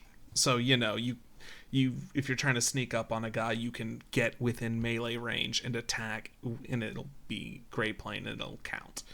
You can also exit Gray Plane at any point in time. So, this was intended to be something like a stealth mechanic. There's even a whole, a perception check can see Gray Planed creatures. Which, yeah, that's there for purposes. But what this ended up turning into is that most people picked Out of Sight because they wanted to use Gray Plane, and this was the first way you can gain access to Gray Plane. And Gray Plane would then also...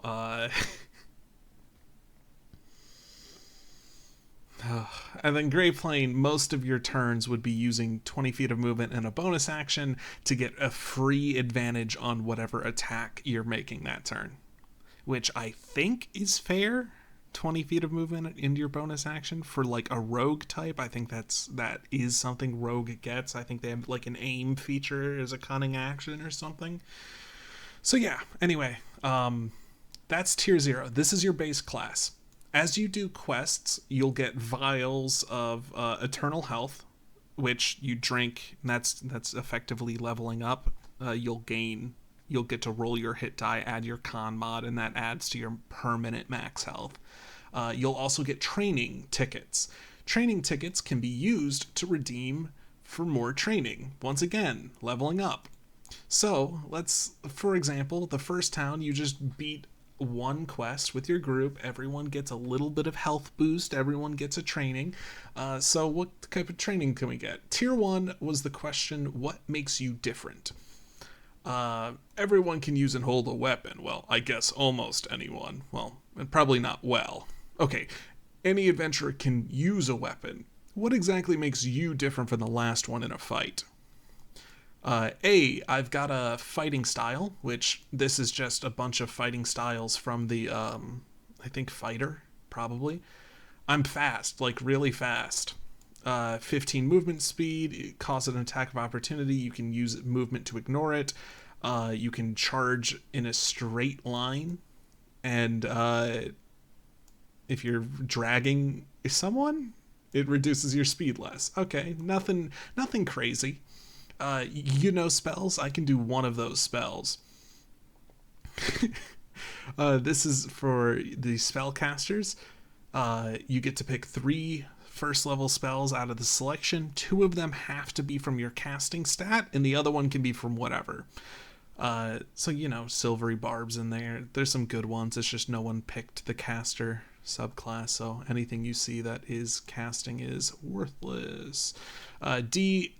I'm really good at hitting them while they're distracted. This gives you sneak attack. It's sneak attack. Default rogue sneak attack. There is an additional boost of when you attack a target who wasn't last hit by you, it's a sneak attack. So if your teammate hits the guy, your attack is bonus damage. Cool, great. If the target's unaware, it's a sneak attack. If you attack from Gray Plane, it's a sneak attack. So now Gray Plane is not only advantage, but it's also extra d6 of half your level. Level is whatever's lowest, the amount of vials you drank or trainings you've received. You get 1 and 1 usually, so it'll balance out. Lastly, E, I can push myself with a burst of energy, which is your fighter gain an additional action, and so action surge and the heal. I forget what that one's called. Anyway, but that's just 5 of them. There's 2 more questions. Yeah, alright, so you can hold your own, but what? Any crazed murderer can waltz in here. What can you do for your party? A, everyone could use a healer, right? You gain the feat healer, you get a first level spell slot, you learn healing word, cure wounds, you gain proficiency in medicine if you aren't already proficient, and for free, you get a healer's kit. Yeah. There is also another note in here that if you couldn't cast spells before this, pick a spellcasting focus. So it should be starting to be obvious what I mean by you can pick anything anytime. It doesn't matter what default class you picked. If you want to pick healer, it gives you the spell slots, it gives you the spell, it gives you the feat, it gives you the kit, it gives you proficiency in medicine. It's all there. I think, yeah, even the one of those spells, that can be your start to spell casting if you want it to be. You don't have to pick with a little bit of magic, but no one picked anything spell related, really. Anyway, okay, I can't heal, but I can help him out anyway. This is your rogue help action at range and all of that. That's pretty cool. Yeah. I'm really, really, really good at taking and tanking hits. You increase your hit die by 2 sides. You gain an additional max hit points equal to your level. I don't think the hit die by 2 sides is a thing that happens in base game, but the max hit points equal to your level is one of the feats that gives you 2 additional health per level. Whenever a creature within 5 feet makes a melee attack, you can use your reaction to force it to target you instead. I think that's one of the shield proficiency feats. Shield Master, maybe? And then you also gain proficiency in Constitution saving throws. So, like, yeah.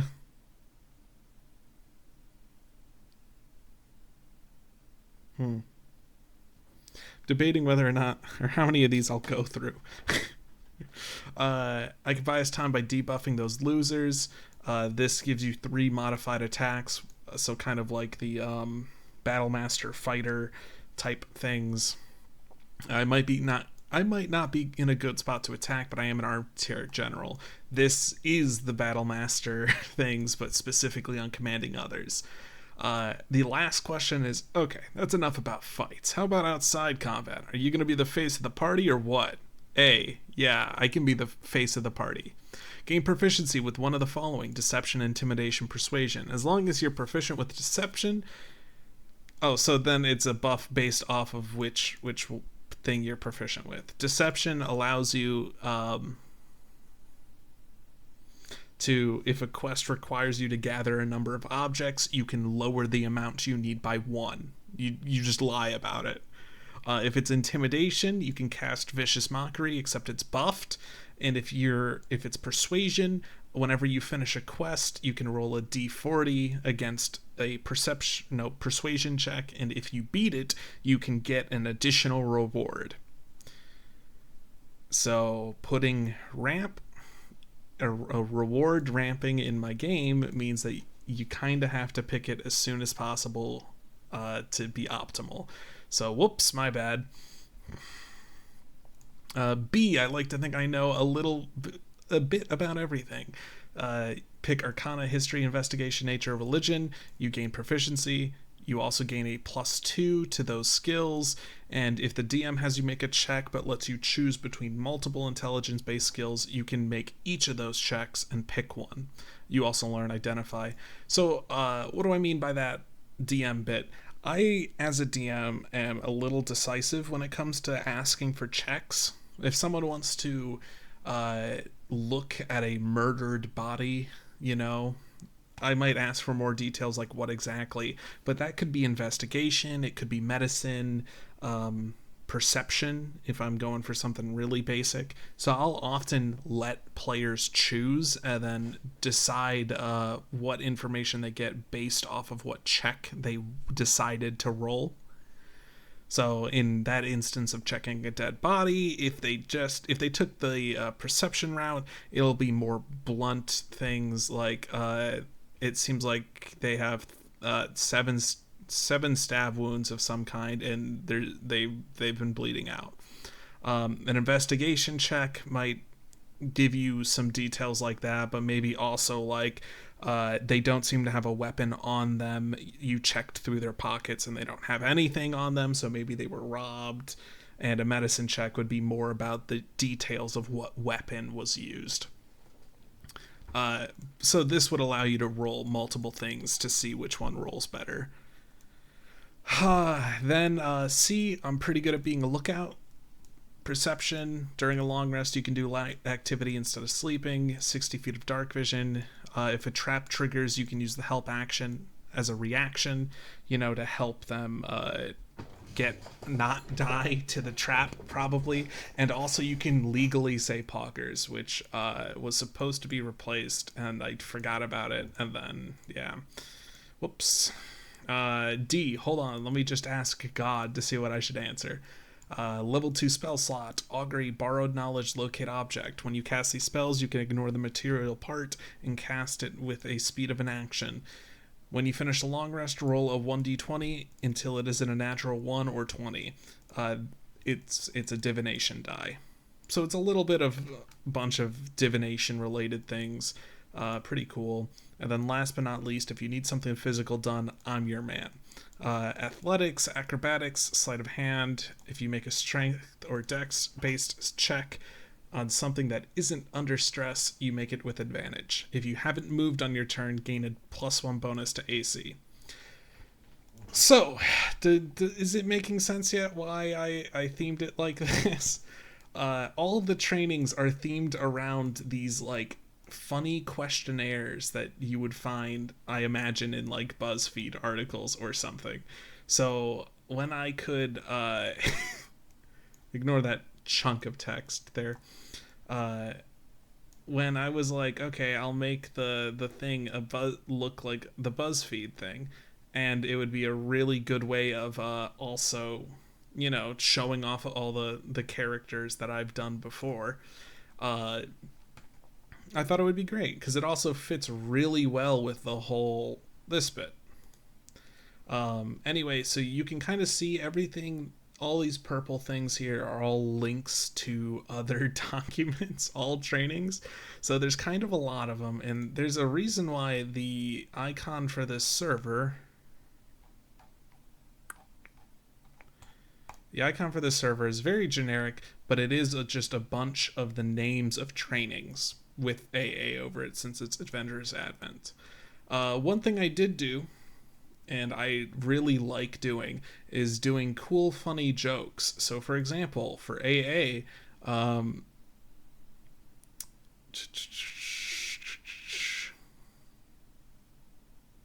if they're supposed to find it.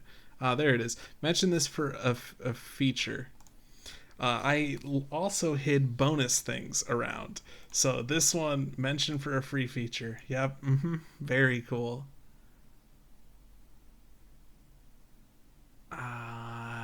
This might seem fucking stupid, but I'm pretty sure it's in this one. Oh, yep, right there. In the last area, the bonus feat was a hyperlinked space that if you hit it, it would go here and go, wow, you found it. The Area 3 secret. You found it. This was a display of your tactful genius. You, as in your player character, gain the following benefits. You can increase your stats 4 points. That's great. There you go. Yeah, no, that yeah, I think the Area 2 feat was I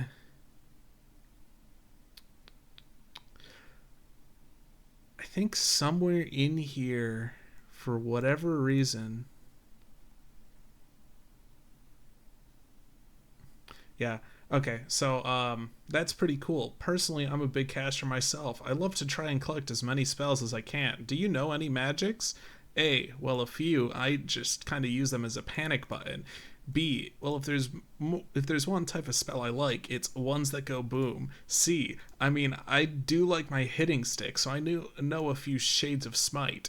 D, well, let's just say if I wanted a temporary pet, I've got one. E, I might not know a ton of spells, but I know how to manipulate them. F, nope. Sorry, this is a practice, so don't worry about it.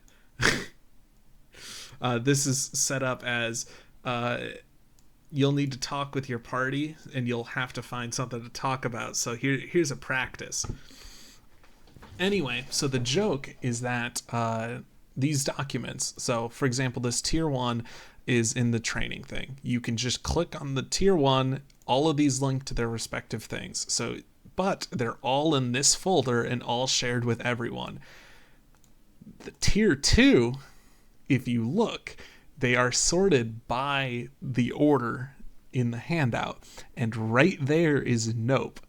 I didn't hyperlink it.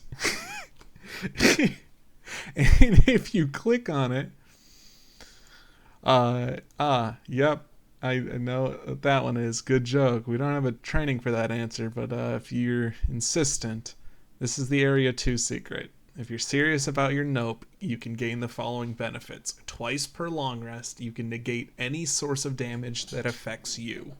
For example, if you get hit by a fireball and choose to negate it, the entire fireball is just gone. Didn't happen. So it's like a kind of like a counter spell, but it just hits sources of damage as long as it damaged you. Yep.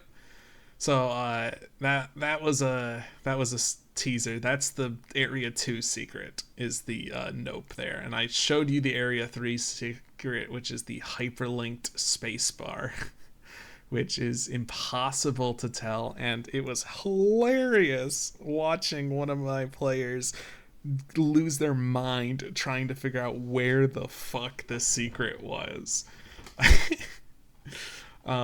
But no, I felt like doing a whole like secret scavenger hunt thing was reasonable, since for this these are like BuzzFeed quiz themed. It's themed like an amusement park, an adventure park, so it all kind of fits together. It's pretty reasonable. So I suppose let's start talking some areas then. Oh, there was also, don't remember why I had craftable items. Why did I have craftable items? God, I do not remember that. Dreams? Oh, yeah, that's right. Yeah, I had every time the group, one of the things I did at the start of the campaign was telling the group when they started that they have 30 long rests. The park is closing in 1 month, and you guys need to finish it before the park closes. You have 30 days, 30 long rests in order to get everything you want done. But every time the group took a long rest, I allowed them, or like one of them, we'd go one by one. Since the characters don't have any memories, you were allowed to, I picked one person and gave them a choice. For example, friend or foe.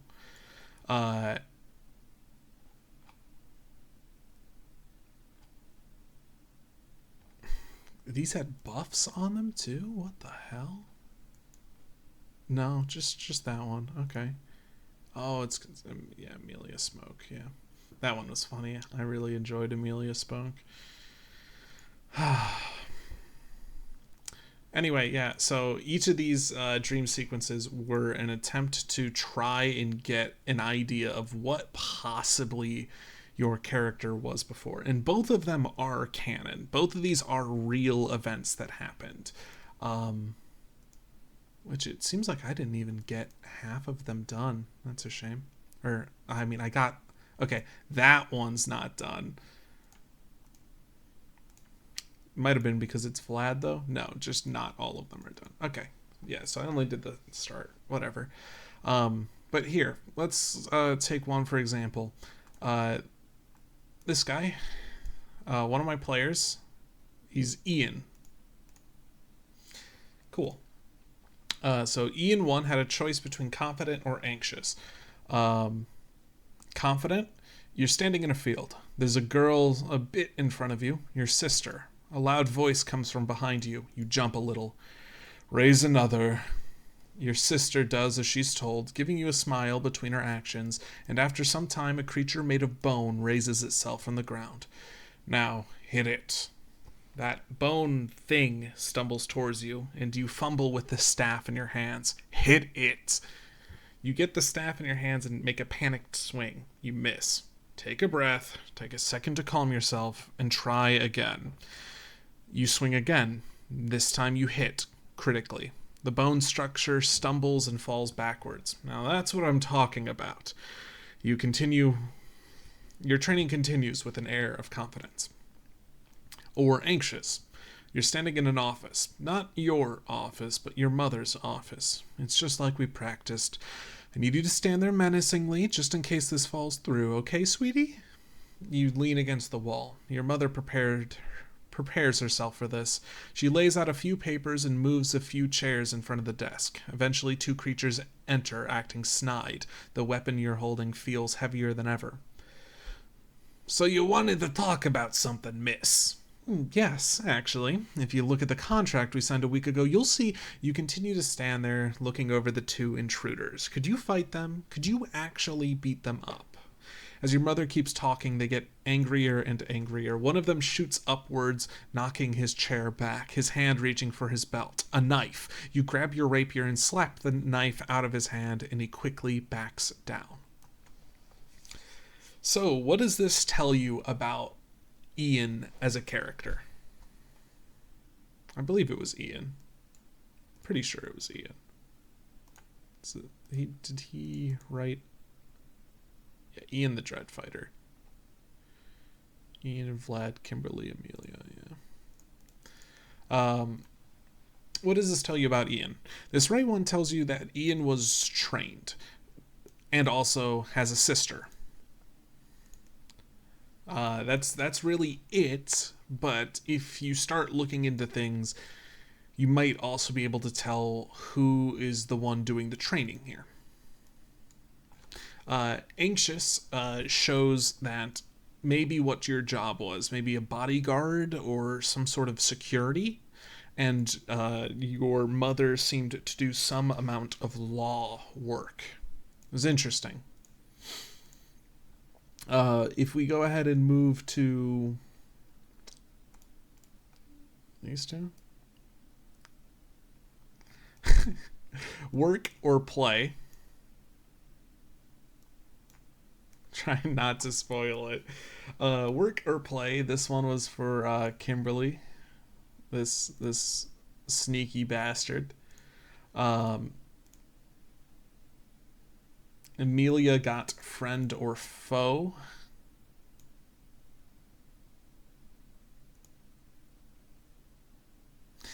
And yeah, so I haven't thought about this campaign in a while, and I'm thinking about how cool it actually could have been.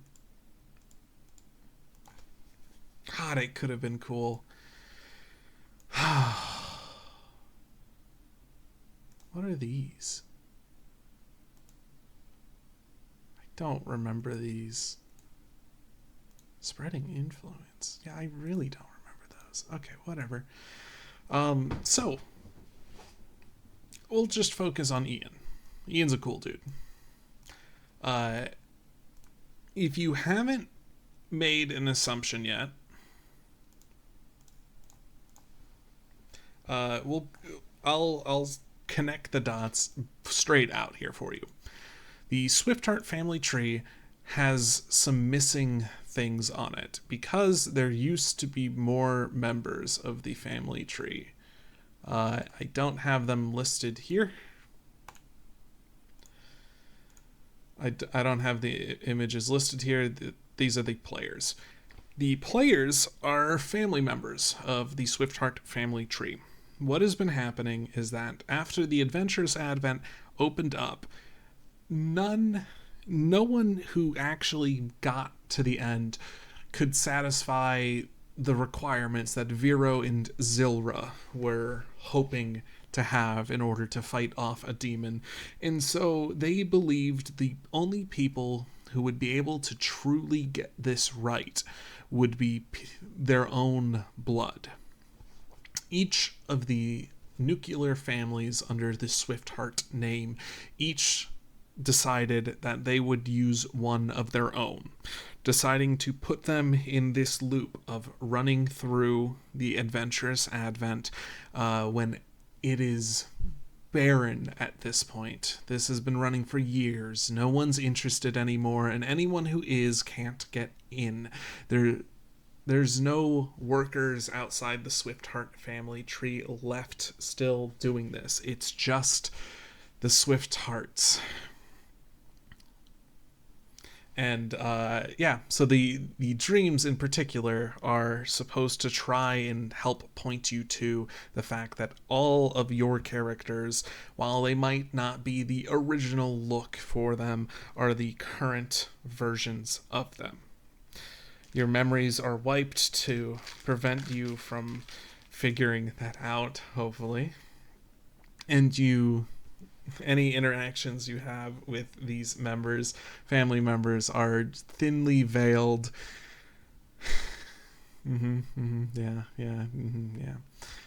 Cool. So that was one of the big plot twists that took significantly longer in the campaign than I thought it would to come out, considering they figured out the whole something's wrong with the family tree bit from fucking Area 1. But yeah, so what else happened that might help you point towards this?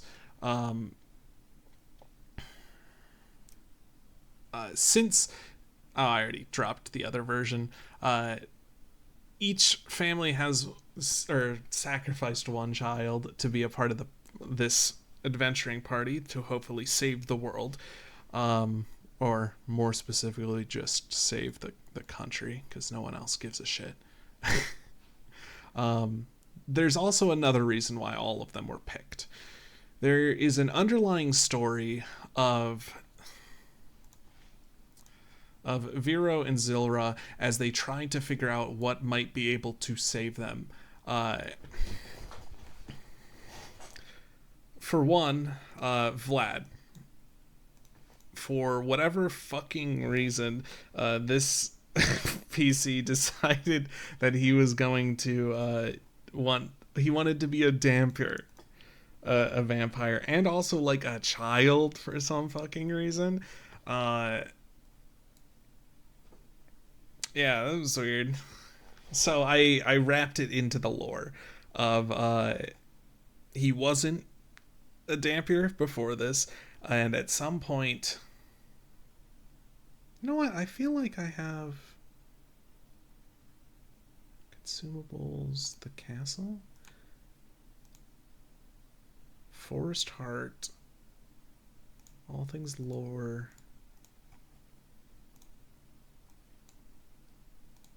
Here we go.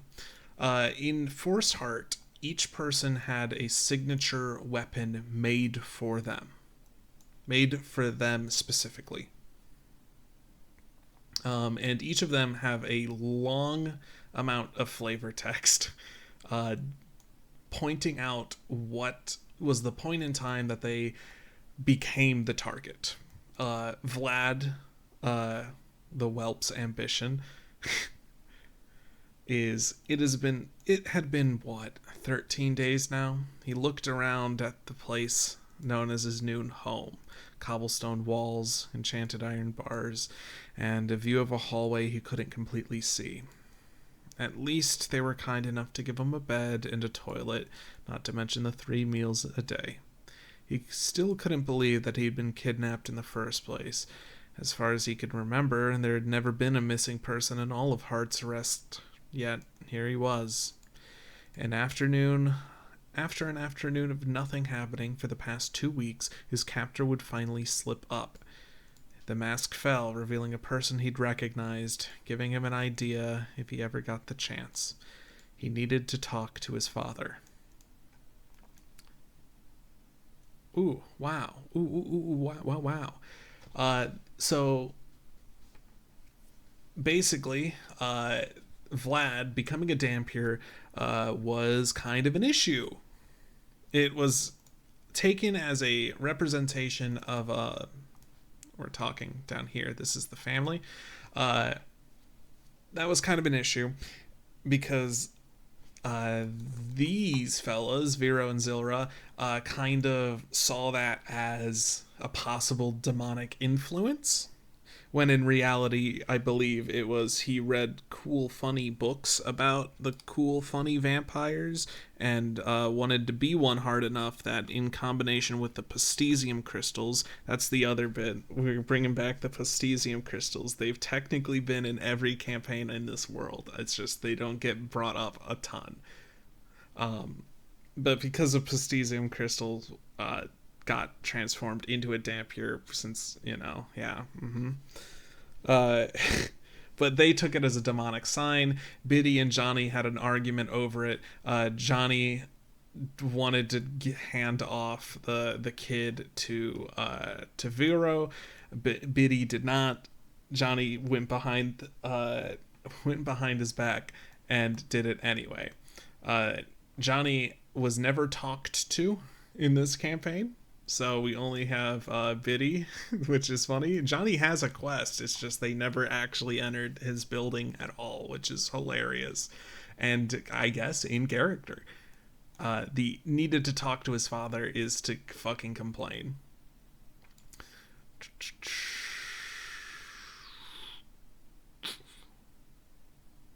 I'm trying to figure out which of the next three. So, the rat's appraisal. The rat is about Kimberly. Kimberly is actually the one responsible for coming up with Grey Plane, canonically. And he is with Balnor and Etha. Etha? I don't remember how I said it.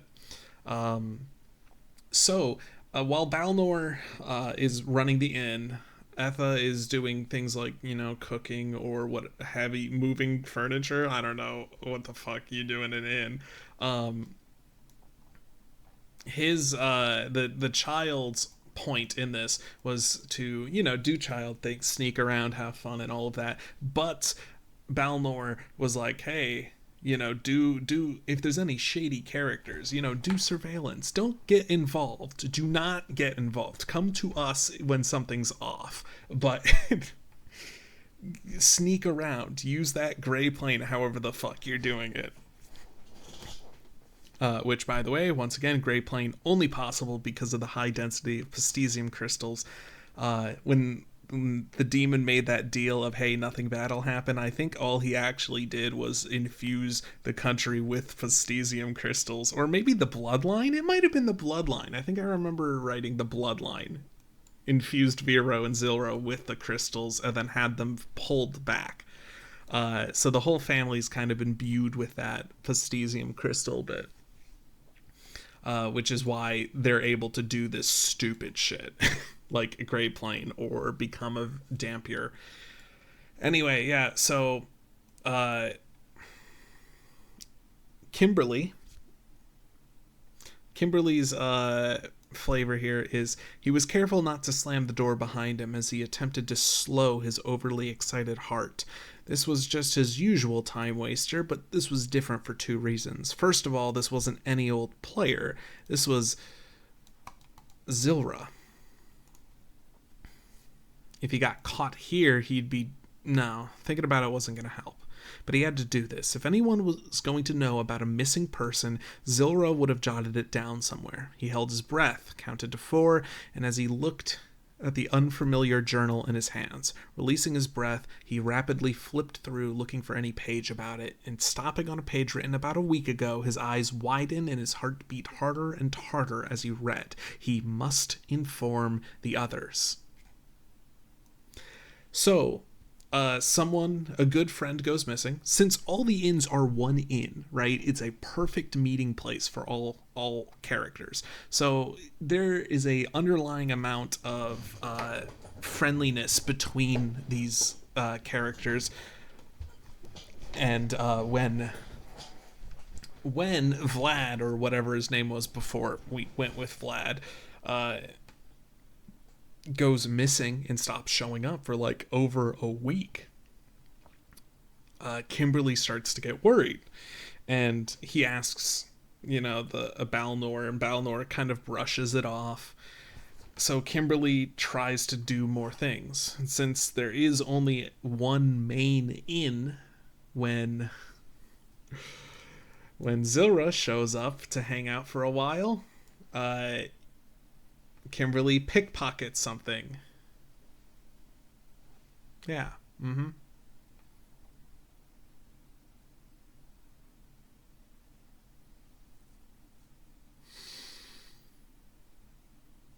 Cool. Yeah. Mm-hmm. Yeah. Anyways, yeah. So Kimberly at some point, gets caught probably at that instance, and is part of now. Hey, these are the people we'll use. Since, hey, if they were fucking smart enough to try and figure things out, they might be good enough for this. Uh, Amelia, which I believe it would be. I believe it was Smoke first. Amelia is the only character that once they beat all the way through decided, you know what, I want to do a new build. Loop me back through the Adventures Advent. I want to make some. This isn't going to work. Amelia's whole concept is that they're a very, like a creator, a tinkerer, possibly the smartest mind in all of Heart's Rest. In fact, they would often spend time at the inn in order to work with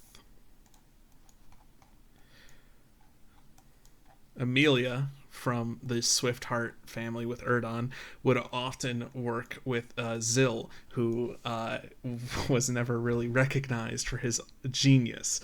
It's even implied that there was a bit of possibly a possible relationship between Zil and Amelia that never really got anywhere because of the situation, and also their family. So, I mean, I guess good friends, really. I don't know how family trees work. Is this enough for them to be in a relationship? I don't think it was ever canon. I think actually I was gaslit into believing it because Zil was the first character who was rather weak on the whole don't tell the party they're looping in the Adventure Advent until they are a strong enough party bit. And Zil's always had a soft spot for Amelia, just as friends, since they're both inventors and no one else really is here. Yeah. So anyway, as much as she didn't trust that rat, he'd been wrong before. But what he was proposing now was, well, impossible. There was no way that she could make. God damn, dude. I wish I was good at writing. There was no way anything that she could make that could have done that to them. There was no logical explanation for it, and for some reason, he wouldn't have any of it. Look at what you've made. Couldn't you just do that? Understandably, anyone who doesn't create wouldn't understand the boundaries of what is and isn't possible. But what actually is possible? She hadn't hit a real limit in her creations so far. She thought she peaked with the orb, but just as easily she could recreate things seen in it with enough resources. How far could she actually go? She needed to find the boundary. So part of the whole the deal with the demon and the Pastesium crystals is that they almost allow you to do whatever you want. And Amelia's character, since they were inventor, was heavy into the trying to figure out how far she could go. She was a bright mind, she was smart, don't get me wrong, but she was able to go as far as she wanted because of this plastesium. The orb in question is a funny one. The orb is funny. Oh, is that the? Oh, hey, there's the art for everyone. That's cool. Swift Feather. Excuse me. Swift Feather. This is the town that this group's from, or hosts, I guess. Swift Feather. So, one of Amelia's biggest creations is the orb. It is an orb that plays a 24/7 constant feed and audio of our world. Us out of character, our world. It was her greatest invention, and at some point, one of I believe it was probably, I don't know, Ilro, maybe, probably not Ilro, probably Ark, or probably Denny, actually, most likely Denny, stole the orb, dropped it or whatever, and it broke. And by broke, it now only displays a 24/7 view of Denny's in the real world. Yeah, that's the joke. So one of the places in Swift Feather is Adventure Denny's. It's there. Denny runs Adventure Denny's. It's a restaurant and magic item store. Because it wouldn't be funny without doing that, right? Adventure Denny's menu. So here's the menu. Yeah, you could get a tomato soup and a to-go cup. It's a potion of healing. A knife, but it's sharp on both sides. A BLT, which I don't. It's a rapier for some reason. A small bowl with a seemingly never-ending amount of salsa is really cool. It's a wondrous item. It's a small bowl with a seemingly never-ending amount of salsa is a small bowl that contains a seemingly never-ending amount of salsa. Seemingly never-ending. After removing an amount of salsa equal to a bowl full, roll a d100. On 1, this item turns into a small bowl without a seemingly never-ending amount of salsa. Wait, magic salsa? No, regular salsa. Way too much salsa. If you roll 100 on seemingly never-ending's D100 roll, the small bowl overflows just a little bit, causing some of the salsa to spill onto the floor. Holy shit, I was a genius, dude. What the fuck? That's crazy. Potato wand. Burning hot. If you ordered the Nashville hot chicken sandwich, you got a flaming hot flares. It's a flare gun that applies burning, a unique homebrew status effect that's damage over time. So I believe I mentioned there are firearms. I have a stock musket. The joke with the musket is that it takes, so you use your action to fire it, but it takes another full action to reload it. So on pace, it does the same amount of damage as like a longbow or something. It's balanced initially, but as more attacks happen, it kind of gets unbalanced because you can use multi-attack on a bow, but then having to reload the crossbow or the musket doesn't work. Reload but with an action, yeah.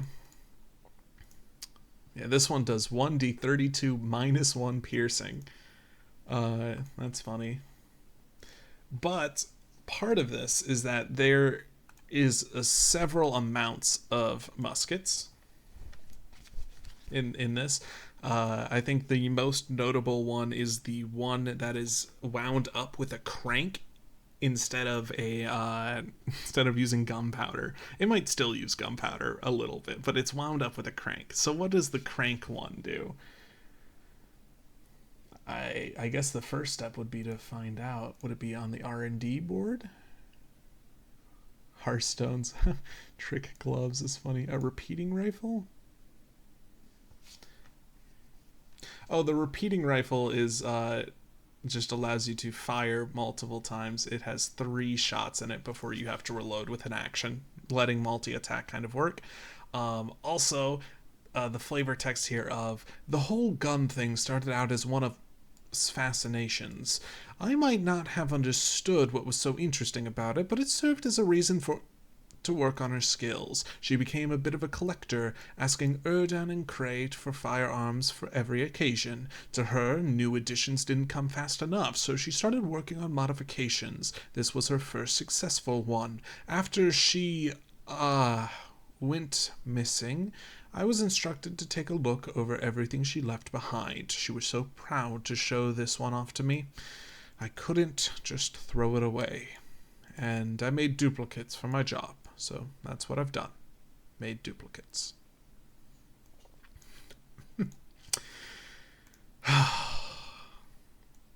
The one speaking there is Ilro. Ilro runs R&D at Swift Feather. R&D is a magic item shop themed as I have to do research. I'm getting so off track. A theme that I have to do research. The joke here is that while I don't remember the character, it's been so long. While Amelia is a master artificer, Ilro is one more for research purposes. He can't create as well as Amelia could. He hopes he could one day, but Ilro kind of acted as the shield for Amelia for Ark and to keep Ark and Denny from getting messing with all of her shit. So when Amelia was kidnapped and put into this loop, Ilro has a unique interactions with it, with anything weapon related. The other thing is, because firearms are a canon thing, the unique signature weapon for Amelia is a wrench. When you finish a long rest, you can tune up a firearm. Until you tune up another firearm, it gains a unique buff. Every single firearm has the creator's touch boost to it. The flare gun then explodes. That's cool. The old musket goes from 1d32 to 1d60.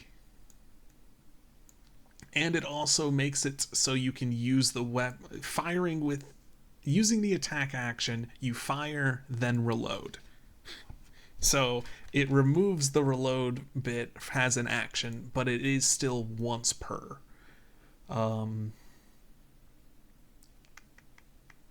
Let's see. Where else would there be another musket? It wouldn't be on you, right? You would never. Oh, never mind. There's the spring-based crank-powered gun, which does 1d30 damage. It has a less range because it's spring-based.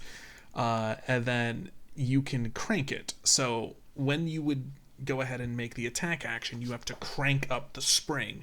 So for each instance of multi-attack you have, up to 2, 3, or 4, the weapon deals, instead of a D30, a D60, D90, or a D120. So it's like you're getting multiple attacks, but not really. The creator's touch buff for it is 1 time per damage die. You can re-roll the damage die if it's under half of its possible roll. And Roll20 does have some automatic things here, so I put that in there too. But yeah, no, the muskets were very fun. So I think that's enough talking about Swift Feather. I don't think there was anything else interesting there. There are several references to other games. For example, one of the things in Swift Feather was an arena fight against a champion, I believe.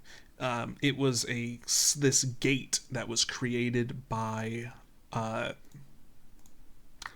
don't know why Amelia. It was a gate created by Amelia, and Amelia, it was the thing that kind of sent her over the deep end, trying to figure out how far it goes. Because where is this person getting summoned from? Why? What?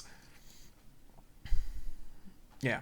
So the guy dropped the Champions deck. For reference, it is the Slay the Spire, the Iron Heart, the first guy, the red one.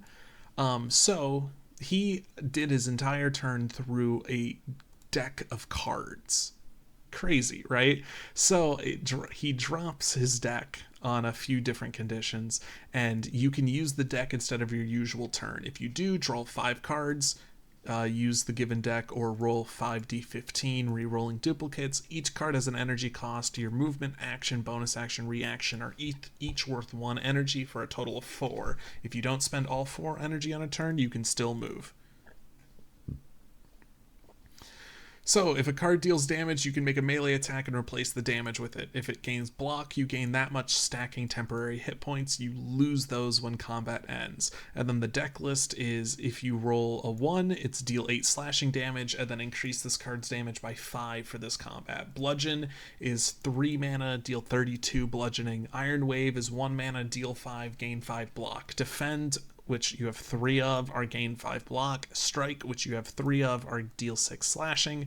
Body Slam is 1 mana, deal damage equal to your temp hit points, so the shield you've been stacking if you haven't been taking damage.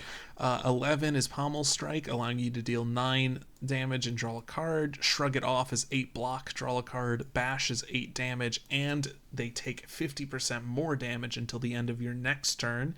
14 is Spot Weakness, where you have an enemy roll a charisma save, and if they fail, you gain 3 strength. Strength buffs these damage from the cards. And then Demon Form. At the start of your turn, gain 2 strength. Remove this card from the deck for the rest of combat. So I tried to make Slay the Spire in this both playable as a boss and for the players. I don't think anyone ever used it because it takes up your turn when you use it. Anyway, the journal entry here is, with a bit of luck, as well as my background in research, I was once able to help out with one of his projects. We needed some sort of creature for some quest and was struggling with her summoning door. Well, it was a regular summoning door, but we were encouraged to summon something out of this world. Was failing to summon a thing she saw in her orb, and she let me take a look. After a few manipulations, the door came to life and let through a man who reacted to the name the Ironclad. While I was rather excited with our success, wasn't happy. This shouldn't happen. This couldn't possibly happen. I attempted to interrupt for clarification, but she kept talking. He isn't real. He was just in a game. She continued talking as she left the room. I didn't bother to follow. Ilrose Journal from roughly a year ago. Once again, this shows the part where Amelia, before the whole, I guess it's during the Adventure Advent, before they were looping, was trying to started to try and figure things out. Yeah, so there's that. There's also Hearthstones from it's Hearthstones. They're from, not from Hearthstone, but from World of Warcraft and possibly Hearthstone. There's also Destiny, which is literally a legendary item from one of my other campaigns before I decided with this homebrew world. There's the Deck of Some Things, which is a deck I made for one of Lancon's campaigns, which is the Deck of Many Things, except it has 205 cards. And it's cards from all sorts of places. So, I don't list it. Okay. Let's just, you start off with the regular Major Arcana cards, and then you have the regular deck of cards. And then you've got the Magic the Gathering cards in here. Magic the Gathering cards, Magic the Gathering cards, Magic the Gathering cards. Yep. Helical what the Pinnacle, Helix Pinnacle. Still magic cards, the Crowan War. Then you have Uno cards, because yeah, we need Uno cards in here. You can't forget Uno cards. Pokemon Energies. Yep, cool. And then you have Hearthstone cards in here. There's even a Cthulhu synergies in here. If you draw the followers of Cthulhu, it buffs the Cthulhu card wherever he is. Archfiend for fun. Yeah, there's the Cthulhu card on 155. Metallicize is from Slay the Spire. Yeah, Escape Plan, yeah. Yep. These are from Griftlands. Beautiful card game. Really love that one. I think at some point in here it turns into the Monster Train, which is another really good one. Might be this one. Doom. Nope, not maybe. Unleash the Wildwood.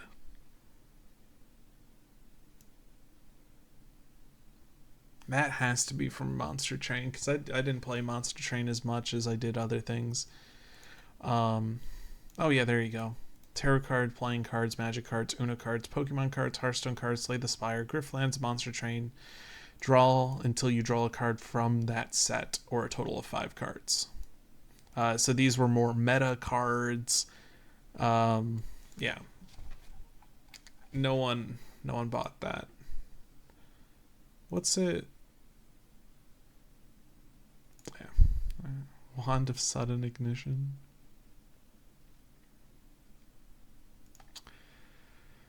Yep. Yeah. So that's Swift Feather. So let's get back to this one, which I don't think was saved in here. Westwall World Building. Yeah, it was not. Heart's Rest is a town that's situated in the middle of a forested area with a large tree. It is home to Sam, Yogg, Kelvin, and at one point Ian.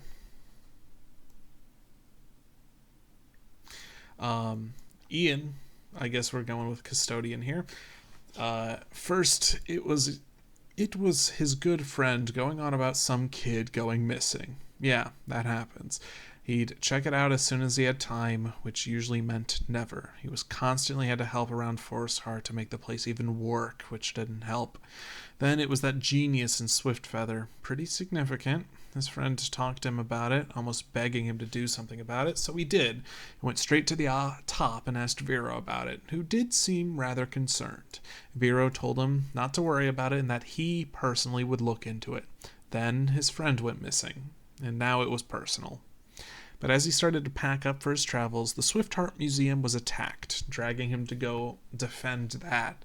That simply didn't go well after a mysterious wand made an appearance.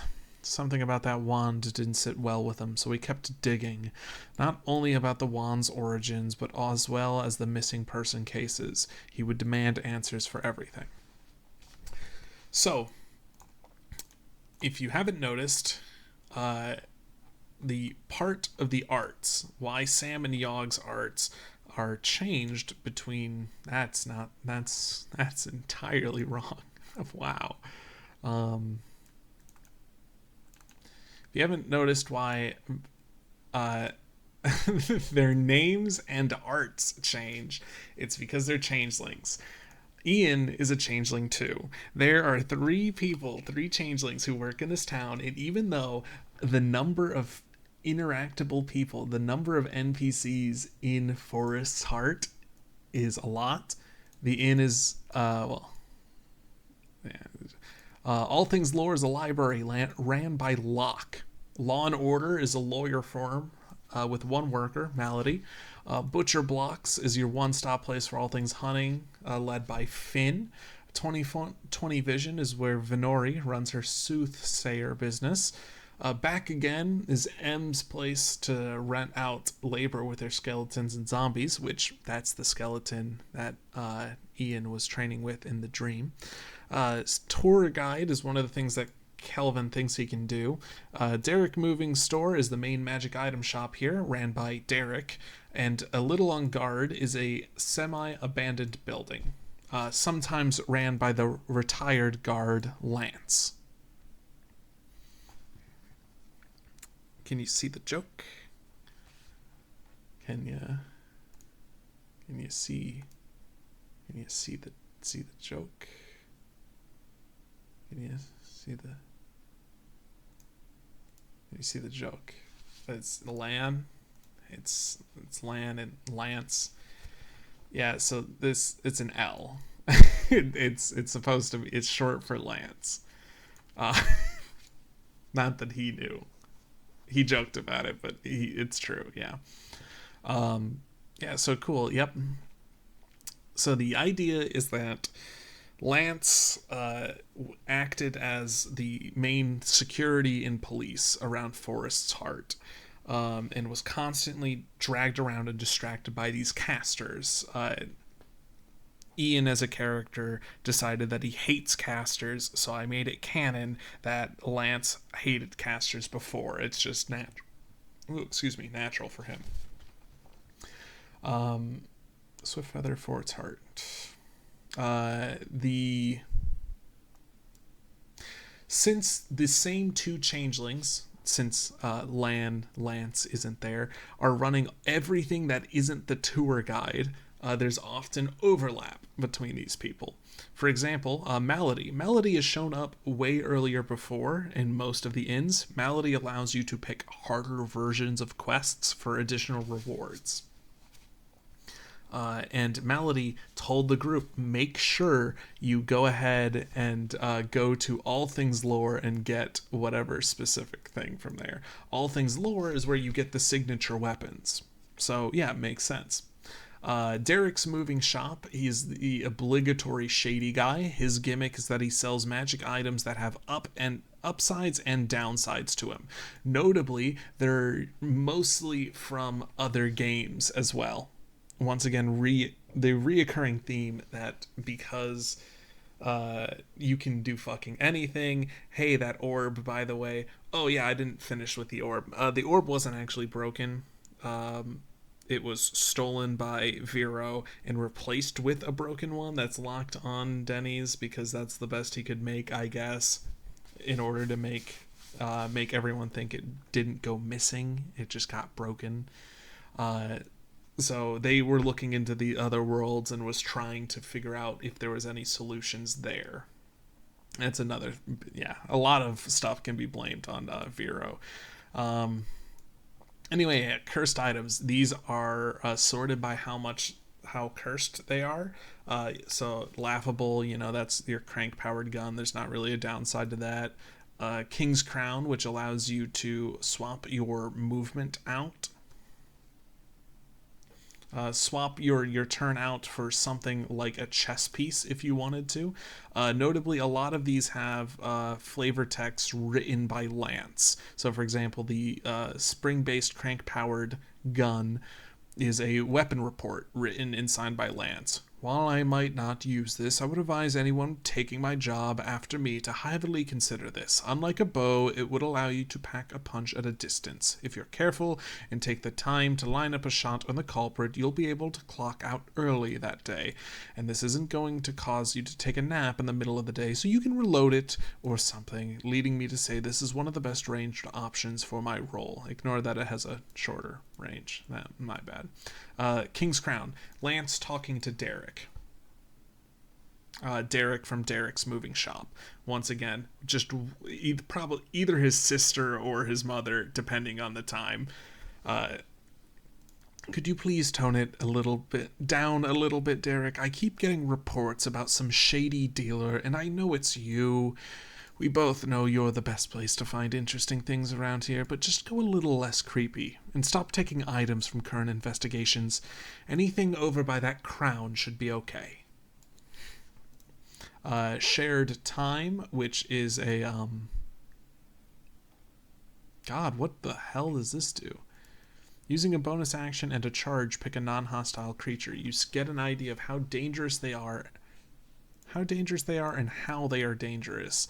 When using this item on a creature, they know you did so and learn of the item. Oh yeah, okay, we can ignore that one. I didn't make that. I kind of made that item. Kind of didn't.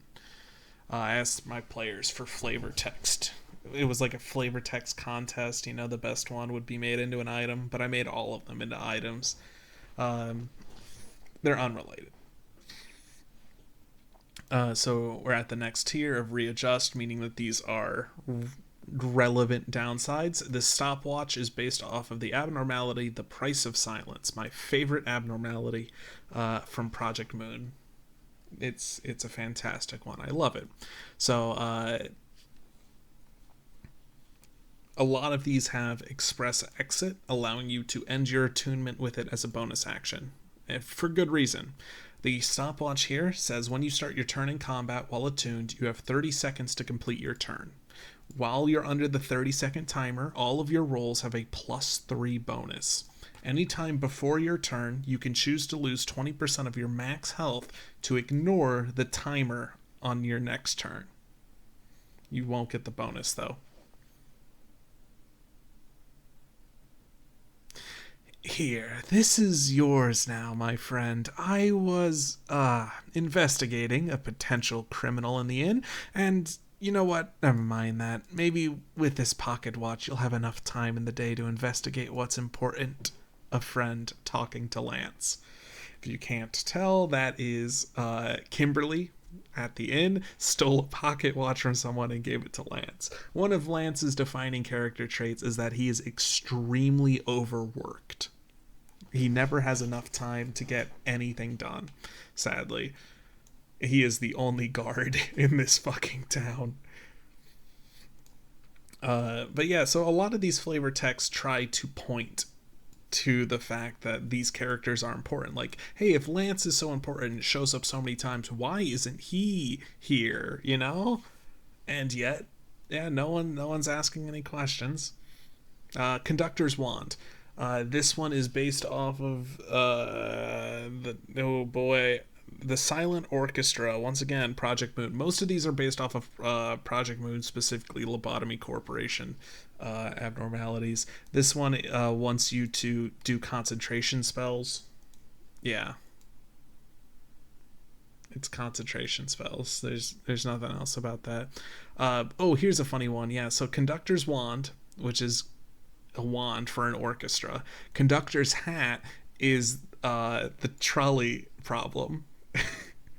At the start of your turn in combat, pick an enemy. You learn what they're going to do on their next turn. If they would make an attack roll, you also know what those attack rolls would be. And then you get a choice. You can either do nothing. Attacks you've foreseen with a dilemma have advantage on damage, or you pull the lever. If you attack or deal damage to the enemy you picked with a dilemma, the turn you've foreseen will be scrapped. If they were planning to deal damage, you'll become the focus instead. It's a funny little trolley problem magic item. With the flavor text of, another mage was spotted with summoning a large boulder at the top of the hill. I arrived as fast as I could and assessed my options. I could either hunt the mage down and hopefully break his concentration to unsummon the boulder, or move towards the town to direct people out of the way. I, of course, wasn't going to let that sicko see another day where he could do this again. Incident report, written and signed by Lance. Reinforcing the whole Lance hates mages bit. So you got Conductor's Wand, Conductor's Hat, and then a Conductor's Cable. It's a metal cable. It's a modifier to a weapon. You can, yeah, yeah, yeah, yeah. Anyway, and then the ones that could possibly kill you. A train ticket. This is based off the Express Train to Hell abnormality. Once again, another one of my favorites. Not as good as Price of Silence, but So basically, you start combat and this ticket booth shows up. Oh, damn. You have to interact with the ticket booth every 5 turns, or otherwise a train runs through the whole place, possibly killing you. Yep. Der Fritz pipe, based off of Der Fritz. Every ranged shot fires straight at the target, and there's no attack roll. It just fires in a straight line and pierces until it hits a non-creature object. It makes every ranged weapon fantastic. However, every 7th shot you fire is aimed wherever I want it to be aimed. This will deal the same amount of damage as the highest damage you've dealt with any of the previous 6 shots. Another quote from Lance: "Violent crimes have been on the rise month after month for at least a year now. Something's causing an increase in chaos in this town. I mean, just last week I had to stop some insane mage who somehow enhanced his bow to shoot through people. Can you believe that? I didn't even get to stop him before he shot himself. What is going on anymore?" Yes, yeah. Funny, right? Is it funny? Are you enjoying this? I hope you are. The fuck, man. Whoa. The sword shaped with tears. Rapier. Once again, it's another Project Moon type thing. When it would deal damage, it deals damage as a percent of the target's max health. Yeah. So. Yeah. Yeah, it's yeah.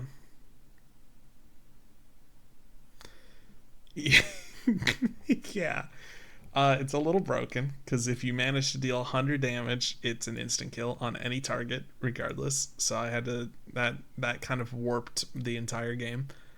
That is that one. Spiky Ring, I believe, is from Deltarune. It's the weird route of Deltarune, Chapter 2. It's a ring. When you're attuned to it, your spell save DC is a +2 and your attack rolls have a +2, but whenever a creature succeeds against your spell or you miss, the spell's redirected at you. So I guess it's a little different than the Deltarune one, but it works. And don't get me started on some of the insane psychos. Honestly, with the amount of collateral damage those terrorists do, I'm not sure why we don't just start outlawing spells. The number of times I was called because someone decided a fireball would make for a good surprise is an uncountable amount. Then soot-covered amulet, which is technically it's from the flavor text bit. So yeah, that gives you a little bit of flavor of how this campaign went. I'm seeing the time, and I need to be ending this, but I will go over how this all ended. So, when the Day of Reckoning came, the demon doesn't have a way to connect back with our world. Or, excuse me, our world, obviously, but can't get back to Zeloa. It's not, there's no link there. Another link would have to be established, and links have to be established from Zeloa. So because there's nothing, the best the demon can do is try to unleash havoc. And so just like how they were searching in other worlds for answers, the demon in question tried to release monsters from the other worlds in. At first it was it wasn't even releasing in monsters from other worlds. They fucking brought in, since they were looking for people that might be able to fight the demon, they brought in characters from these games, such as the Ironclad, that was mentioned earlier. Since it was proven to be done, they just continued with it. So from Dota 2, I took Io and Abaddon, which that was one of the boss fights for Forest Heart was the boss fight before you were allowed to move on. The Huntress, I'm not going to pronounce that name, but it's one of the guys from 20 Minutes Till Dawn. the Jester, Deltarune, Chapter 1, and Subject 7 from Pokemon. So basically, the last chunk of the campaign, not even chunk, the last sessions was traveling back through the country to try and fight each of the bosses that were moved from the captured territory at the castle to their respective areas. So the Huntress, which was supposed to be a Dead by Daylight run around to do generators, but one of the players tried to do some D&D shit, like actually attacking the killer, and because I'm not an asshole and I thought it would be cool, I let it happen, and they rolled extremely well that I let it happen. This guy was the first guy. He just kind of dashes at you. Yeah, it's whatever. The Jester was solved by the Jester's fight was depending on what rhymes the Jester uses, depends on what tiles surrounding the Jester are going to be activated and deal massive damage if you're standing on them. So by interacting and taunting the Jester to change what lines he'll say, that fight was easy. And then the last and final fight, which really fell flat, it was a really bad one, so I don't want to talk about it much, was MissingNo. So it was going to be a fight where MissingNo was glitched and only had 1 health, but every time you can't really deal damage to it, but you could heal it. So every time you healed it, it doubled its health, and once it hit the 16-bit integer limit, it would flip to negative, and then he would die, and that was the final boss fight. Which sounds like a good concept, but it did not pan out well. And I guess I'm using pan out well because it's Pan Gaming. Great. So yeah, there's that one. Yeah. But this campaign did actually get finished canonically. The group did it, and one of the big questions right now is what exactly happened to Heart's Rest after all of this, after the Pistesium was drained. I don't know if it was drained, but weakened or whatever from them. In fact, Ilro, which is that shopkeeper down at Swiftfeather, who was kind of an asshole to people other than Amelia, because Amelia, is the inventor. He wants to just see the people being smart and inventing things, and if he doesn't think you're smart, he'll treat you like an asshole. Anyway, Ilro has shown up at the Major Arcana's main base in the last campaign you heard about. He's the magic item merchant. And why is he there? The answer is that, all the countries were supposed to send some amount of support.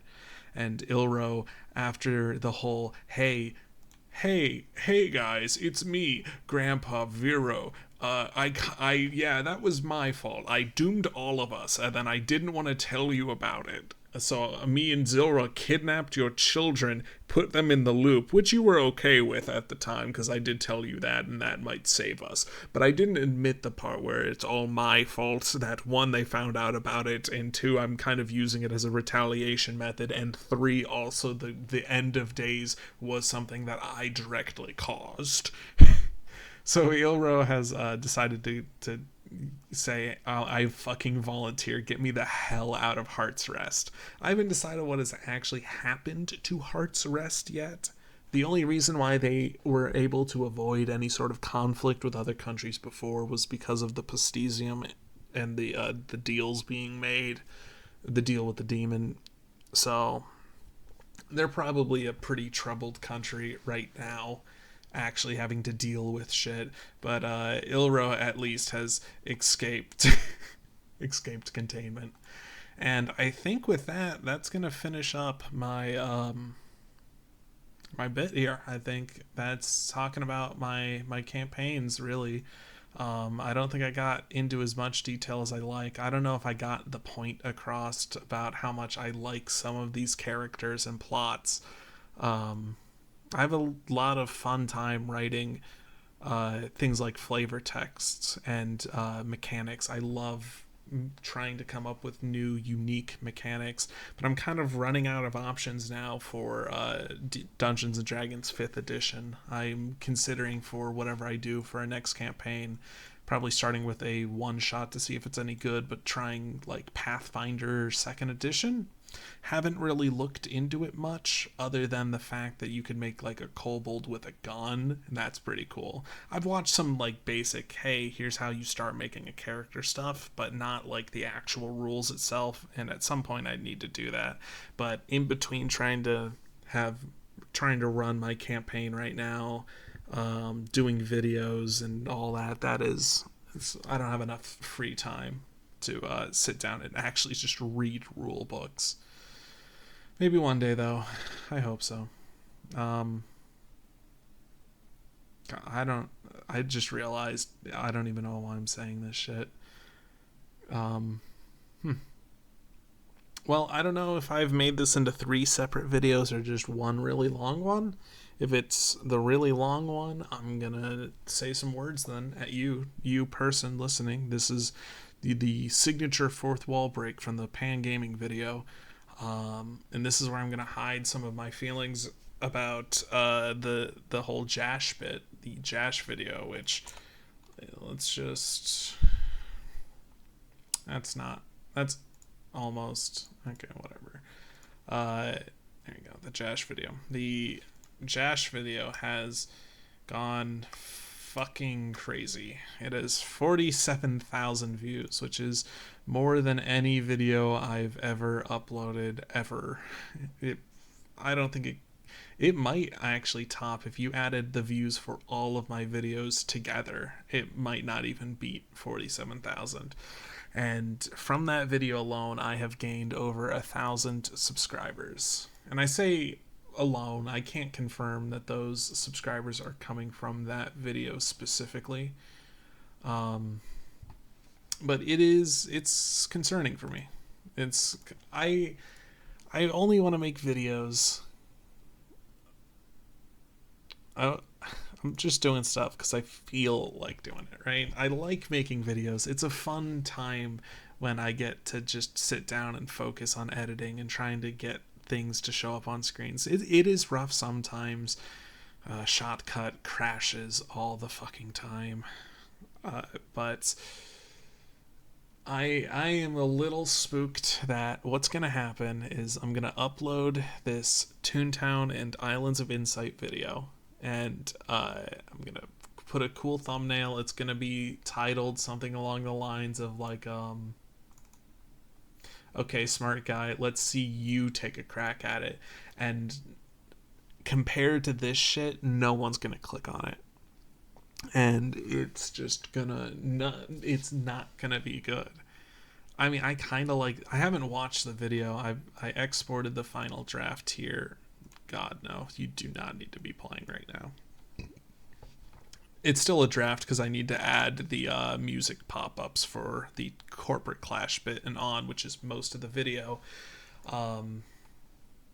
as well as making sure everything else is fine. But I really am concerned that the people who viewed this and subbed want me to talk about music more, or maybe even more specifically about Jash or something, and I have no plans to talk about Jash for a long while. Probably never again. I don't think I want to cover the topic again. Like, I wouldn't I wouldn't make another long video about Sifrin or Ishmael specifically. So I'm not going to talk about Jash again unless he does something crazy. And I'm concerned that the 1,000 or so people that subbed are just gonna see whatever I'm gonna put up for this next video, and no one's gonna watch it, and it's gonna suck, and that YouTube will go like, oh wow, never mind, he's failing again, because that's kind of how it works for this. I don't know. I don't know. I don't know. I don't know. I'm just hoping that I don't think anything can beat this what do these four songs have in common bit. I don't think it's possible, but I just hope it does well enough. Maybe, get a few comments. I do really enjoy reading these comments. I guess I shouldn't be showing this off, but do read the comments. I got a really good comment the other day. I've been pinged in the hockey server. Okay. Got this really good comment the other day. This popped up in my recommended, and I'm so glad for it because even though I've never heard of you, we have such overlapping music tastes and sense of humor that I wish we were best friends.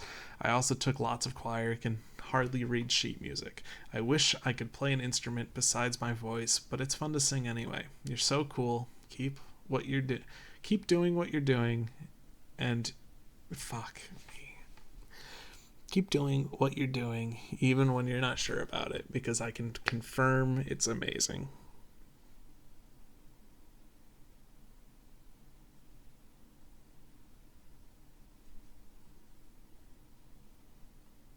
I'm having a good time doing this. I mean, maybe not right now. When you're an hour and 45 minutes into your nightly self-doubt session. Things aren't great. Nor the name of this server. It's a joke. I don't have any of it's a joke. Okay, it's a joke. I shouldn't. Oh God. Okay, now that I've ruined fucking everything, let's just end the recording.